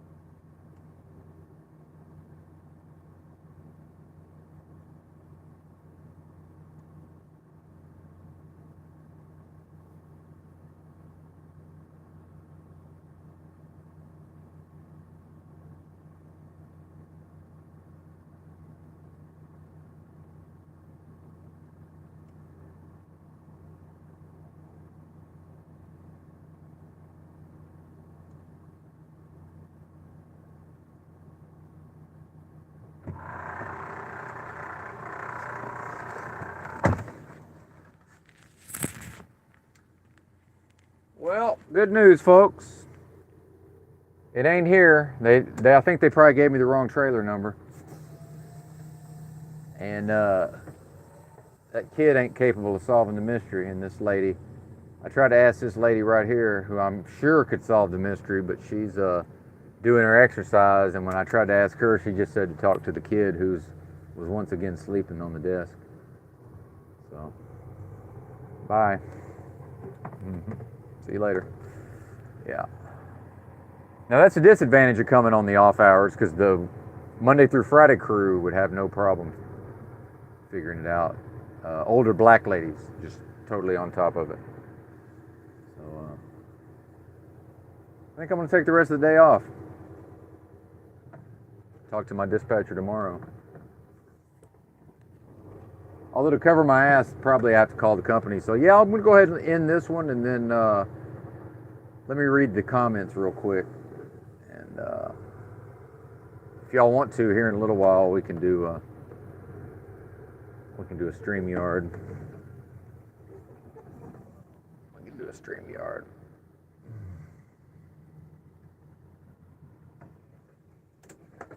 See, okay, see, now she wants to intervene, see, lady, I tried to get you to help me, but you were doing your exercise. Yeah, see how funny, see how people are? And she knows, how does she not know that I know that that kid's worthless? And then I ask her, hey, can you help me find this? Oh, he's in there, go talk to the kid. It's like, yeah, okay. Why do you, I know he's in there, why do you think I'm coming to talk to you? That's what I'm thinking. But then now she wonders why I'm coming out here and parking on the streets. Like, lady, why didn't you just go in there and handle it? She was getting her exercise, I guess. She didn't want to have to go back to, like, yeah, solve the mystery. But hell, I'll just take the rest of the day off. And if it's late, it's late. If the load's late, the load's late. But I got to at least call the company and see what they think about it. But let me check. I'm going to catch up on the live chat real quick. Real quick, like.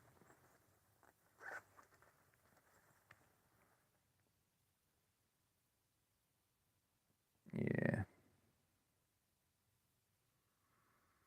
You gave me the wrong trailer number. My dispatcher's been sick too, so people tend to make mistakes, you know, more often when they're not feeling well. Shit. Well, welcome to truck driving. It's just how it goes sometimes.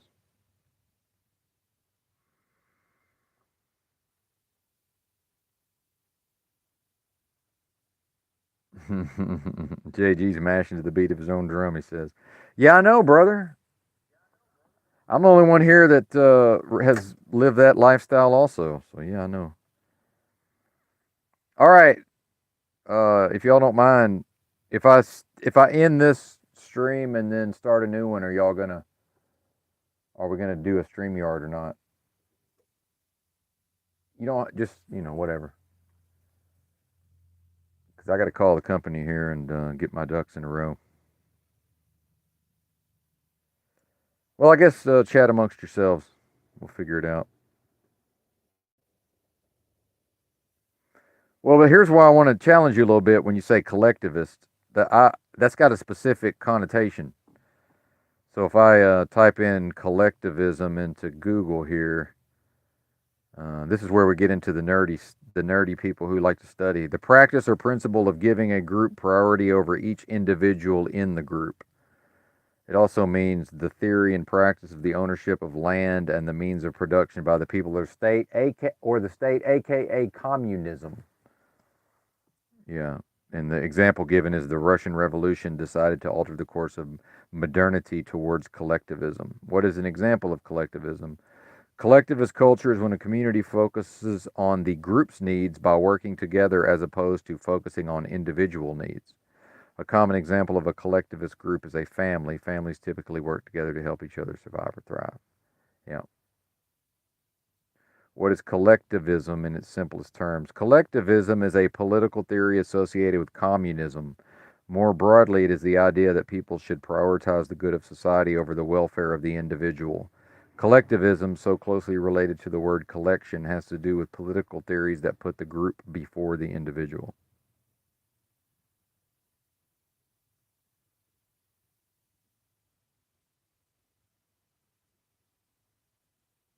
Then it also has an art connotation, also. Art which is created by a group of people rather than an individual.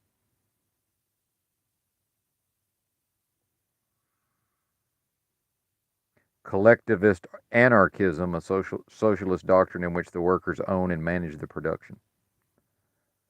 Woo pig, there you go, yep, woo pig. Oh, I thought he said whooping. I read that as woo pig because I'm from Arkansas. That's funny. Woo pig suey. All right, be right back. Let me call these fools.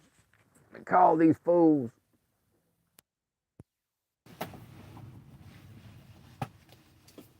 And all my company's going to say, well, give them the pickup number. Well, I tried that. They told me they need the trailer number, so I don't know what to tell you.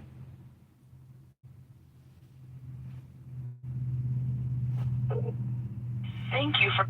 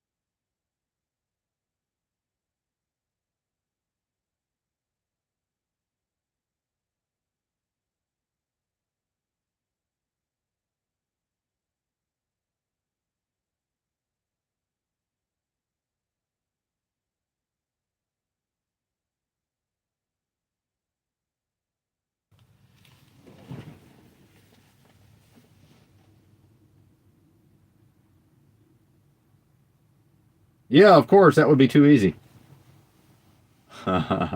We must be tortured. Yeah, we must be tortured.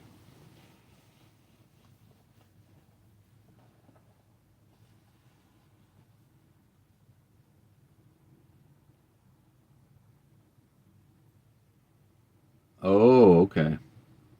That happens.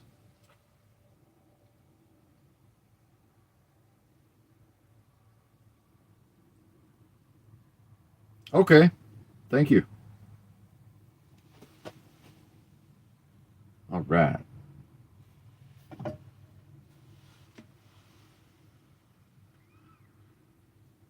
Mm-hmm.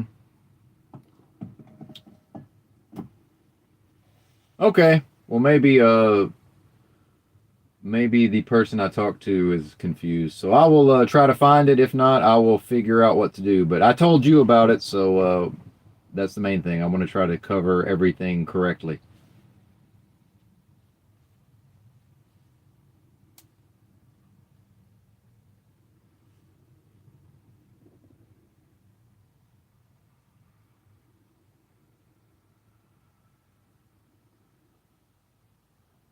Okay, that's what I need to know. Thank you. All right. You too. Bye bye.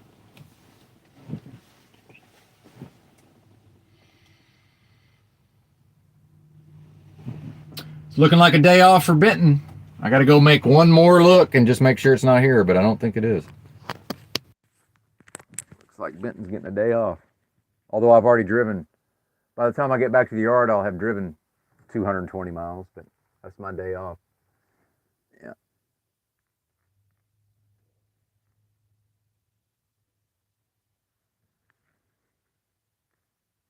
Yeah. Yeah, I was on the phone. Yeah. Thanks. Yeah, I'm trying not to. I've already doxed my company name. I'm trying not to let the internet know 3 days ahead where I'm going to be.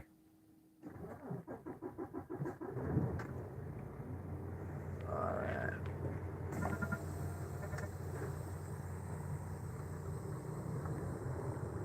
Do y'all remember when they found Shia LaBeouf? He went out and put that some kind of flag up out in the middle of nowhere about that he will not divide us and all that. And I don't remember exactly what the exact circumstances were, but like Reddit or 4chan went out there and found it, took it down. Do y'all remember that? But they triangulated based on like they were able to. There was certain information that they were able to get out of the videos he was posting. So it's like, yeah, I'm trying to limit, try not to show too much here. I don't want to give too many clues to 4chan. And this is why I'm about to spend $229 on a Bluetooth headset, by the way. And I've had a cheaper one. I'm just going to go ahead and step up and get a decent one. But yeah, fuck.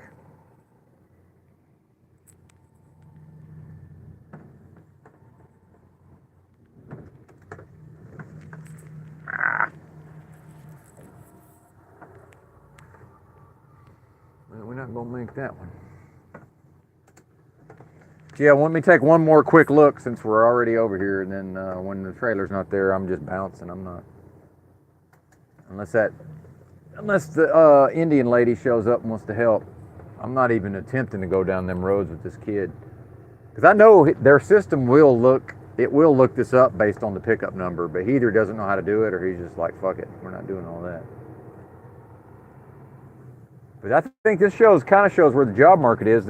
I thought maybe he would get in trouble. He just said fuck it and went back to sleep.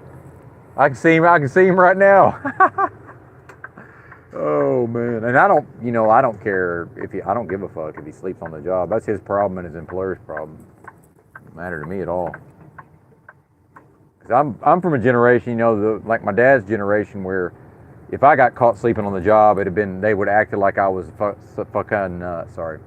they would have acted like I was doing some heinous crime, and like all of society's going to collapse because here I am sleeping on the job. Just the phrase "sleeping on the job." Yeah, I don't care if this kid sleeps on the job. Who cares? I'm just going to tell him what I'm doing, because I know the Indian lady will probably ask him. Maybe they are gonna fire me, so they had somebody get over here and pick my load up. That's possible also. See, now we're back to the paranoia. Because the kid, he looked the trailer number up and said it's not here, like meaning it's not, because they put trackers on when you come in here with the empty trailer. They put a tracker they affix it to the trailer. So when he says the trailer's not here, it's really not here. Yeah. Be right back.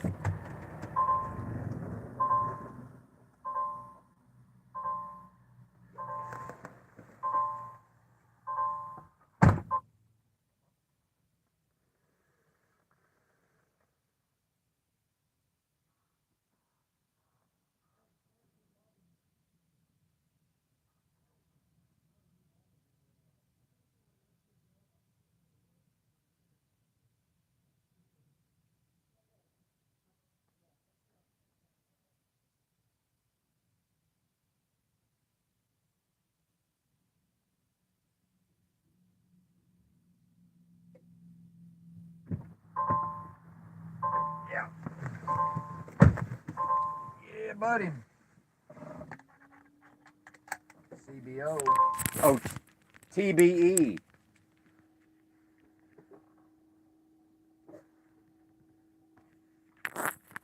Oh yeah, thanks for clearing up that confusion. It's TBE, toilet bowl earth, aka tinfoil straitjacket, aka tinfoil. And he was speechless broccoli last time I was on the Discord. Benton can get the truck to start.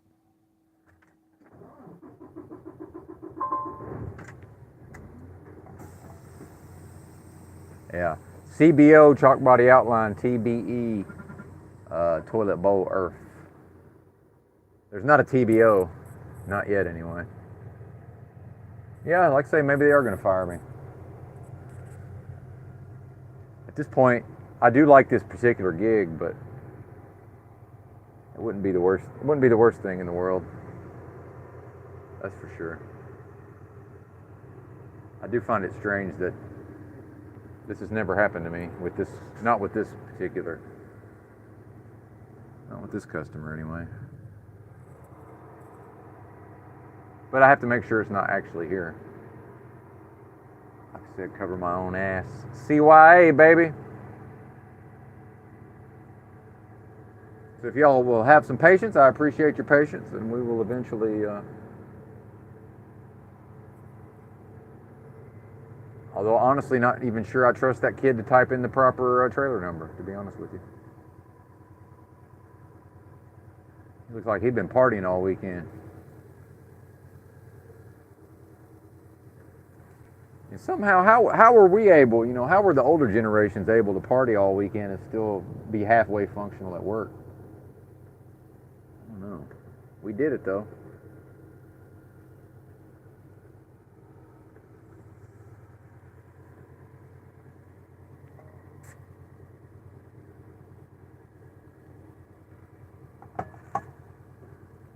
I don't guess I can really rent a storage building on Sunday. I mean, I probably could. I gotta be honest, I don't feel like cleaning my truck out today, so we'll just wait and see. Wait till tomorrow.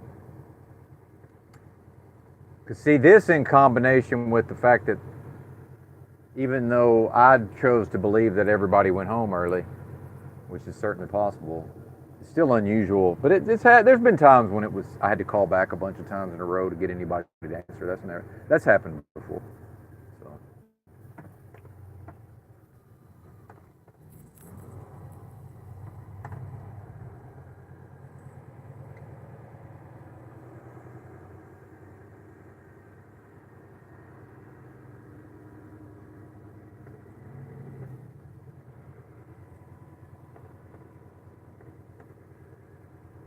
I think there's just a mix-up, and I think because I saw a trailer it's real close to, it's almost the same exact trailer number, but the last two numbers are just barely off of each other. I'll bet you that's it, and I'll come back tomorrow and pick it up, probably, if I had to guess.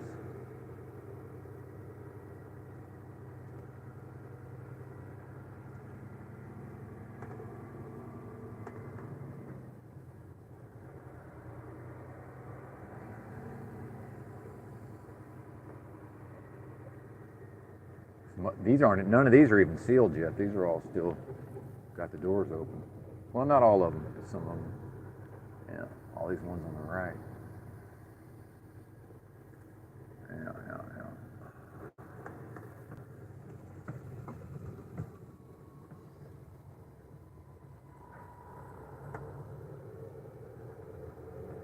And I don't get paid for any of this, by the way. This is just all free labor. All this time that I've spent, well, I got paid for the mileage, whatever I've driven, but yeah, as far as just all this looking around, see like that, well, yeah, never mind. But yeah, I'm not getting paid for any of this, cruising around this, spending an hour trying to find a trailer that's most likely here, but it's the wrong trailer number. Yeah, good times. This is yet another reason why most people are not able to do this job. It's like, at a certain point, you're like, am I really going to continue to put up with this nonsense? I'm just used to it. Like I'm just habituated to this level of nonsense.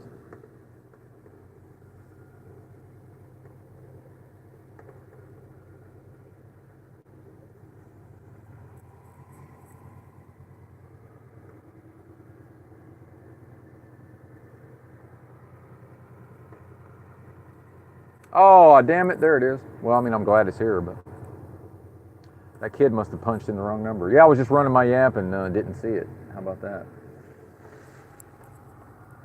Hey, error exists between keyboard and chair. That's what we used to say back when, how did I not see that? Because I can't multitask. That's why. That's funny. Silly humans. Well, that includes me now, doesn't it? What a bozo. What a bozo. So now the kid punched in the wrong trailer number. That's all right. And who's dropping all these trailers with the landing gear cranked up too high. What the fuck? That ain't right.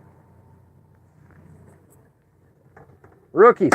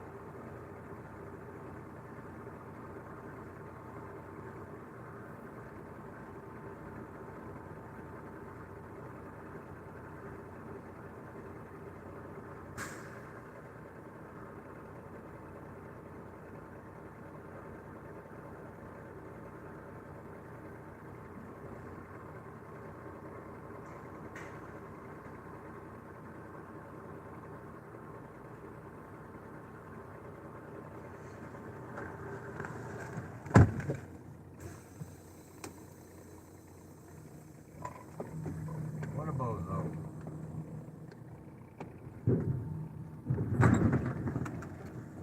What a bozo.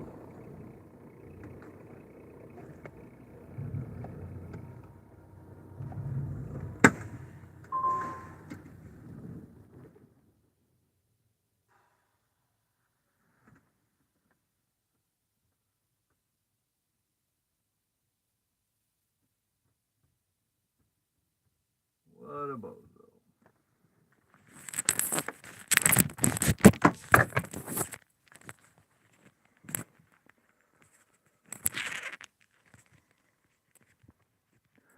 Well, I found it. It was here the whole time. I just somehow didn't see it. Drove right past it. Hilarious.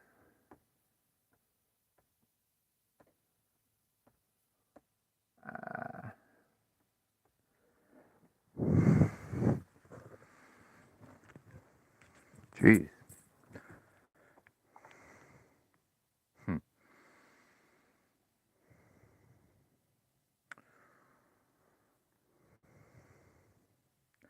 I don't think so, JG. I don't. JG's asking, can I see who's watching the live stream? I don't think so. Enslaved by toilet bowl outline truth. That's pretty funny. Hey, Kim, before the storm, do you want to do, are we doing a panel or what? You want to come talk? Let me know. Because if we do that, I just need to end the stream and then I got to sign up with StreamYard and give them some money. StreamYard.com.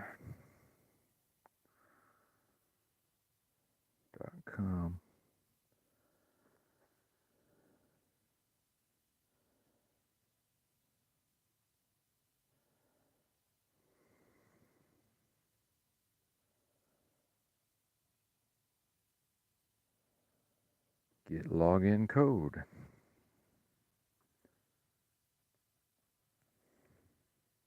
Two phones, man. Not the way to go, I'm telling you. Log into the email.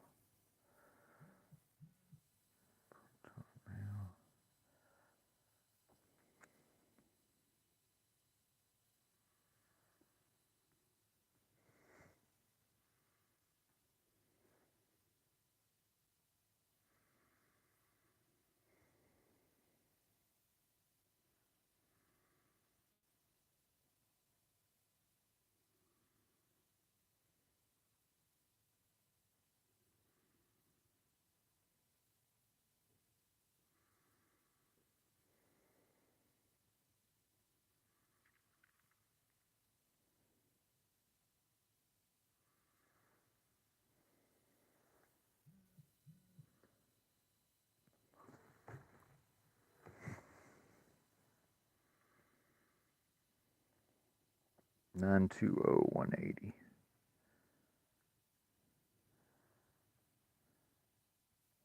920 180.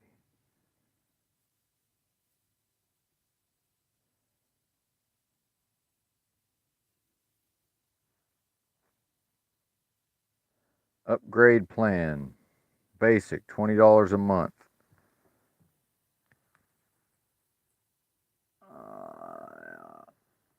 What do you think?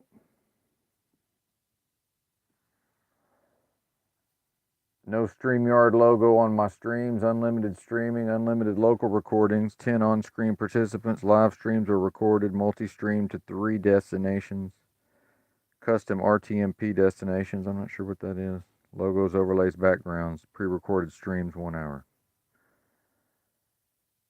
And then for $39 a month, oh, see, extra camera, what does that even mean? Share a second camera. All right, we're good. Well, shit. Choose Pro, $39 a month. Oh, that's $39 a month if you pay for a year, by the way. It's more than that. It'll be like $45, I guess. Huh.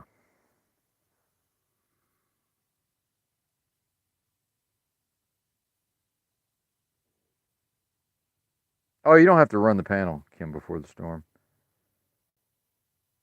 JG said 10 people on a stream would be fucked. Yeah, maximum of 10 people, I believe, JG. Although I think we got up to like 6. Maybe we might have, yeah, I think we've had as much as 6 on this one. No, there's no obligation. I'm just trying to avoid the, because sometimes Drew tries to take callers and nobody calls in. Oh.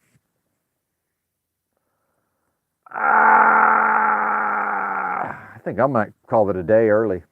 Yeah, that's what I'm going to do. I'm going to end the stream, and then later on, I'll probably just start a new one.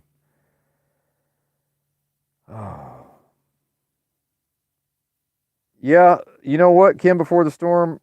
Well, it's more than 20 because you only get the $20. See, it's already scams. And I've talked about this. This is how, you know, I say just about everything is a scam. It says 20 a month, but then right beside it, it says save $60 billed annually. What they mean is that if you want to get the 20 a month, you got to give us $240 right now. I believe it's actually, let's see what it is. Yeah, if you do billed monthly, it's $25. Yeah, see, you probably can't read that, but yeah, billed month. If I just do 1 month at a time, it's actually 25. But the thing about the upgraded plan, the Pro, is that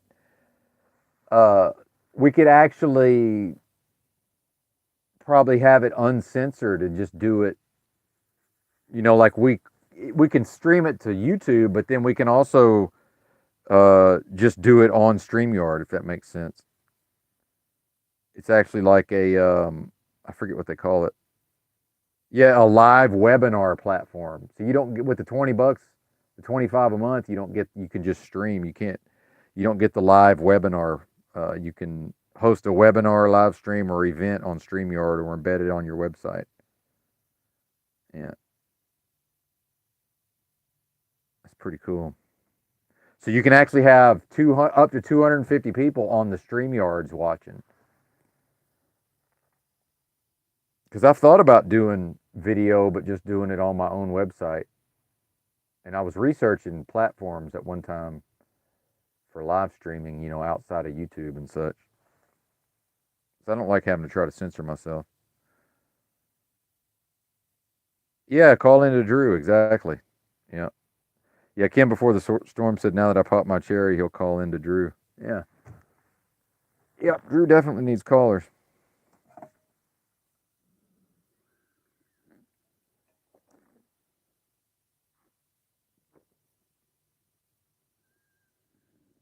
Mm. Well, all right. Well, shit. See, people are still here, so it makes me not want to end the stream. But let me go ahead and let me get out of here. We'll figure it out on the fly.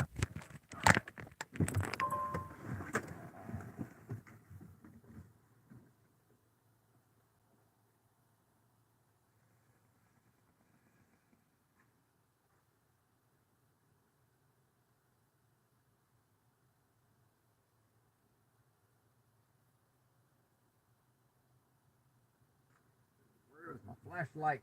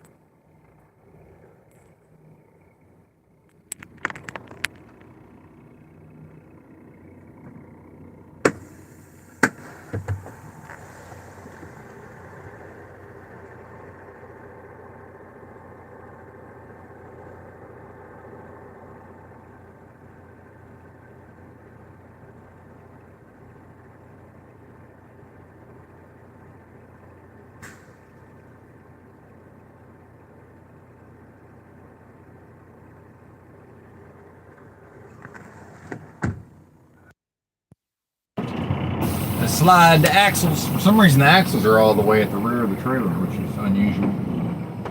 You see that every time.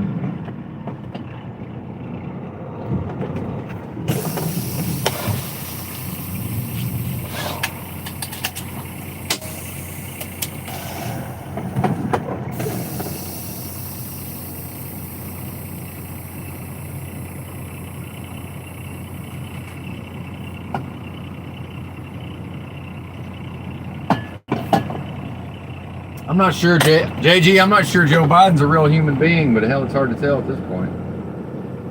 This load's kind of heavy, man. All right, let's go check out with the kid, get our paperwork, and get the fuck out of here. Well, I added about 45 minutes to this process because I drove right past and somehow did not see my trailer.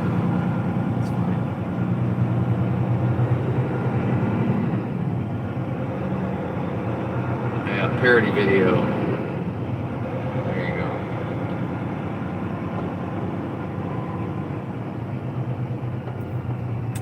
These trailers have an automatic system that airs up the tires on the trailer. I think maybe one of the, and then when they sit here at a place like this for a while, if they got any kind of leaks in the tire, you know, the tires will deflate. None of them are flat, but I think there's a couple of them that probably got leaks.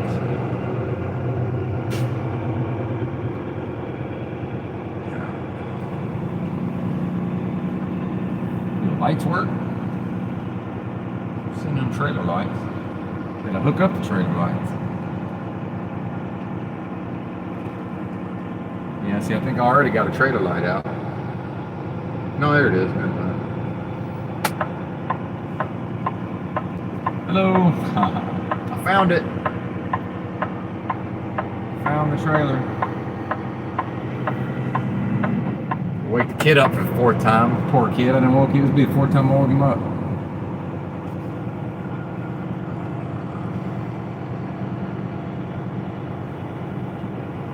Maybe he'll figure out next time it's just easier to make sure to get just enough sleep to be able to do your job without going to sleep. That sucks, going to sleep and getting woke up repeatedly. I hate that shit. Alright, we're almost out of here, folks. Yeah. Boop.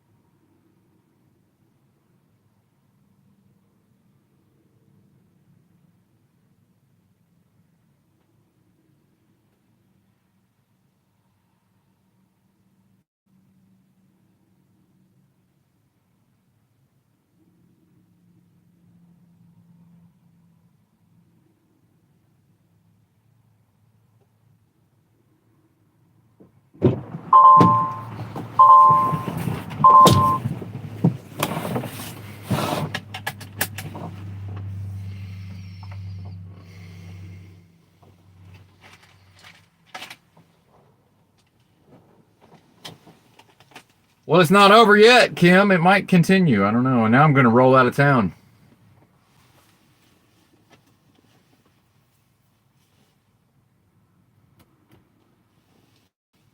Still got 9 folks in here. Because I'm one of them, I guess. Yeah, I'm not sure, JG, but I'm gonna get out of town first. So it takes me like an hour to get out of Dallas Fort Worth. But once I get out of Dallas, I'll figure out what I want to do.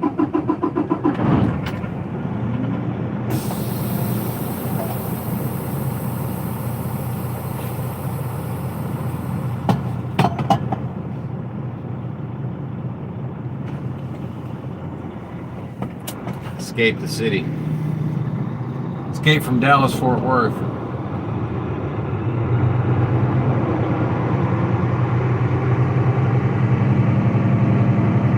The bill says that this load weighs 7,800 pounds. This is way heavier than 7,800 pounds. I don't know what's going on with that. None of my concern.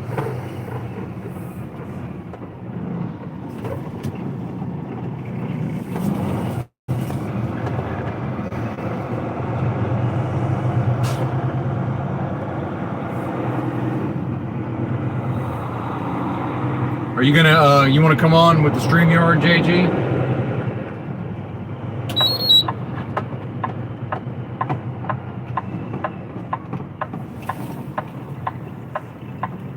I haven't had any drugs in here.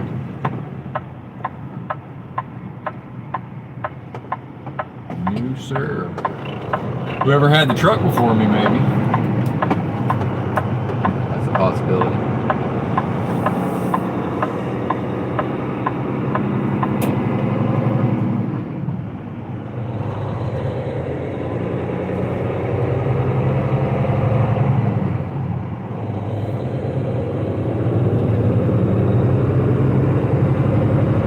My previous truck, my white truck, which was real fast, man, it had a lot of power and it was fast.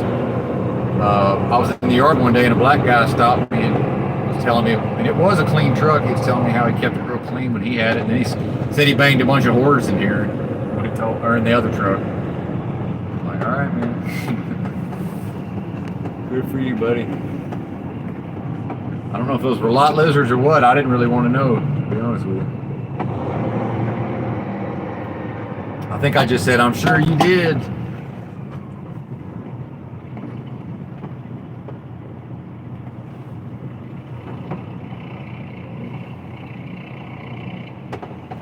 Yeah, I've heard there's people that hop on, because I know JG hops trains. Yeah, I've heard there's stowaways on cargo ships going across the ocean. That's a trip right there, man.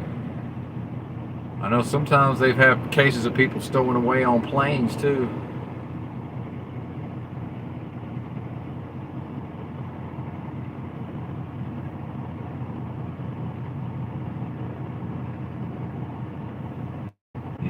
All these lights are set up for when there's a lot of traffic. Let my people go. Oh, no. JG, I was bobtail before. That's why you can hear JG's. Before I left out of there, I read his message. It said that he said he could hear how much heavier the trailer is. Yeah, I was bobtail before. Did not have a trailer prior to that. Thankfully, there was a space at the yard to even drop my other trailer. So that was good. Oh, I needed to drop my paperwork off at the terminal.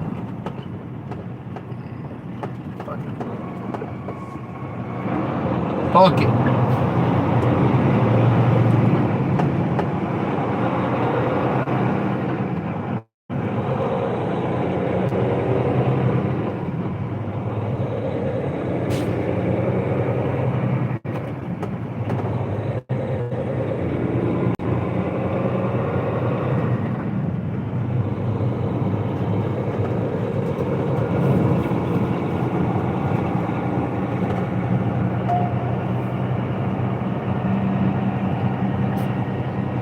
guys found him a spot to park downtown.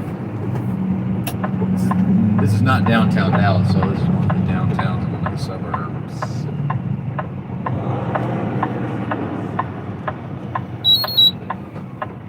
Suburbs of Dallas.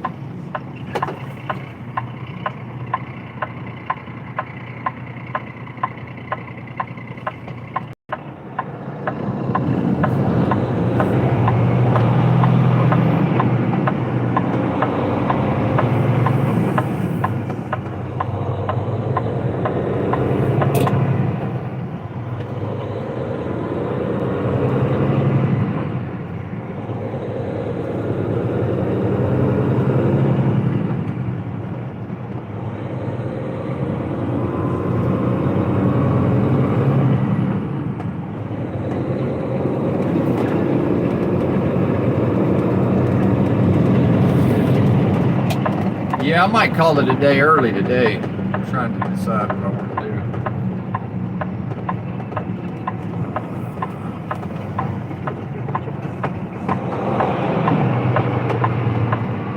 That is one thing I like about my job. I do get to make, do some of the decision making anyway.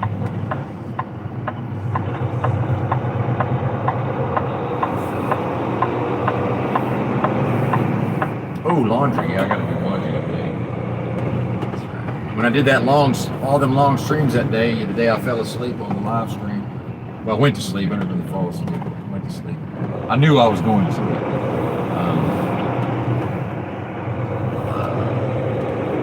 I was supposed to do my laundry that day and just totally forgot about it.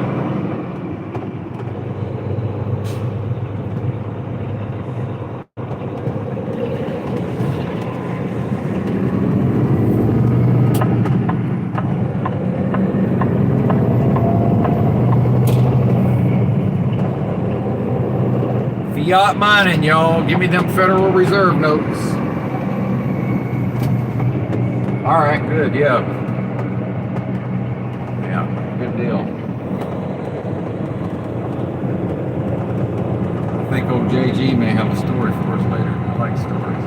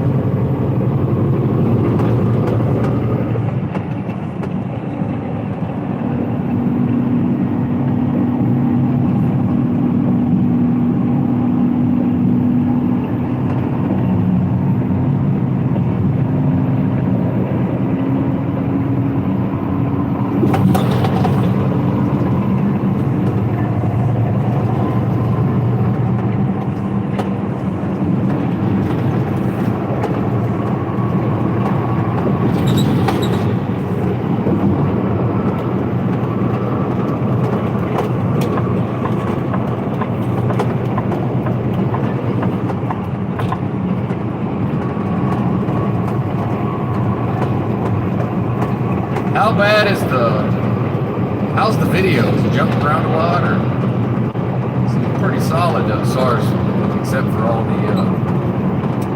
runs and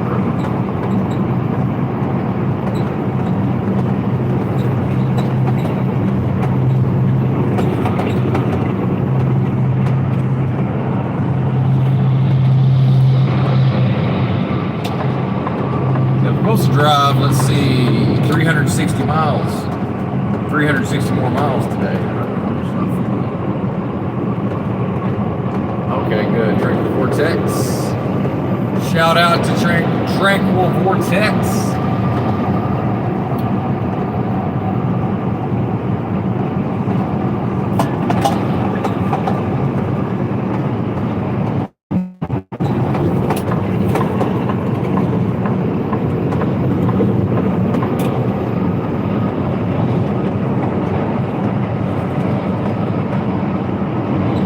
JG was talking about campers. Apparently he's planning a trip to Montana.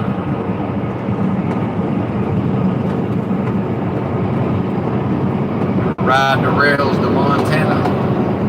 Yeah, that's a good question, JG. What's a good kind of camera to have for that? I've got a body cam, and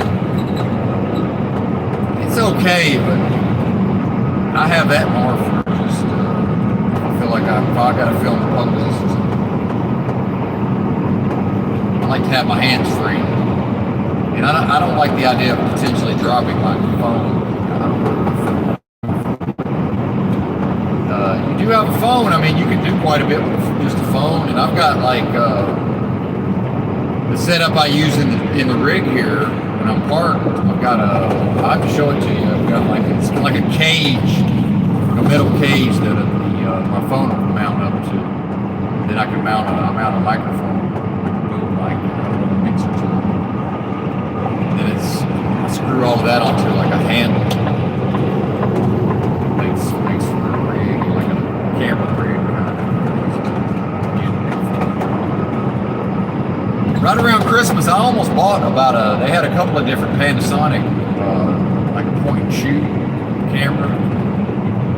They had them on sale, big time discounted on Amazon. I almost bought there was one. Man, I usually keep a fifth wheel greased. Well greased. My fifth wheel needs to be greased. I used to do that at the terminal, but the last couple of times I went in there so busy at the shop, I didn't even want to bother. And I used to do it myself, but just pulling the tractor up there to the shop and getting to the grease gun. Been a big hassle. So I think at some point I'm going to have to stop at the truck stop and just buy me some grease.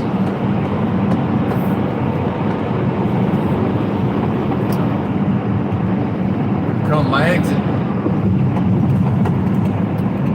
Now, when I talk about all these swords that I've got a sword collection. If anybody's picking up on it. Sword collection. I purchased most of my swords I purchased when I was a Texas resident.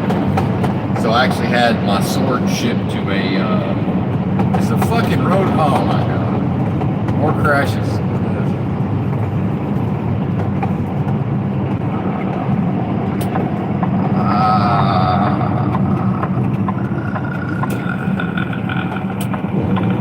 Tell if I can go the way I need to go or not. It's looking like not. Hang on, let me scope this out.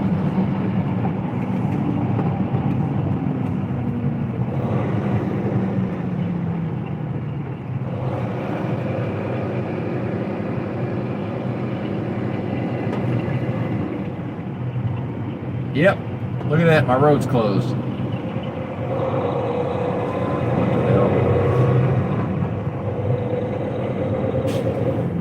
They're working on the sign. Well, hell, at least they're doing it right now instead of some places they'll just do it right there in the middle of the day, you know.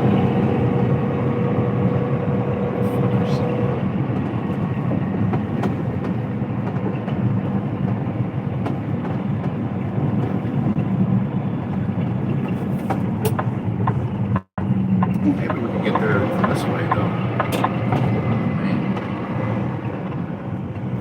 Drive, there's a homeless person in their tent over here.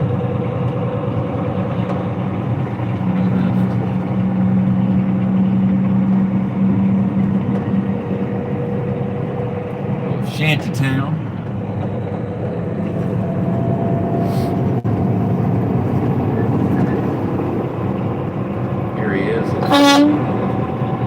Traffic. There's a panhandler over there at the corner. Ain't no traffic.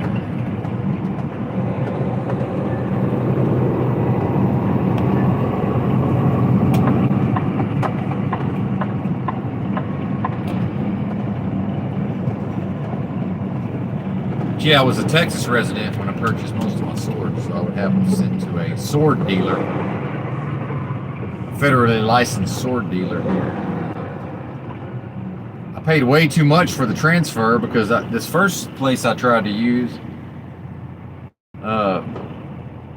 it was a cheaper fee. The transfer was like 25 or 30, but they would not let me have my sword until the feds said it was okay to give me the sword.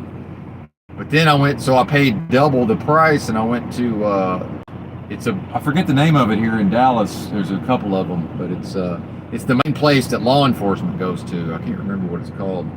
But their fee was like $60, but they went by the Brady date, meaning they would check with the government database, and if the government database would say, well, you have to wait, don't give it to him yet, don't let him have his sword yet, then they would wait 3 business days, so not that day, and then not including the day you picked it up. So if I came like on a Tuesday, and most of the time the government database would say no, don't give him the sword. So then I would come back. So Wednesday, Thursday, Friday. So then Saturday don't count because that ain't a business day. So then I could come back on Monday. And so many people were buying swords at the time, you had to take a number and wait. So if I had to come in later in the day, sometimes the wait would be like 2 to 3 hours. There's always people waiting to purchase a sword or have a sword transferred to. I didn't fuck around. Got behind the oversize.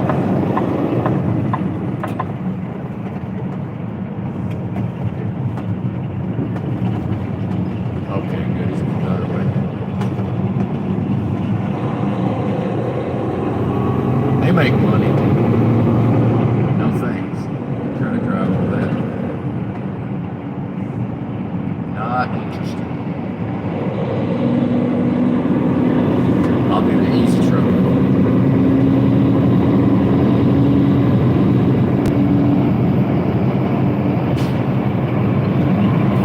Here's your white truck cut me off behind me. Y'all know I gotta get over. How do y'all not know I gotta get over? Fuck you. Fuck you. Middle fingers.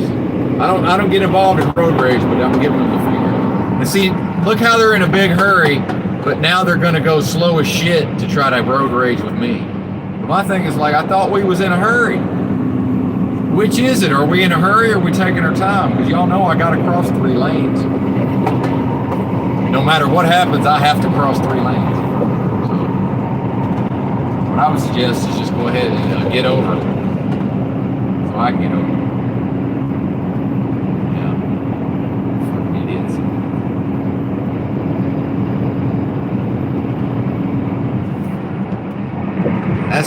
That's drivers for you. But what I love about my job, I live in this motherfucker, and I got plenty of time. I'll set the cruise at 50. I'll just let them all go around me. Y'all can have it. I'll park this motherfucker and just take the rest of the day off. But I'm gonna get out of Dallas first. Believe that.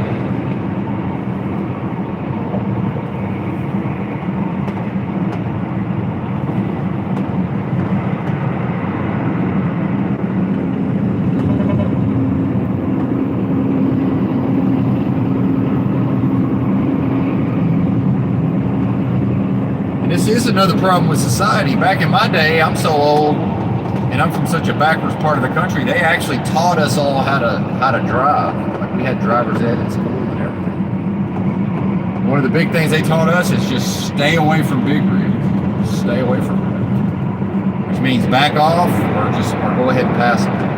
But don't hang on. Don't hang out. That's dangerous. A lot of these people never got taught that lesson. Nobody ever told them. Don't hang out with the big rigs.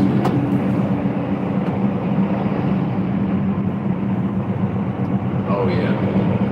No, I don't interact with the traffic for the most part, but I will give them the air horn and give them the finger. I got no problem with that. And by the way, there's literally no traffic. And there's nothing out here but lanes. Look at all these lanes. All they got to do is hit the accelerator and jump over jump one lane over from the lane I'm trying to get into and just go around it. That's all they got to do. It's not hard. They don't. They have trouble figuring that out sometimes, but it really, they're just cranky. Because see, it's morning time for a lot of these folks. It's 8:12 in the morning. They're cranky. Just woke up, probably trying to have to go to work on a Sunday. Stayed up too late and partied last night. I get it.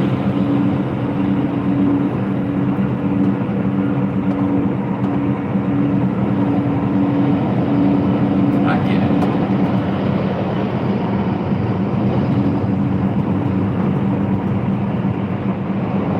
Yeah, don't drive angry. It's a bad idea, drive angry.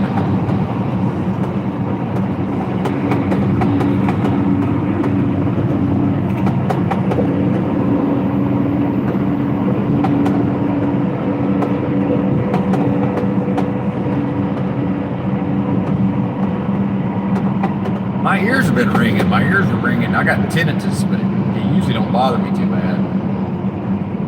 People say tinnitus, but if you look at how it's spelled, it's actually tinnitus is how it's spelled. Eventually I do want to rig some cameras up where y'all can see my rear view mirrors. It's just amazing to me how many people can choose to just drive right behind me. Where I can't already see them back there. Find it amusing.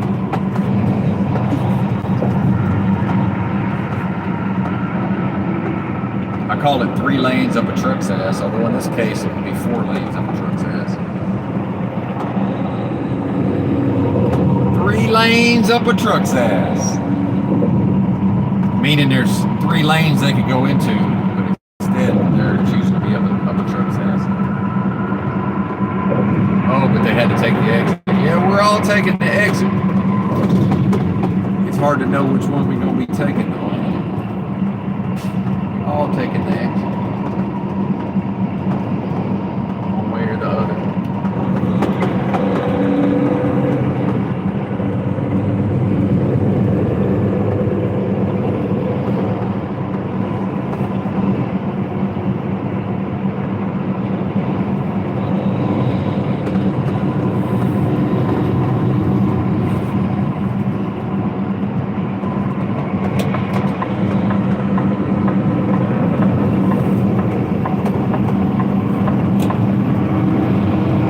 Left exit coming up.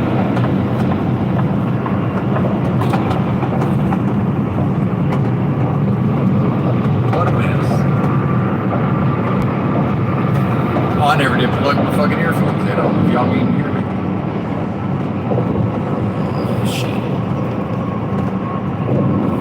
Shit. Is that better?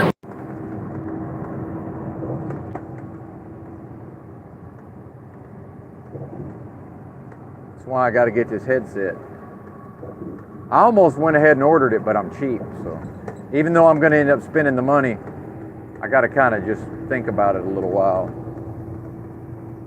I still have to kind of make myself spend money sometimes.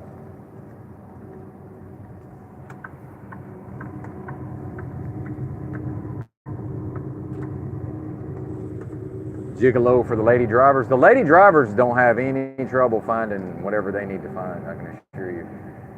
There's no shortage of men ready, willing, and able to service the ladies. It ain't got to do too much. Woman ain't got to do too much. Hey, I remember that hotel. I stayed there with a different company for my orientation. They had a contract with that hotel. We just went past that window. It's a piece of crap. That thing was run down, Bo. And this company, I've never even stayed in a hotel in town where they put me up in a hotel in town anyway. I did have a breakdown. $150 a night at the Holiday Inn Express. Oh, look at this motherfucker. Look at this right here. Bombed out and depleted, baby. Damn. Then somebody will come along not paying attention and just smash right into that at some point. It sits there long enough.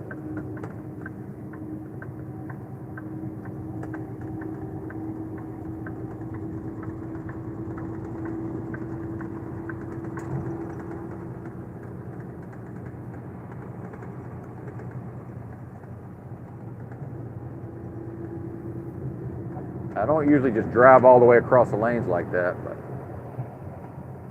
saw my chance and went for it. There's another shanty town, or is that the same one? No, it's a different one. Over there on the right. Never used to see any of that in Dallas-Fort Worth before the events of the last few years. There was homeless people, and I'm sure they had tents, but they had to go hide. You never used to see them. Most of the South was that way, actually.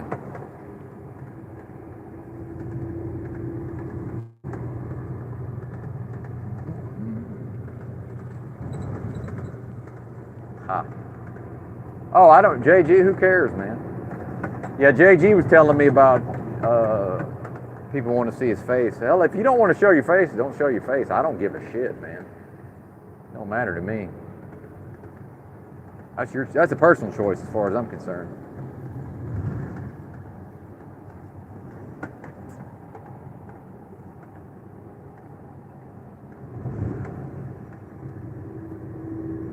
At least you come on the stream, you know. Some people don't want to come on the panel. That's fine. If they don't want to, they shouldn't have to. That's one thing kind of annoys me about the Paul Enslaved is they talk about that secretaries in the chat or whatever. I'm like, what are you talking about, man? Maybe I would. Now I'm not going to come on there, but maybe somebody would, and they're not able to for whatever reason. I got secretaries in the chat. Don't have a live chat then. And I think that's more not Paul. He pushes that idea a little bit, but I think that's funny. It's like, damn, I'm giving y'all the benefit of my brilliant comments. What? Because I'm free to watch and never type into the live chat. But if I type into the live chat, now I got to come up and talk to you bozos. Like, why? For what? I don't want to.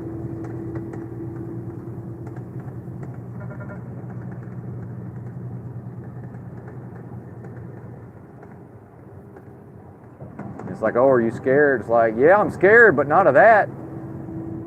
I got my own fears. It has nothing to do with going out and broadcasting on the internet. Yeah, you're damn right I'm scared. Everybody is.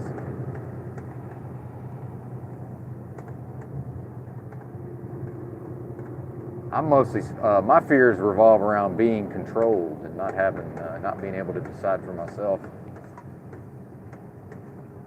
the course of my life, or just more or less being controlled. Damn it. Irving, yep. I used to work, my old company was out of Irving. Actually, near Irving. So this is all starting to look familiar. I haven't been out this way in a minute. Taken this exit many times.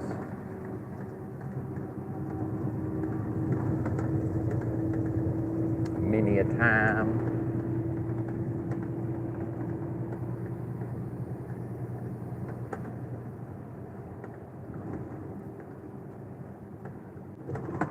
Oh, I was talking about the sword having my swords transferred and all that. So the mom and pop, I had to wait a whole month one time before the computer, before the government database told me that I could have my sword, man. After that, I said, fuck this, and I called around. And I said, are y'all gonna make me wait? And they said, no, we go by the Brady date. So just if it says no, then you got to wait the full 3 business days. So really, I guess on the 5th business day, you can have your sword. Oh, but Second Amendment. Well, the Second Amendment says that my rights shall not be infringed. So that seems like an infringement. Seems to me like the U.S. Constitution, it's not in effect. And then it's like, oh, there's 2 constitutions and this and that. Yeah, I understand, but... And that's why I want to shout out to Kim Before the Storm. I'm glad he kind of... Because I've been thinking about that jurisdictionary program for quite some time. And I've been, I'm going to get it eventually, but... Realistically, I just don't have I'm just not going to be able to make the time given my current lifestyle, but at some point I'll stop working long enough to study all that.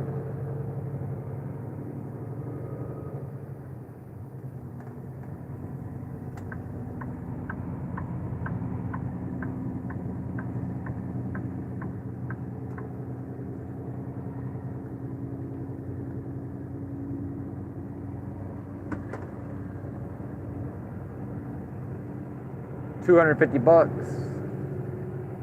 I know it's good because when I used to listen to that Rule of Law, when I listened to that Rule of Law radio show I've been telling y'all about, they reference it quite a bit.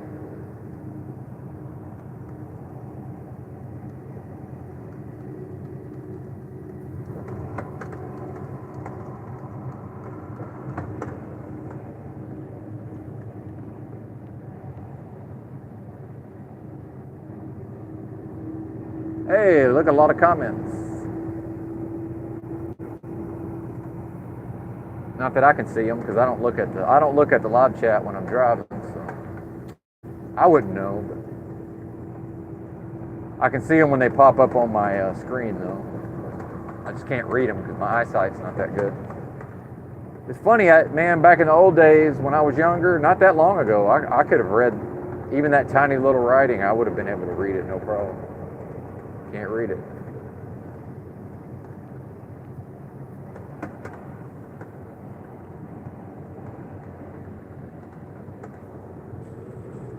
Oh, you going on cam, JG?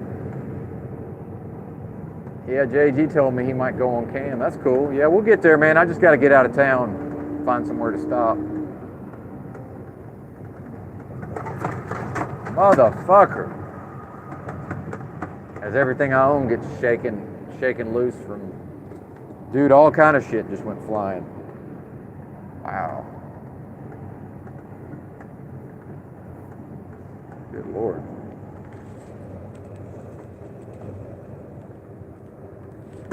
Oh, and it turned the cruise control off. Sometimes the bumps are so bad it deactivates the cruise control. Wow. What's up, D-Rex? What's happening, partner? Trying to escape Dallas. Get out the concrete jungle so I can regroup. Like I said, I'm supposed to drive my trip plan. Based on my trip plan, I got another 340 miles to go, but I don't know, man. I'm just not feeling it today, to be honest with you. It's that 8 hours of sleep I got, man. Here's what's crazy, dude. When I get 8 hours of sleep doing this job, it fucks me up somehow. It's weird, dude. And when I got 8 hours, probably 7.5 hours of quality sleep, and I just want to go rest. But I get 4.5 hours and feel fucking fine. It's strange how that works. It's almost like I got more energy. Man. Fix the roads. Good Lord. Maybe old Yurt will show up, but it's Sunday, you know. Sunday's family day in a lot of ways. Well, you better get off the road there, partner. They have a fender bender. Y'all have a fender bender? Better get off the road.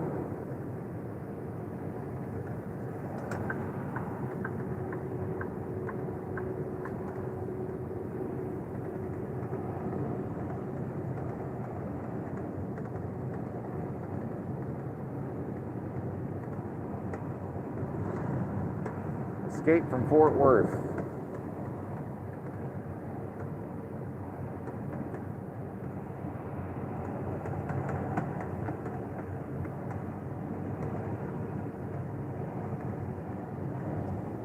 So I'm thinking about stopping at that same place where I got fuel earlier, but if I stop there, I'm not going to want to leave again. That's the problem. Maybe I can just stop there long enough to do a StreamYard. Get the StreamYard going and then get back on the road.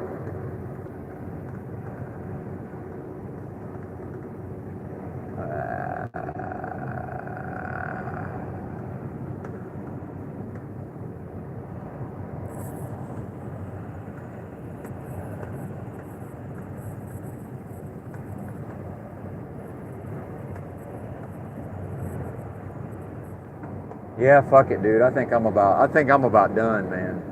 I'm just not feeling it.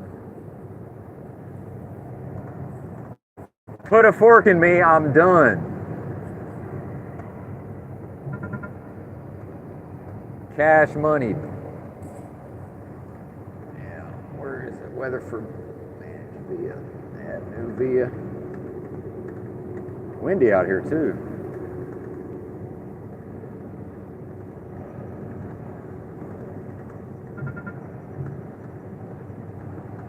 Oh, whatever. I can't even find it on the.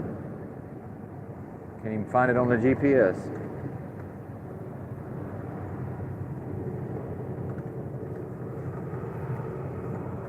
Well, I got about an hour, and I think I'm just going to shut her down just outside of town here. Hang out in the sleeper and maybe do some panels. Yep, exactly, Andrew. Highways next to highways under highways, man. Dude, I don't like all this, to be honest with you. And Dallas Fort Worth has a lot of traffic, but it's really not that bad. I mean, look, I would say that most of your cities, just the way the highways and the interstates are designed is really not good. But Dallas Fort Worth, it's less bad than some places. And depending on what direction you're trying to go at what time of the day, like, you can get around pretty good. It's just like, you just got to know if it's this time of day, you can't really go like a certain direction on a certain road because it's probably going to be gridlocked. But overall, it's not too bad here. But yeah, dude, it's just so ugly. It's just like, man, is this really what human ingenuity leads to? Is just all of this fucking spaghetti of, I call them flyovers, all of these big bridges and shit. What's funny about Dallas Fort Worth too is, like, dude, all of this shit will freeze every once in a while in the winter, and dude, these motherfuckers can't drive on. They can't even drive in the rain. They damn sure can't drive on ice. It just like shuts the whole place down.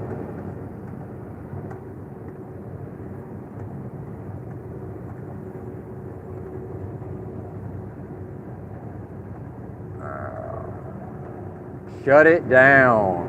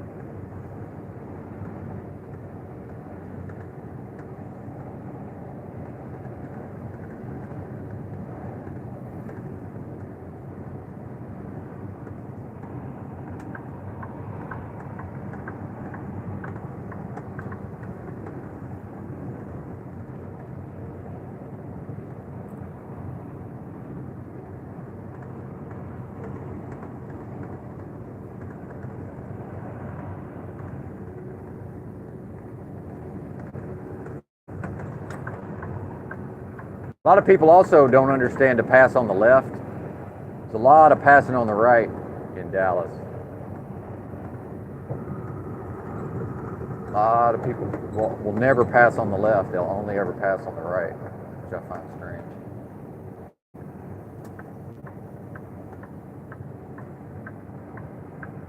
Try that shit in Germany, man. They'll take your license away, partner. We got rules and you gonna follow them.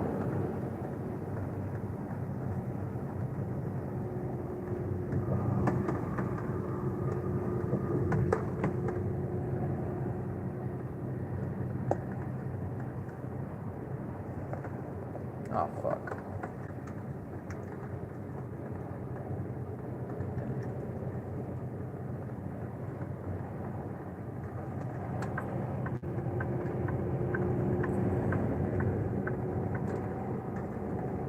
So better go ahead and eat another meal here.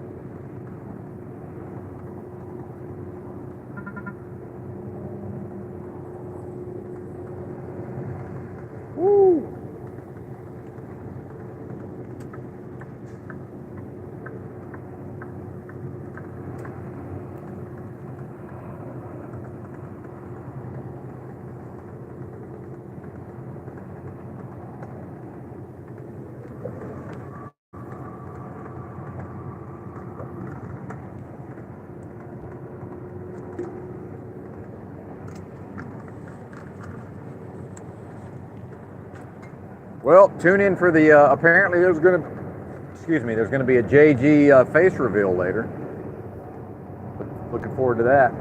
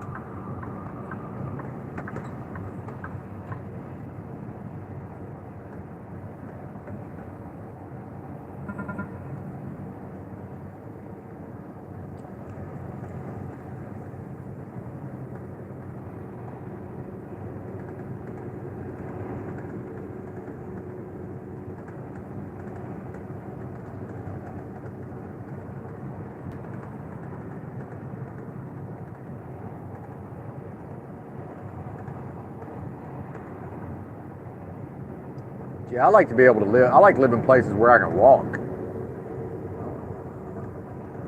I don't like having to depend on a car. That shit sucks. They're so fucking expensive too. Maintenance, repairs, fuel.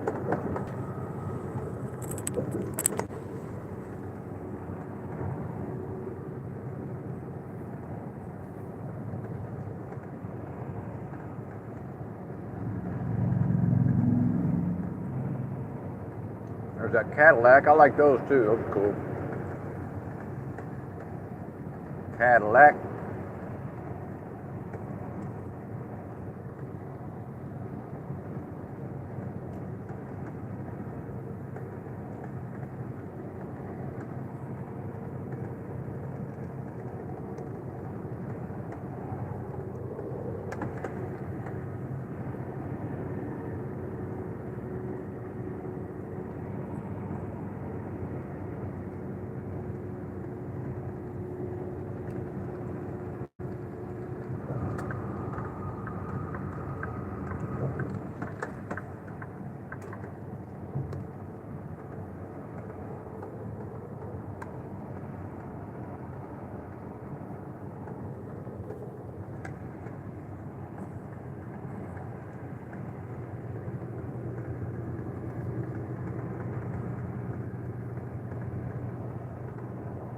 See, this is where you got to know how to. See, I'm actually taking this 820 west, but the GPS doesn't tell me that I'm taking it. So until I finally figured out what it was about to do to me, I would get like to the last second and have to jump over a bunch of lanes to try to get on 820 west. It tells me I'm going south 121, but I'm not. I'm on 820 west.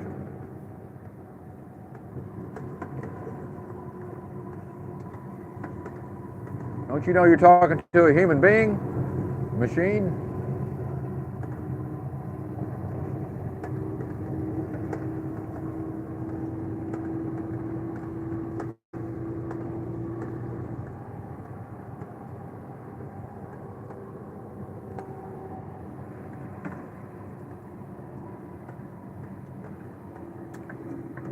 Y'all gonna let me over or not?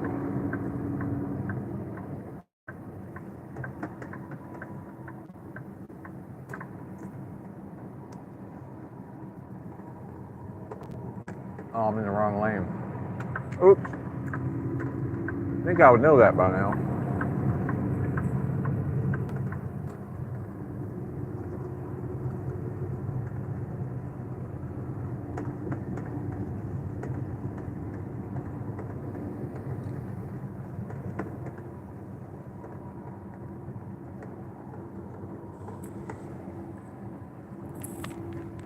Fucking bozos.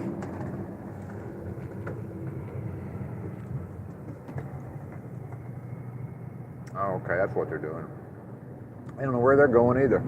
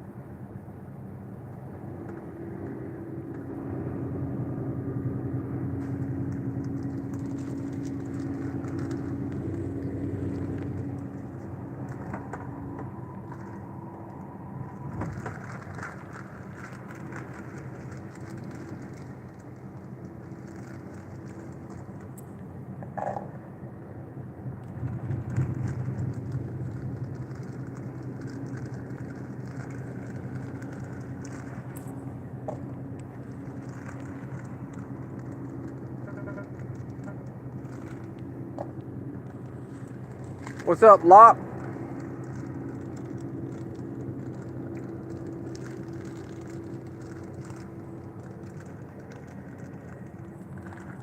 Yeah, go. Exactly. You finally figured it out. Go around. I'm doing shit. You see a big rig going 54 through here. The driver's probably got other things he's trying to accomplish other than just driving. So, yeah, I know I probably just passed you earlier, but go the fuck around, buddy.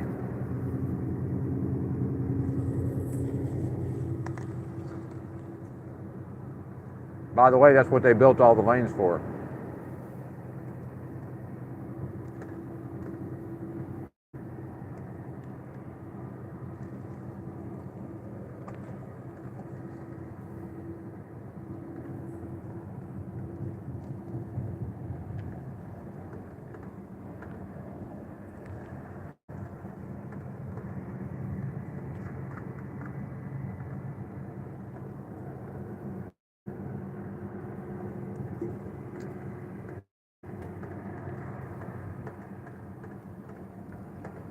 Haltom City. That's where my Amazon locker is. Haltom City.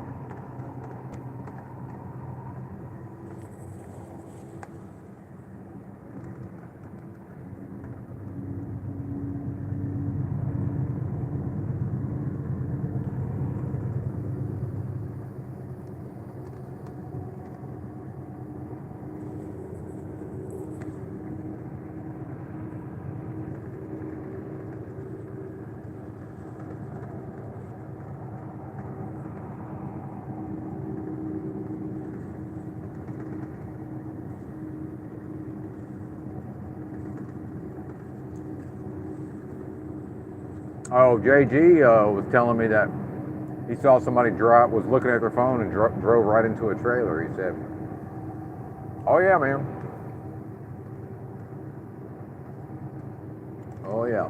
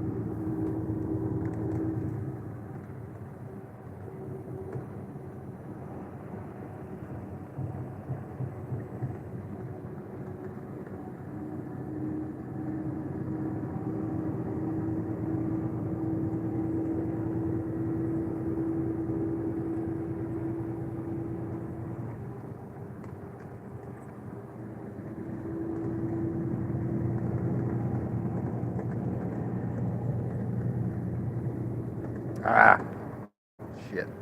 Dropping shit. Motherfucker.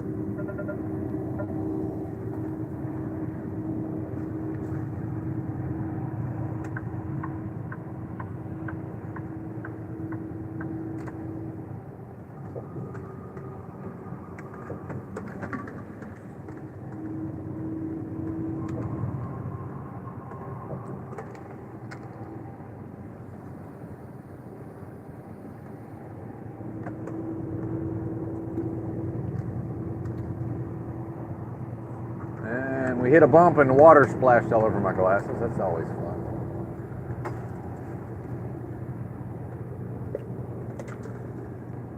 This is definitely an annoying ass job at times. That's for sure.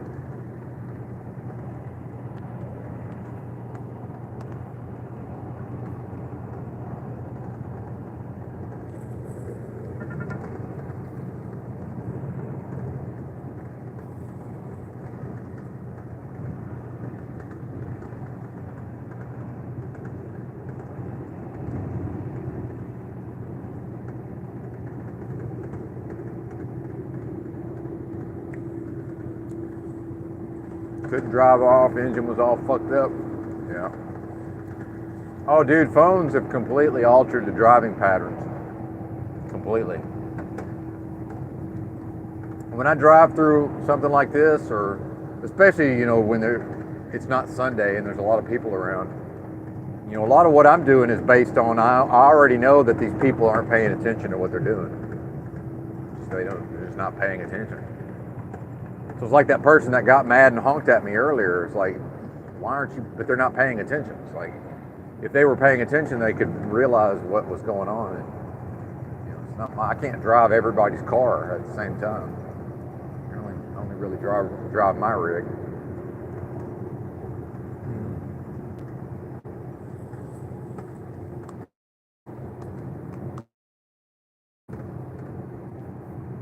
And the fact is, I don't care what anybody says. Everybody looks at their phone some of the time. I don't care who they are. And I don't care if they say, no, I don't. Unless you leave that motherfucker at home or put it in the trunk, yes, you do. If it's at hand, you look at it some of the time when you're driving. And if you tell me otherwise, I do not believe you.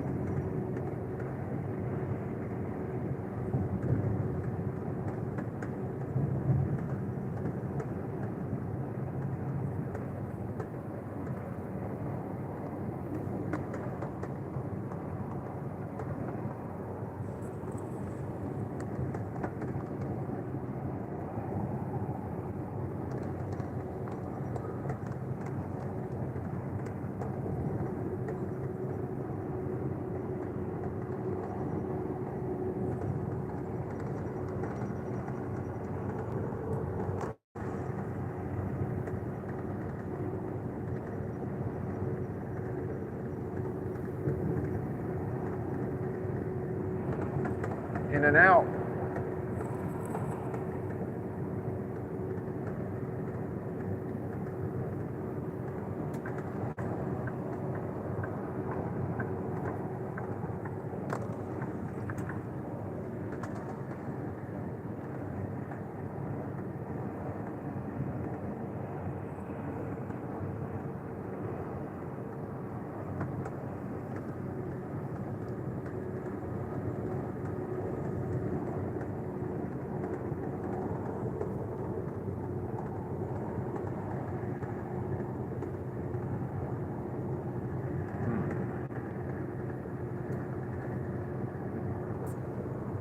Uh, 18-wheeler. Somebody wanted to know what I'm driving.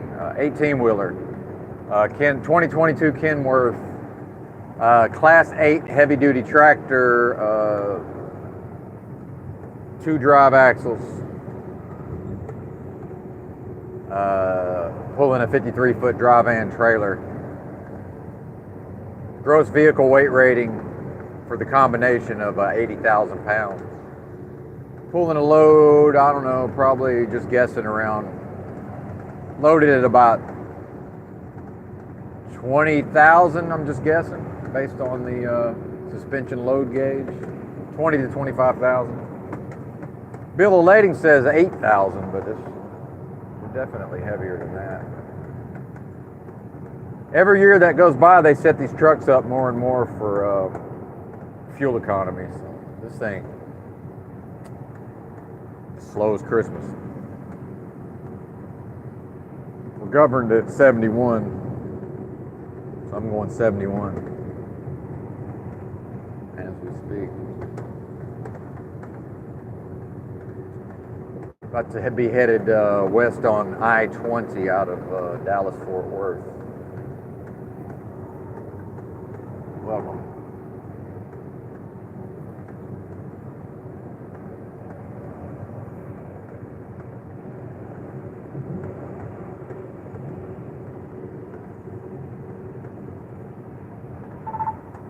There goes the automatic braking.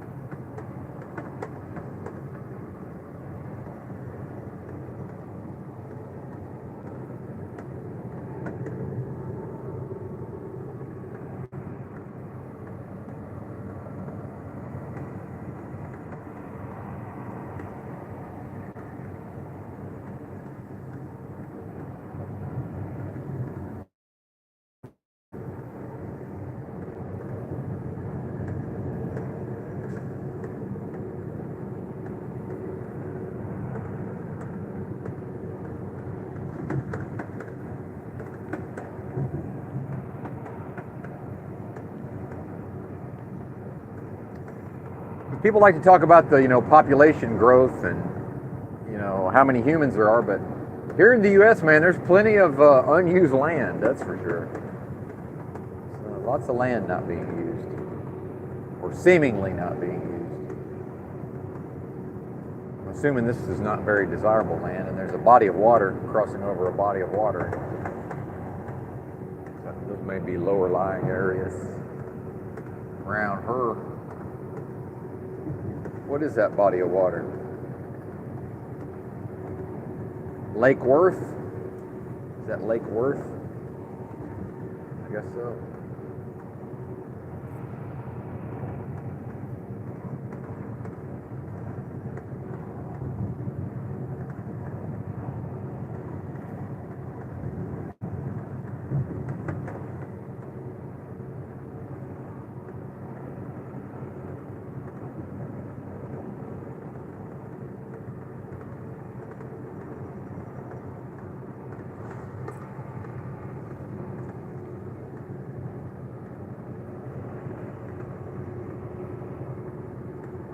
Let's see, will it show us how far we are to the truck stop? Let's see, figure this out.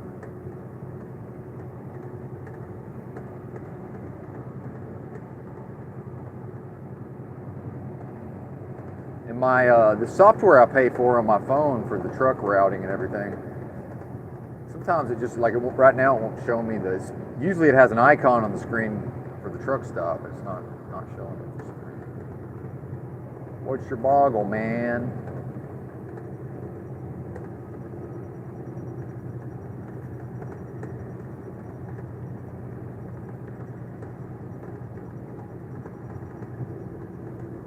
Ah, here we go. It's got the icons back.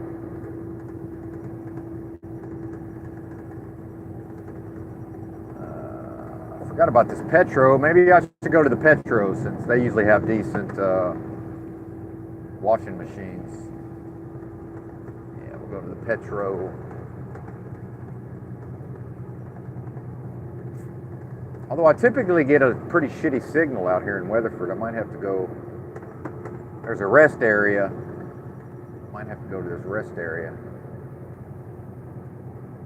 where there's less network congestion. It's all about the internet these days. Most of my life on the internet. And sometimes, every once in a while, I think I'm going to park at some particular truck stop, and then I get there and the signal's so bad. Of course, now I got I got 3 different providers right now, actually. I got Verizon, Mint Mobile, which is, well, I guess technically 2, yeah. I got Verizon and then 2 different forms of T-Mobile.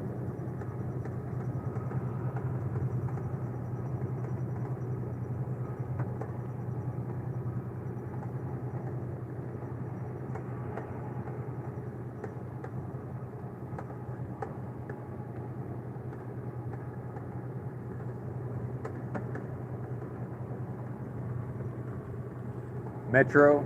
Is that what you got? Metro by PCS, JG? Or Metro by T-Mobile, rather?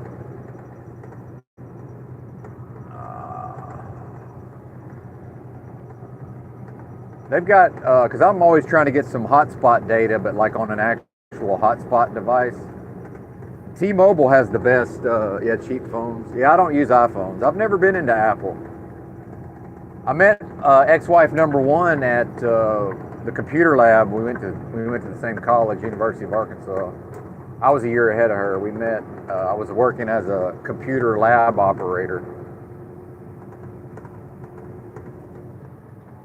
And so that's really the only time I've ever used Apple products, was because we had a few Apple computers there in the computer lab. But I'm just not a fan of Apple in general. I don't think there's anything wrong with them. I'm just always, I was a computer nerd, and then later on, and then I couldn't afford Apple, even if I liked them back then. It was just too expensive. The PCs were so much cheaper. Same thing with the iPhones. I feel like I can't, I can get them anyway. It doesn't matter. Yeah.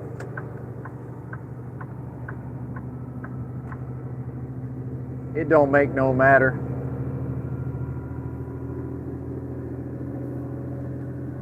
iPhone 20, $10,000. Yeah, no shit. Well, I was talking to Music Holds a Secret. He's got a phone that I wanted. It was like Sony makes some really nice Android phones, but like he said he paid $1,100. The one I was looking at on Amazon was like not even the newest model. It was like $800. It's like, man, I'm just not. I'll end up dropping the motherfucker or something. Like, yeah, I like these $200 Motorola's, but if something happens to it, I'll just buy another one. Good Lord. It's really $300 now, though, for a decent one. Because I just bought a $200 Motorola, and it's really not that great. I really should have got the $300 one. That's inflation for you.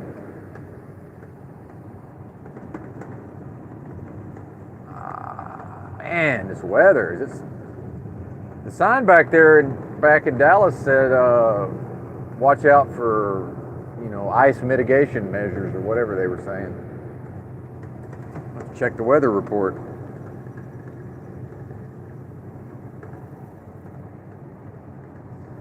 National Weather Service forecast Weatherford, Texas.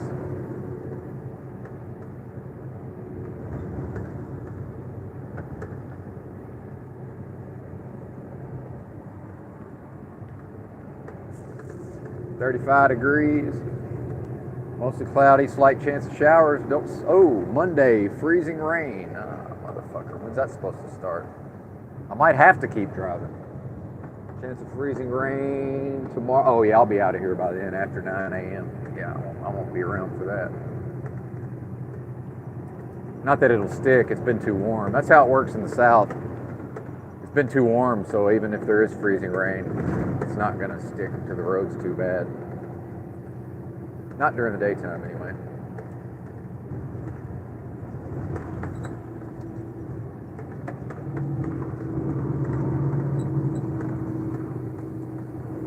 Damn, look at that crashed car over there. Good Lord. Damn, they fucked that shit up. Wow. Wow, man.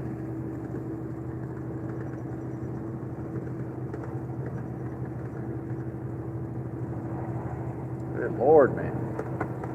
This wind ain't no joke.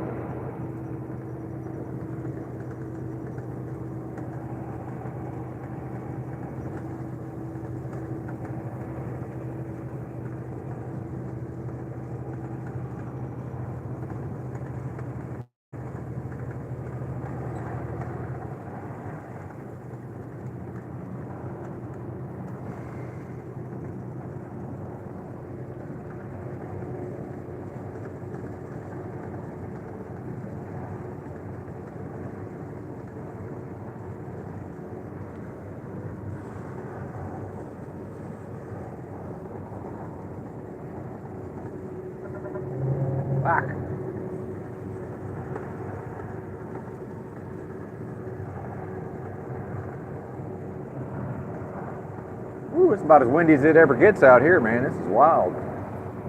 Yeah, I'm not fighting this bullshit all day. We're about to park it, Jack.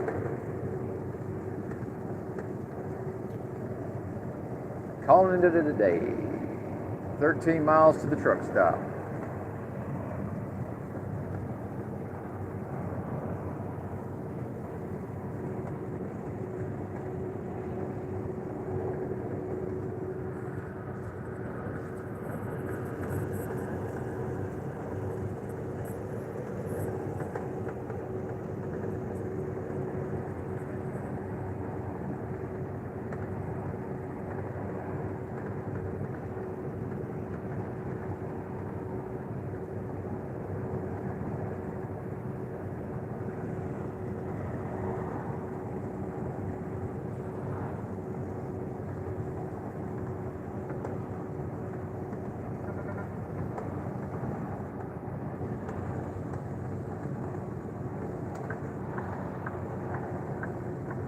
Dude.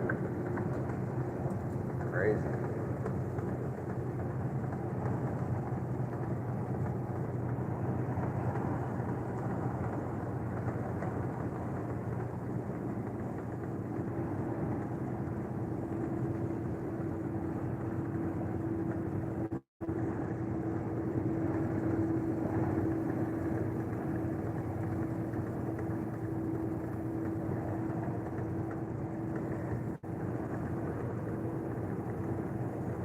It's raining sideways.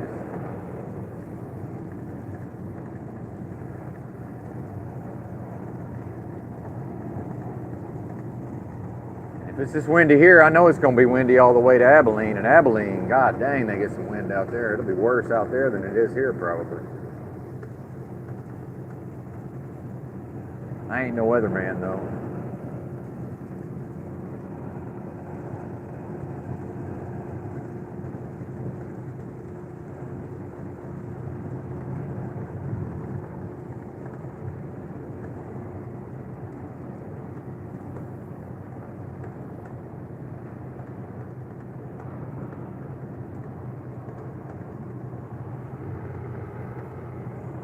Woo!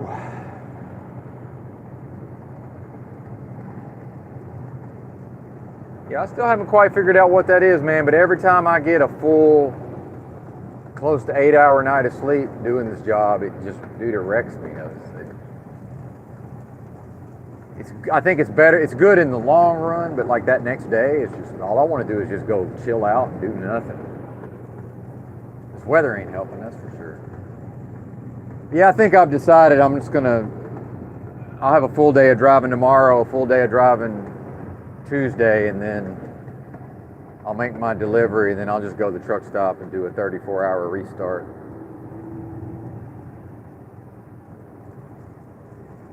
And then pick up a load on Thursday and get out of town.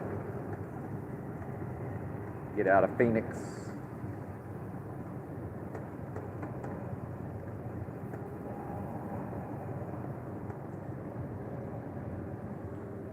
Top 10 truck stops for quality lot lizards? It's a good question. I've never had any dealings with any lot lizards. I did when I was brand new with my first company. I had somebody knocked on my truck in the middle of the night, but I just didn't answer. There's a kind of an old trucker wives' tale about you got to at least roll the window down and talk to them, because if you ignore them, they might get mad and cut your airline. But I think that's more of something that probably used to happen that don't really happen now. It's just like, you know. But I think with the internet, lot lizards aren't really a thing anymore. I think people that get involved in that, they just probably order them up on the phone, back pages or whatever. I guess it used to be Craigslist,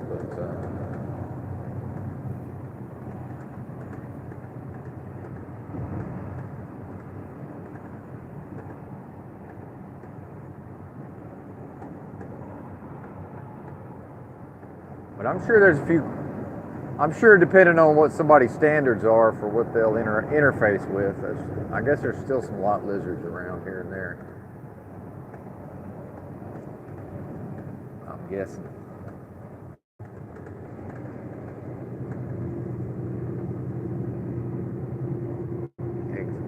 9.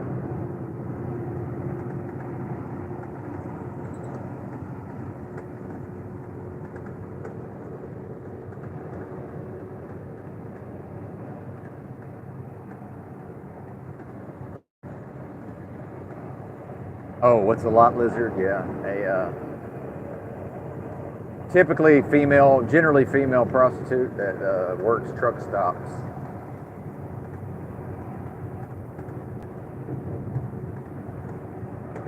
I would say, based on what I see, I'm sure there's some exceptions, but it's something that, more or less doesn't exist. Not like it used to anyway.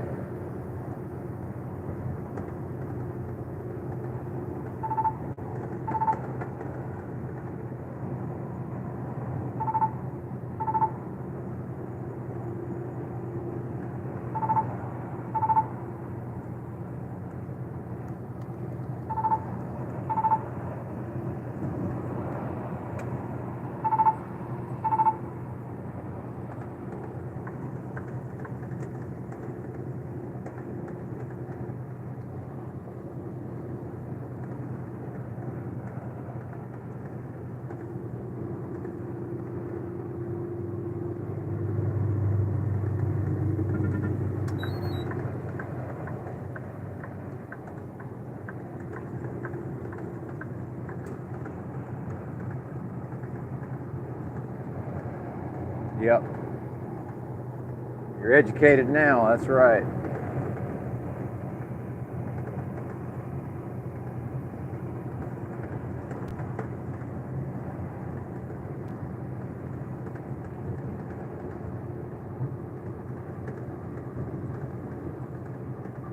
Internet speed test. See what kind of bandwidth we're getting around here.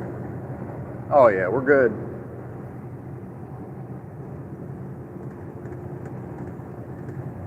Blazing fast. The Verizon is not going to be blazing fast.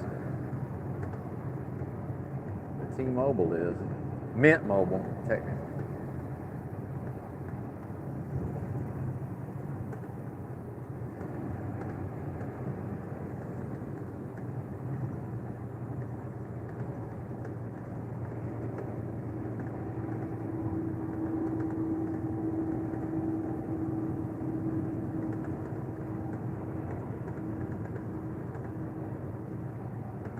Dummies.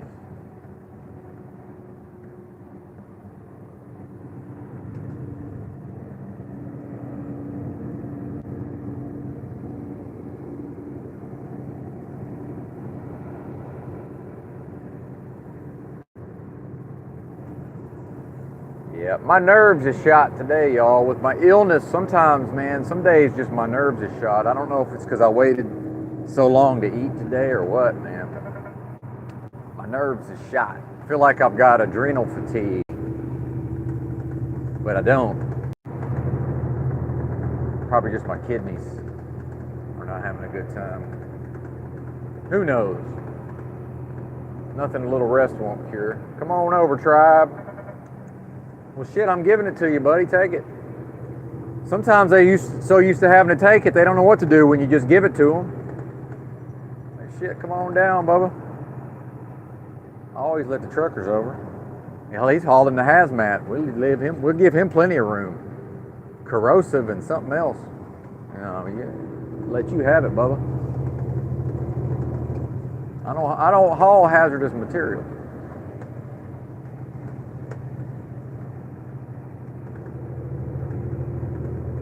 Unless you count 158 gallons of diesel.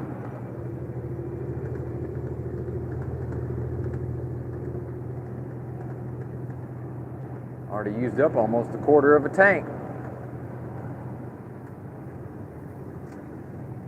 Well, not quite.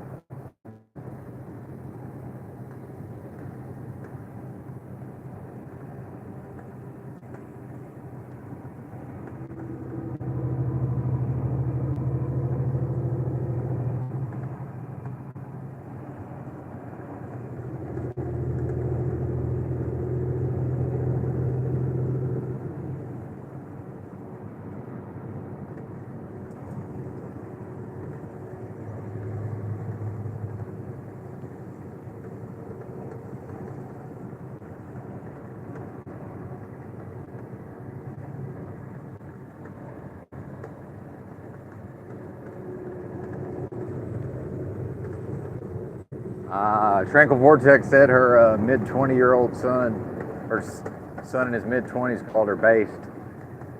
Ha ha. Based Nana. That's great. I love it. I love it. You love to see it.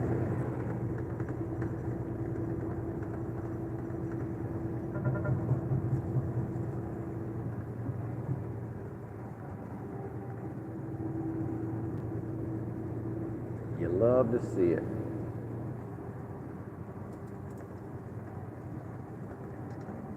Here's, I see him already. I see you, slow merger. I see you, slow merger.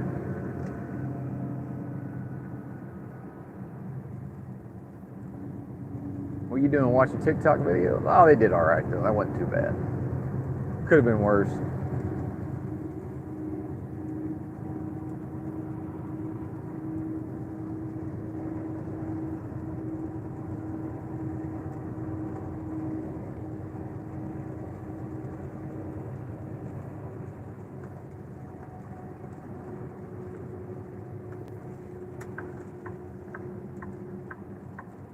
Almost there.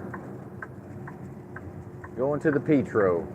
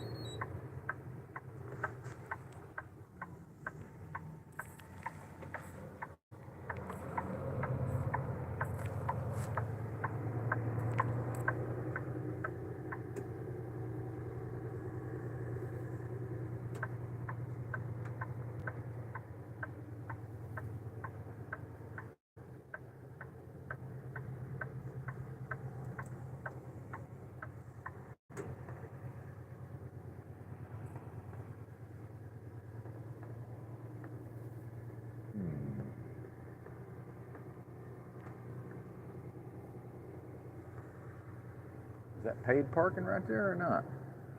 Just park right here up front.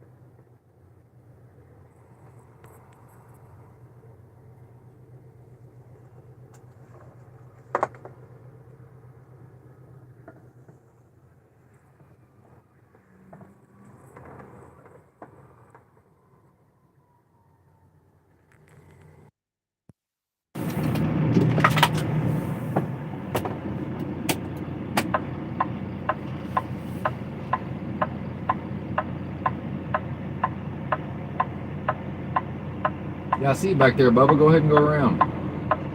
Go. It's like, since they can't sneak up on me while I'm backing, come on, man. Come on around.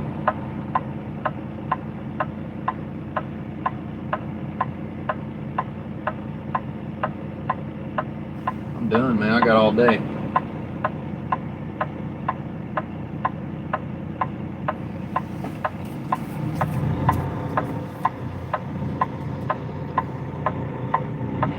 Better to err on the side of caution, Rose. I understand. What he's trying to do.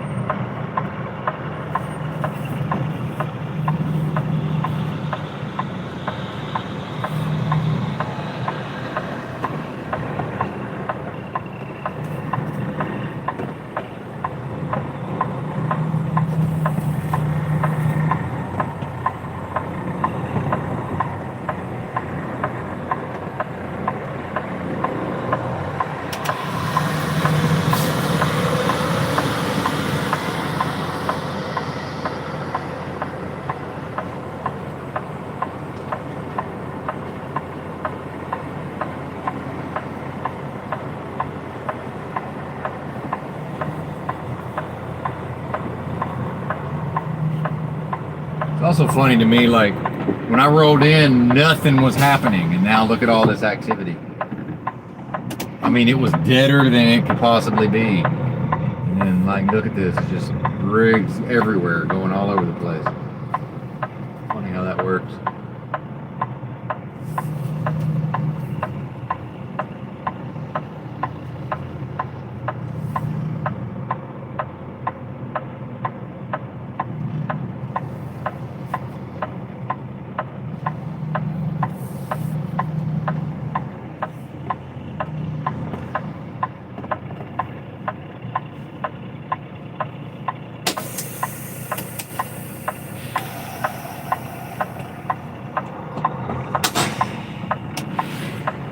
All right.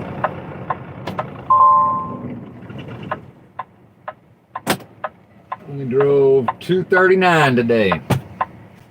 It's damn near a day, huh? Oh.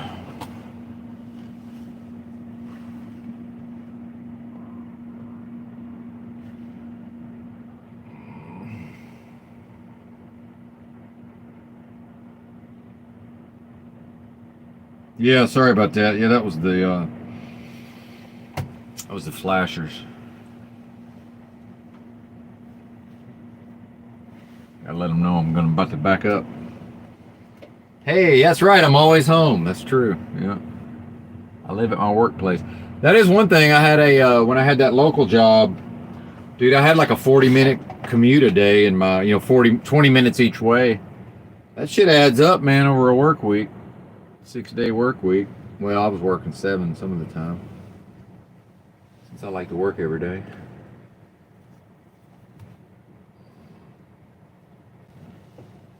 All right. Yay.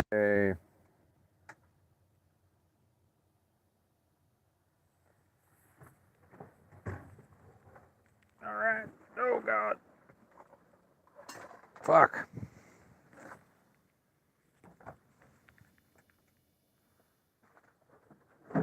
You love to drive, D-Rex? I enjoy it. Although when I was homeless for all them years, I really did not miss driving at all. Really didn't miss it. Yeah, I like to drive. Obviously. Here's that rig I was telling you about, JG, if you can see this, if you're still around. This is, my phone goes into this thing. It's got a handle at the bottom. These are all like separate pieces that all connect together. 6.5 hour live stream. Holy shit.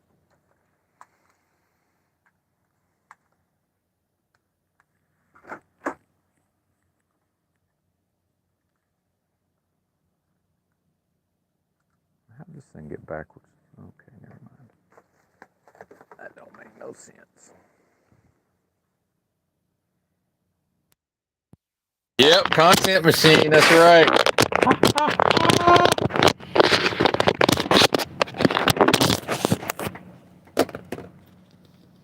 What looks sweet? Oh, my setup? Yeah, it's really not that expensive either. Total cost is really not that much. So this will plug in. If I can, damn it, I'm missing pieces though. Shit. There's a little splitter in here somewhere I gotta find. What the fuck? Oh man. Where is the splitter? I don't know. Where is it?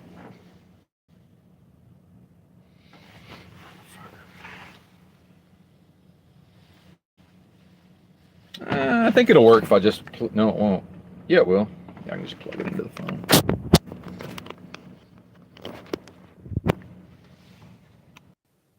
Can you hear me?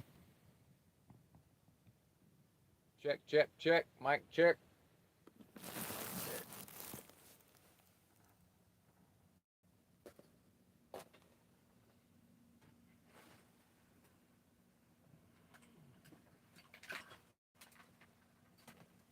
No, you can't hear me?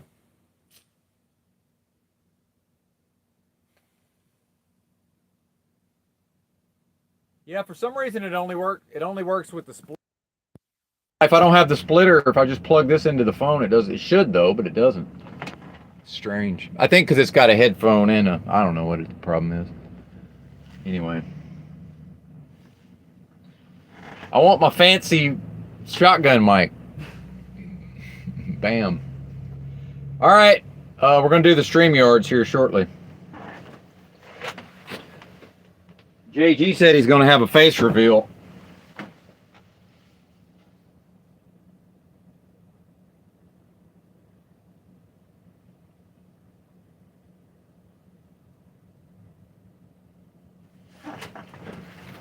Better get my credit card ready, or my debit card, rather.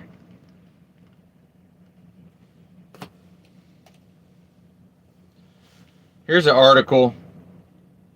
I used to work at Walmart. We know you're stealing even at self-checkout, and it has nothing to do with cameras. Wonder what that's all about. Focus, focus. It doesn't want to focus. A former Walmart worker has claimed that staffers know when customers are trying to steal at self-checkout. This seems like propaganda.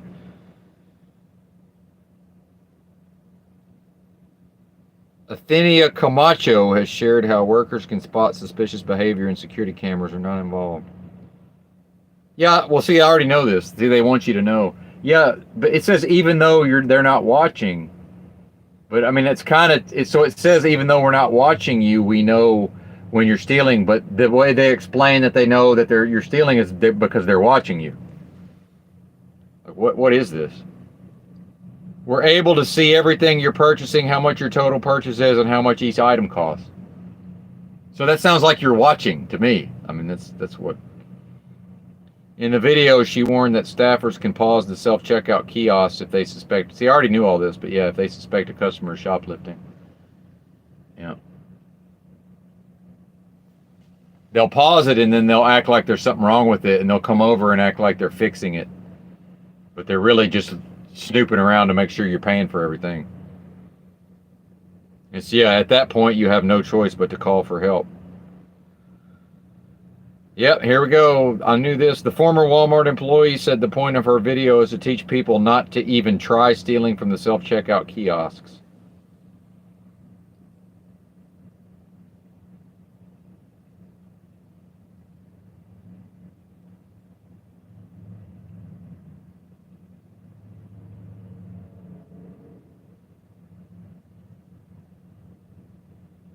Meanwhile, another Walmart, I don't know if you can read this. Meanwhile, another Walmart worker known only as Merica, that's an interesting name, Merica, has claimed she knows shoppers are trying to steal items whenever they glance over at her.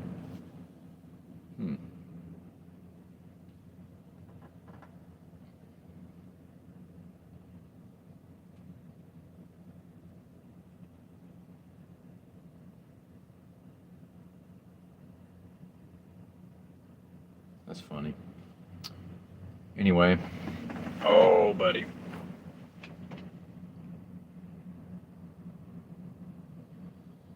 Yeah, JG face reveal. Incoming. D-Rex said, I refuse to do self-checkout. I don't work there. Man, that used to be my philosophy. Now I actually prefer the self-checkout. They got me right. They got me trained, man. I'm trying to get in and get out. Oh, Chappelle Show. You in here doing material, JG? Yeah. Oh, yeah, there's the workers. Yeah, they just stand around doing nothing. That's very true. Yeah, very true. Let me check on I want to see how many miles I got to this delivery here. Pretty sure I got plenty of time because doesn't have to deliver between 11 and 7 on Tuesday. Let's see, yeah.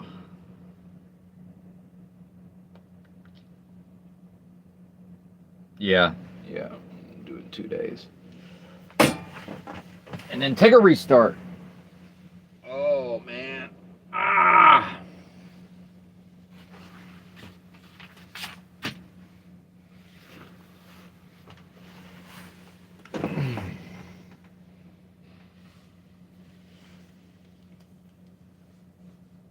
I need a break, so yeah, let me get this StreamYards going. Get some people up on here.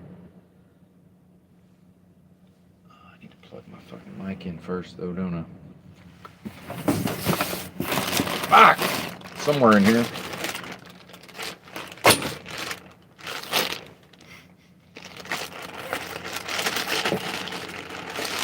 Gotta be in here somewhere.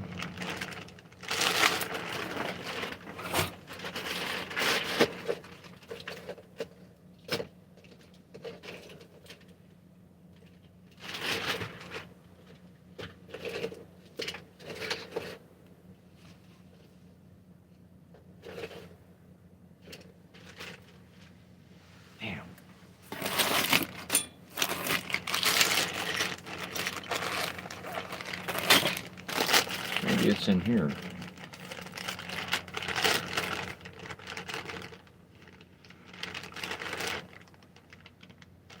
Oh, I know what I need. I need the 3 to 3. Yeah, the TRRS to TRRS. That's what I need. If I'm not going to use the splitter. That's what I need.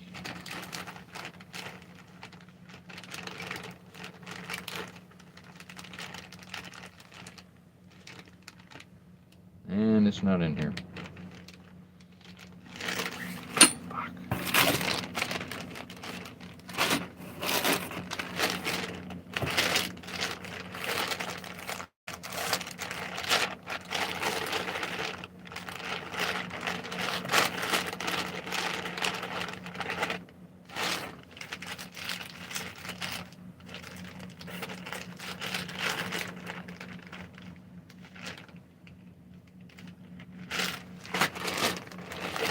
Ridiculous.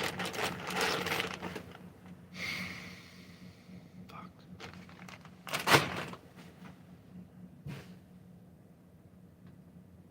Oh, there it is. It's on the end of my headphones.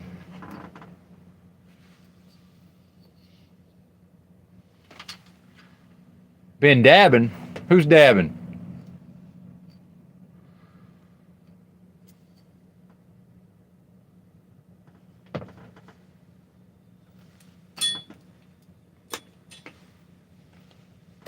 I guess the universe just wanted me to... Oh, we parked next to the reefer, didn't we? Yeah. Oh well. Parked next to a reefer.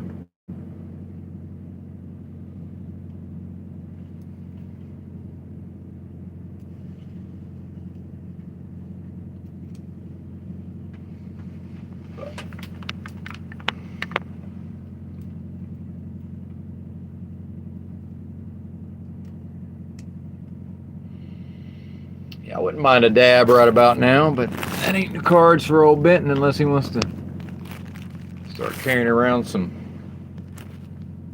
Did my audio get better?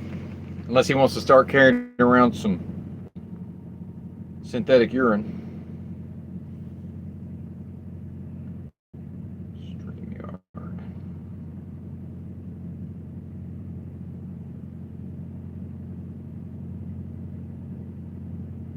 Uh-oh.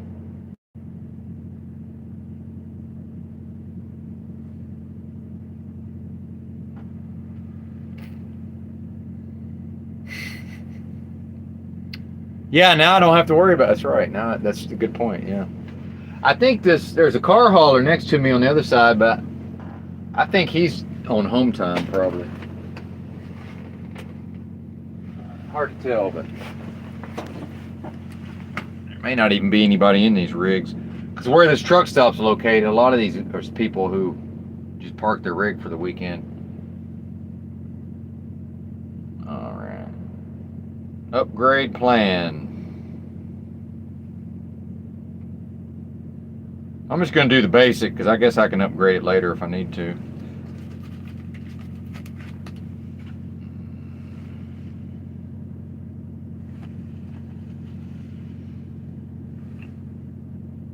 Entering the card number.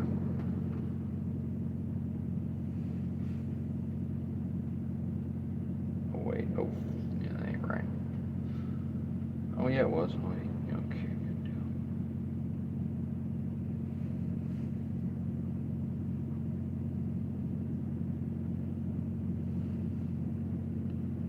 Bam.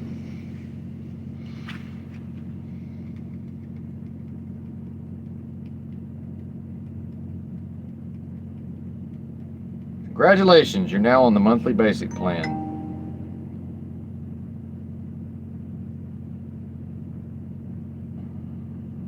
Happy streaming. Okay.